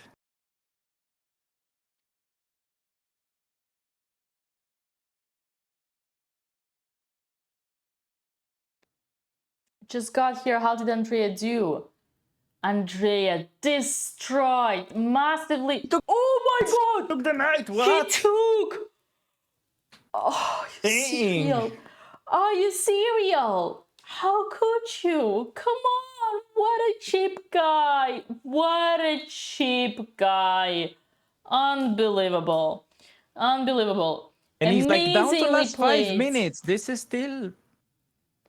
Amazingly some played fight. by Alexandra. She's now got a chance to stay in the game for 5 holes more. Maybe take on F4. Oh no, you cannot take on F4. Duh, I just blundered the fork. Maybe you have to play F5. Yeah, F5 is the best move. Yeah, so F5, B5, and then. The problem is we cannot push. So actually we're overrated here. Chai, we're overrated. This is also winning. But he's a cheap guy still. This trick. So after B5, I can. So F5, B5, I can still take the pawn on F4. Oh yeah, I thought it was protected. No, F5 instead. Yeah. F5, B5, now I take. Because if you fork me, that's a draw, actually. That's a draw. Whoa, whoa, whoa, whoa, whoa, whoa, whoa, whoa, whoa, whoa, whoa. Yeah. Whoa, whoa, whoa. I can see this happening. It's funny because, okay, I have to stay defend your pawn and your knight is frozen, while you cannot win my pawns because... Yeah, in that position, if anyone playing winning. for a win, it would be black. Maybe, yeah.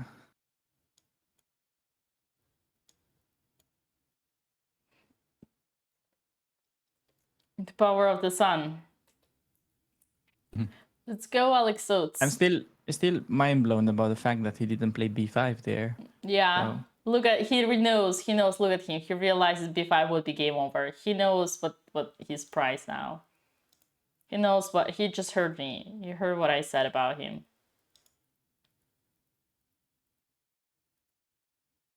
So basically as black, if you allow rook takes on F6, it's kind of clearly game over, so you have to try F5.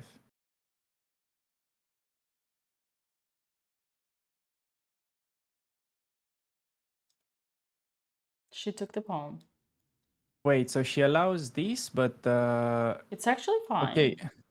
How is this endgame? It's so fine. He instantly went for the fork. What? What? No, this is a draw. What? WTF? What? This is a draw. If he trades rooks, he can keep rooks still, but no, that's actually, I don't believe this. There's no way he's trading rooks, right? How does he want to win those pawns? No, already, even if he keeps rooks, it's complicated. But there's no way he keeps rooks and plays it like that. He will go for the endgame. Oh, now maybe he's actually... No. This cannot be real. No, great idea by Alex, actually. I didn't realize that she can just go for this right away. Through F5. My F5 move was bad. Her move was better. Oh, by the way, I think, Dina, you're muted. You muted yourself out of excitement. It happens.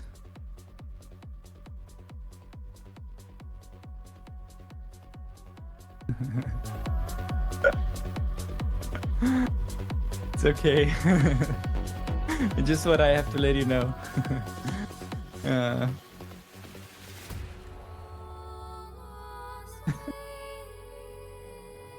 Okay, White is definitely gonna go for the rook trade. Although, he's probably realizing that the endgame is a draw. So, he has to keep. White has only one move to still press for a win, which is rook a6, but that makes no sense. He just lost a pawn and some tempies. And apparently the computer thinks it should be a draw with correct play. Okay, I don't know what is up with Dina. I hope you guys can still hear me. Wait, can you guys hear me?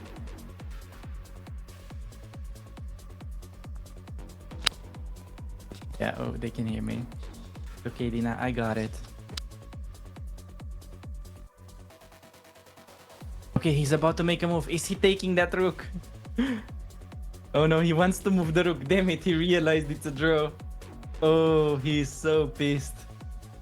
He's realizing it. Look at that face. He finds the best move, but it should still be good. It should still be good.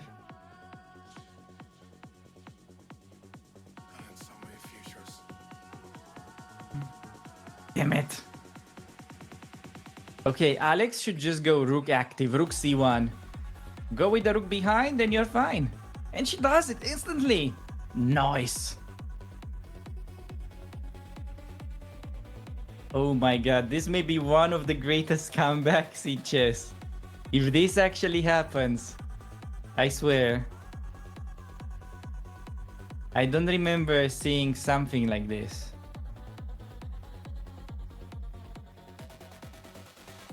And now very good chances of saving it. h5. Go h5, Alex. Rook b1. Rook b1 also fine, but we gotta push them pawns. Also f5 is good. Also f5 not to give him the pawn. f5 or h5 is good.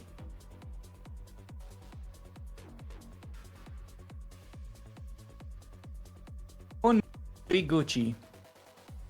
f5. Nice. And she plays fast to put pressure on his clock. That's actually clever. That is actually clever.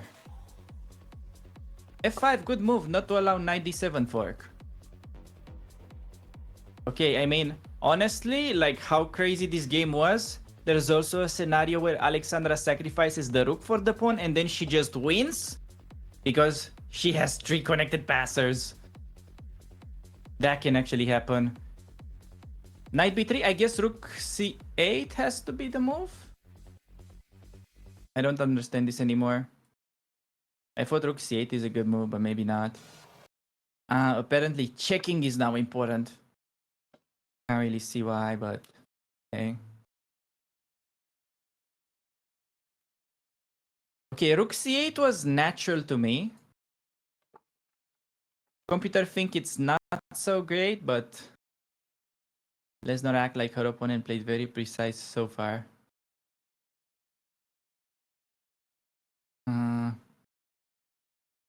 Oh man. Not clear why b5 is so strong, but you gotta push the pawns. Hello.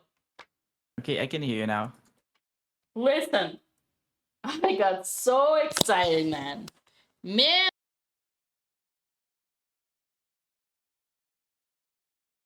Okay, still unclear, but in this game is open to any result right now. There's a scenario where Alex can even win if she gets her passed pawns rolling and sacrifices the rook for the pawn. It's actually not uncommon that white, because they cannot win that obviously winning position, they go full tilt mode and then you just win with these 3 passers.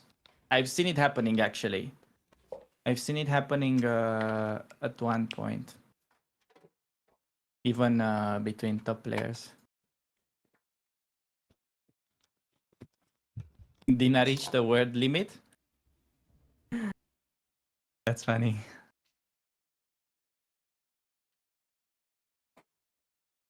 So each player is getting 30 seconds per move. No more time control. It's just living off what they have and increment, which is 30 seconds each move. Oh, check! That was not a good move. King f4. You gotta go active, Alexandra. All about the pawns. Don't go passive. King f4. You have to go for it. Hide. Push the pawns. Sacrifice the rook for his pawn. And win this game. Come on, I think she can Alexandra, your easily biggest win chance. this. Your I biggest think chance. she can easily win this game, guys. If she plays well now, I think she can easily win this. This is so nerve-wracking. And I really need to use the bathroom, but we'll stay here until she manages to win this game. He knows it. Look Come on, at Alex. him. He knows he threw. He realizes he threw. Oh man, he's not comfortable. Oh man, he doesn't feel right.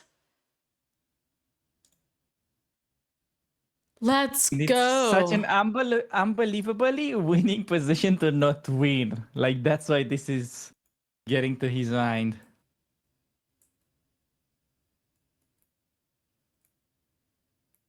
I think it's either white wins or black wins in this game. I don't believe in a draw at this point. So many mistakes all of a sudden. Oh no, we have Mama Botez in the chat that is really stressed out. I think Alexandra will win now. I think based on her time and the way usually these positions go, usually the pawns prevail, even though the computer thinks white is still better. But yeah, I'm just a guy on the internet. Don't trust me. It's tough. It's actually tough. But we are in the best situation ever. We haven't been in a better situation, chat. This can easily go so wrong for white. He's not happy with it. He's not happy. The point is, as white, even if you want to like make a draw, how do you make a draw? Like, how are you stopping these pawns? And if I sack the rook for your pawn and I push, it's easy win for me always as black. It's much more obvious how to get the counterplay than how to keep the position as white. And remember, And he's also only 3 time control. minutes. Yes, she goes for it. Let's go. Let's go. The guy's 3 minutes on the clock. Will we see a win for Alexandra Botez? Very strong move, King F4. Now, I think perhaps at least a draw because her pieces are placed optimally. Now she just needs to start pushing the H pawn, I think. Yes. Not the G pawn, because B5. Then the H pawn remains alone. So you push H5 because you can always go G5 and defend it with your king. Uh-oh. Where's the king? Oh, she wants to push the F pawn. Oh. No, that's not it. He's gonna be way too close to the pawn. You need to use the H pawn. No, you're losing a tempo for no reason. Oh, yeah. If you play F4, the knight is getting to it immediately. You cannot play it like that. D6. Rook B8. Why You also allow this pawn to push way too fast. She could have gone rook B8 to we putting the slow rook him so down. passive again? No, why rook is behind the pawn? H5, another chance? What?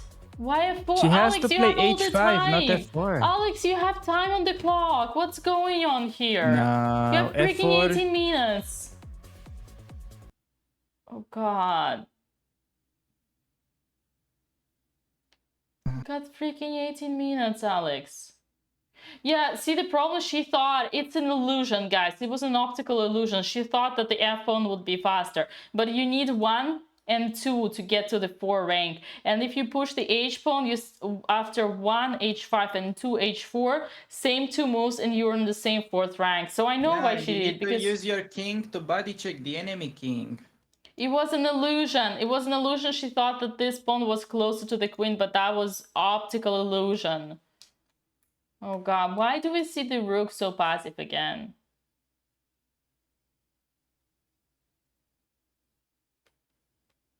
Yeah. Hey, if is it up, I mean, still some chances for counterplay with 3 minutes, because so there is a scenario where Alex gets the pawn to F2 and then she could sacrifice the rook for the knight when it goes to D2. Maybe that's her best bet. I think that's what's gonna happen. Still, it's messy. So it's messy. Apparently, after F4, B7, it's actually completely unclear after B7! F3. B7 on the board! Okay, F3. F3! We're back again! We're back again. 92. F2. What? What? She played H6, what? though. h6? She wanted to stop the check, but it's way too slow.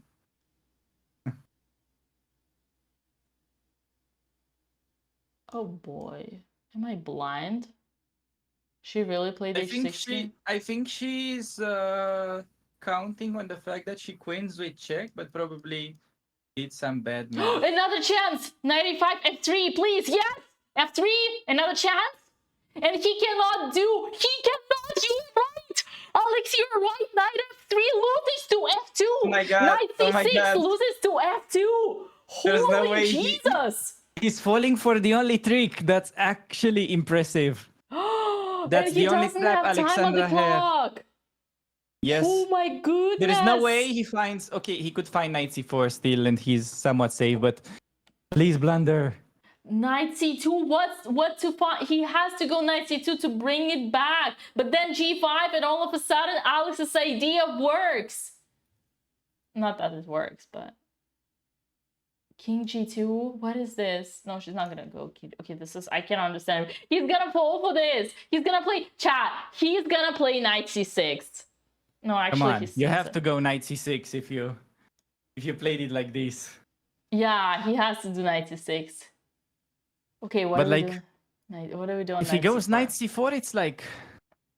He had so many moments in this game where he goes wrong and then he realizes and goes back.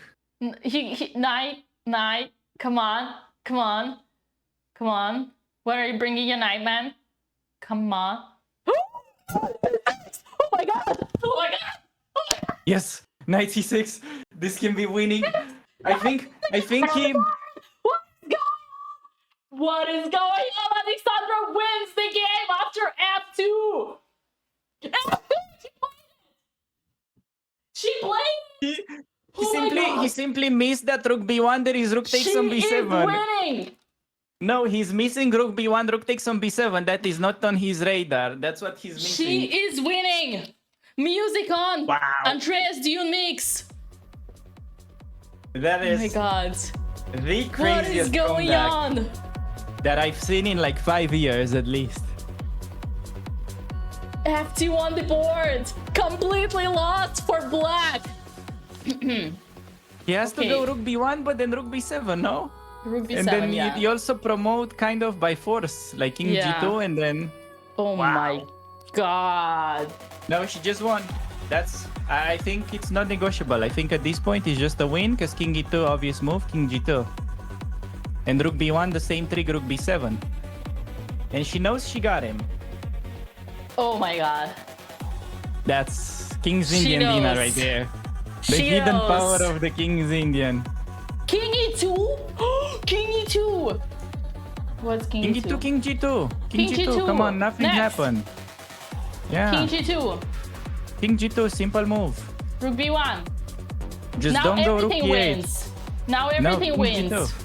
Even rook e8 wins. No, actually only rook No, b7. she has to find king g2. It's simple move. I mean, she's gonna do that. Yeah. King g2, yes! Obvious. Yes, mama.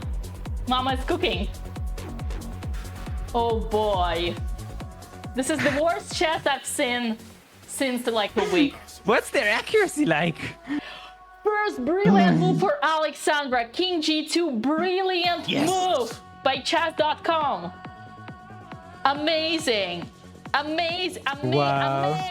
It's amazing. It's gonna be a double win day. It's gonna be a double win. It's a double You win day. didn't see Andrea this coming, predicted chatters.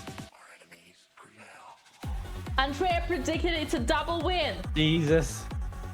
No, he knows. He sees that he's losing it. Oh, man. Unbelievable. Oh, he's Come gonna on, be so angry Alexandra. with that. She's cooking. It's crazy how this h6 trick that should never work actually worked.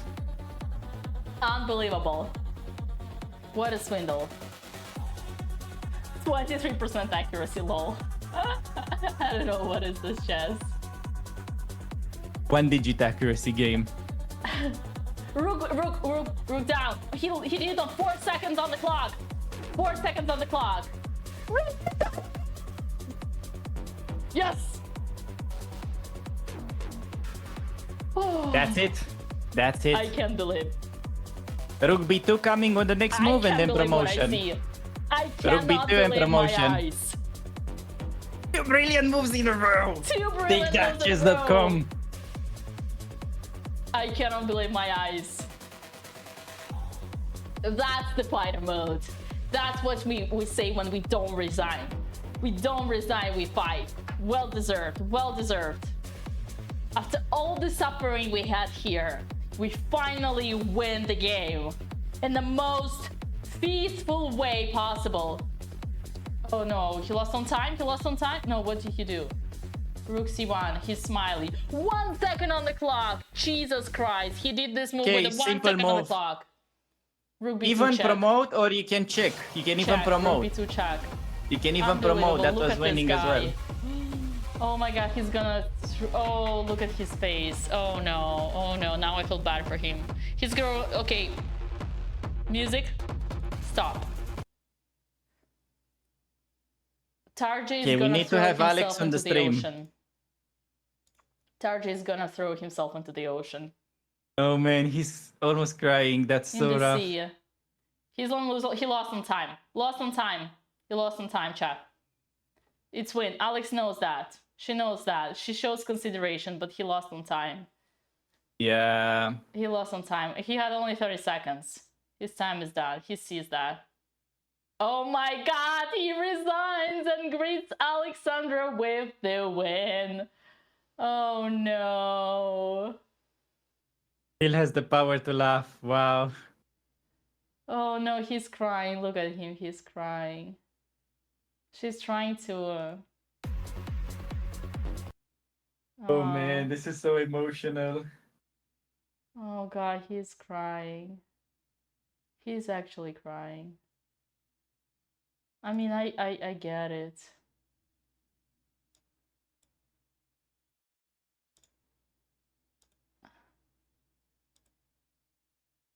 He's crying, look at him. No, it's understandable. It was such a winning position. What's the moral of the story, chat? What lesson did you learn? It's like once in 10 years something like this happens. What lesson I'm did you telling learn? you. I'll This is tell you what completely nuts. lesson. I'll tell you what lesson. Never put yourself in a time trouble. Because you can have 10 extra pawns and you will still throne. The lesson is time trouble. He was completely winning. He didn't have to put himself in such a time trouble. He panicked because of the time. Oh my god. And that is the first win for Alexandra Botez. What a thief. What a robber. The biggest robbery in the history of chess.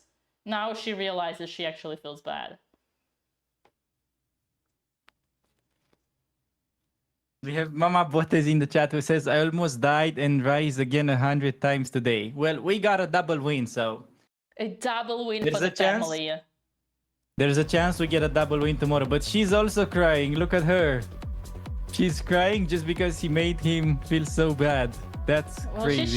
she should feel, in a way, Alex should feel ashamed of herself. But it's chess is luck, so it's very deserved. These guys are both crying over a stupid wooden game. Can you imagine that? Oh, well, yeah. Yeah. No, I mean, she's a thief, but like... Oh my god, they're both crying. This is too emotional. I can't, Dina. I'm sorry. This is too emotional for me. Seriously? Is it a joke or? No, they're both crying.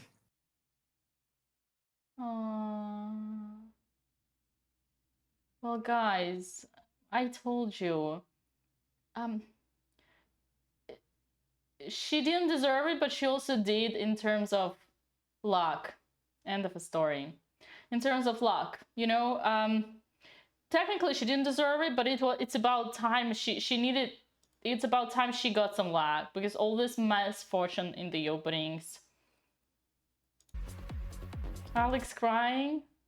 Who is crying? You're crying? Don't cry, man. It's okay. I'm here. I'm here for you. No, not me, Alex. Oh, Alex is Both crying. is. Yes. Oh, yeah. I'm crying on the inside, though. That was a moment right there. Yeah. You know how I'm many not games crying, I you're lost crying. like that? Guys, you know how many games I lost like that? You know how many times I cried? The worst is when you are completely winning against GMs. I had it twice this year, completely winning against GMs. Happens. You won the boat?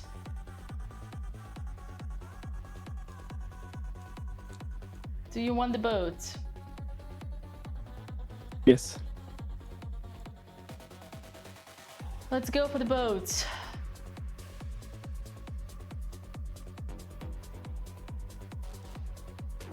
Okay, not sure if she will join the stream after that emotional roller coaster. I mean, now she has to. She owns it to us. Now she owns it to us. Let's go. Alex and Andrea on the boat. Oh, the ship is sailing. Double wins for the family.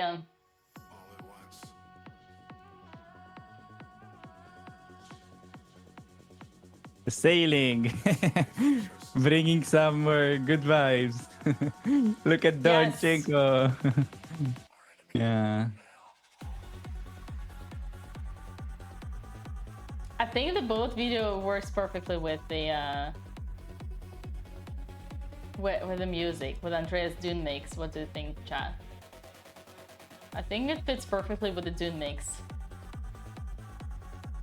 Boat is goated. Right.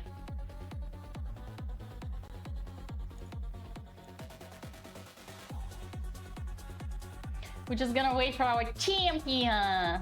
For our champion.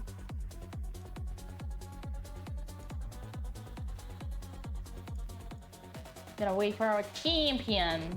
For our thief, sorry. For the fifth of the biggest robbery in chess history has happened today in the game of Alexander Botez. Okay, I mean, I kind of saw this coming, honestly. I said that You did. if there is not gonna be a draw, there's gonna be a decisive result, but I wasn't expecting it to happen this exact way. You didn't believe your own prediction, but you did predict it. I agree. You could see the Alexander Bonzea predicted the future. Well, I mean, it wasn't some kind of Tarji. 5-hit prediction. Tarji It was just hard to Joden see a draw there. Man, he should feel good because he was a gentleman today. No, but this is gonna be like a viral clip, I'm sure. Like the moment where they both cried. That is gonna go, I think, yeah.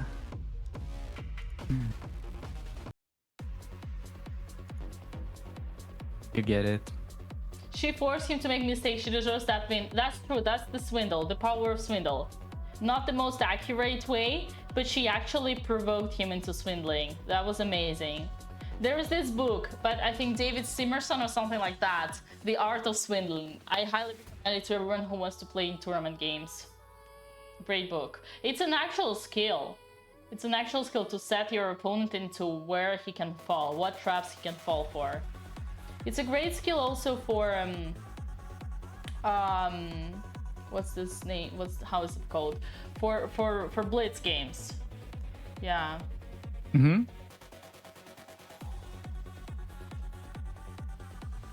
Yeah. Okay, where is our champion? Unbelievable. Oh. Hello, guys. Hello, Hey. champion! There we go. The biggest robbery. I'd say I don't even feel good about that one, but I'm so relieved. I mean, I feel bad for my opponent. He looks at me after the game. He's like, "I hate this game." I'm like, "No, I'm with you, buddy. Like, I'm sorry." Like, I didn't even want to do it to him because I've been on the receiving end this entire time. Alex, you didn't deserve it, but you also did. In terms of for all the bad luck, it came back to you. I mean, we take those.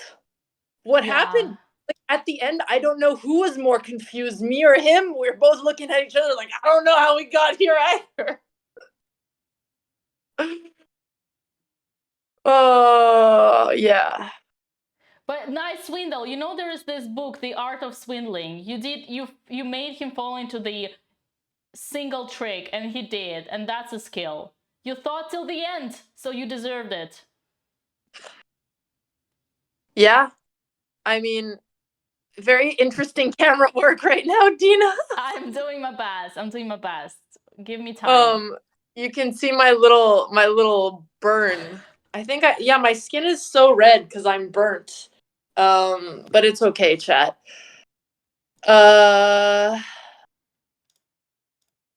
Yeah, well, I'm relieved. I don't know how that happened, but I'm not gonna ask any questions. I'm gonna take it. Yeah. Hello, chat. We did it. We did it. I am so relieved. I honestly really needed this, but at the same time, I still feel legitimately bad for my opponent. They were both crying. I know. We both were at the end. Yeah. Okay, to be honest, if it makes you feel better, I think he had like an obvious win at the end that he should have spotted, and he just got punished for not seeing it. So I think you should definitely be happy for that. Oh, I'm very happy. Yeah. Don't feel bad for him because he had the first win. Like he could have pushed b5 and You it was played game, for the but cheapest trick out there. Yeah. You thought he was just one of those $10,000 kids that you played last month and put the rook on c8, offering to take the knight instead of the pawn. And he was supposed to be a big boy, but he ended up being just a cheap guy. He took the knight, and that was the punishment. Be nice to my opponent. He's down there in the trenches with me. And I mean, yes, I mean, he was in time pressure. He had 2 minutes, so obviously I'm going to try to give him any trick I can. But he probably just, yeah. Savage Dina. He was a nice lad. I feel for him. Yeah, You after should have heard b5, Dina the game earlier. would have been As over. a savage woman. Yeah, but it's again, you fought till the end. So you played for the tricks, but you did it. You finished the job. Well, feels nice to not be a loser, just even for one day. I'm just gonna enjoy not being a loser for one day. Today is the day I'm not a loser. So Chad, I'm gonna go enjoy my dinner as a non-loser, and I think the food will taste better than it ever has. Yeah. Yeah, that sounds like a plan. I think maybe you'll get a double win tomorrow too, because you have double white. A swindle of this caliber. I know it was a wild ass swindle. Again, I don't know how any of this was possible, chat, but we take those. Get drunk. I literally feel high from the swindle. So I'll take it. All right. Okay. Thank you, Dina. Thank you, Alex. Thank you, chat. He was 1 out of 7 before this game. Yeah, I know. We were in the same boat. We were both struggling, which is why I feel so bad for him. But I would have felt worse if I lost, so I'm gonna take it. Your mother all right. said she lived and died 10 times today. No, 100 times said. Oh, 100 times. Okay. Bye, everyone.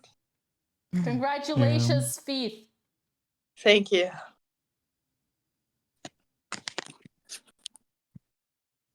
Oh, does she know how to? Oh, she does.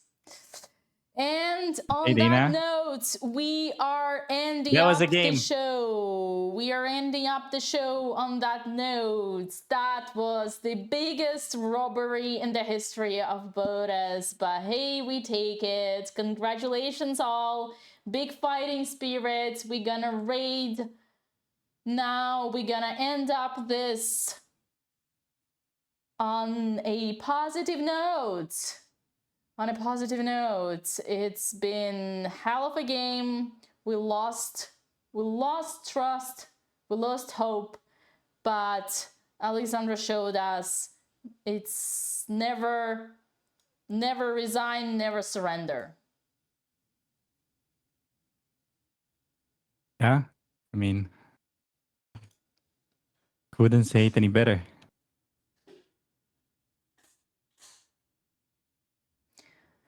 Never give up, never lose hope. Alex Banze, you're the best teacher. I didn't show her this, okay? Let's clarify.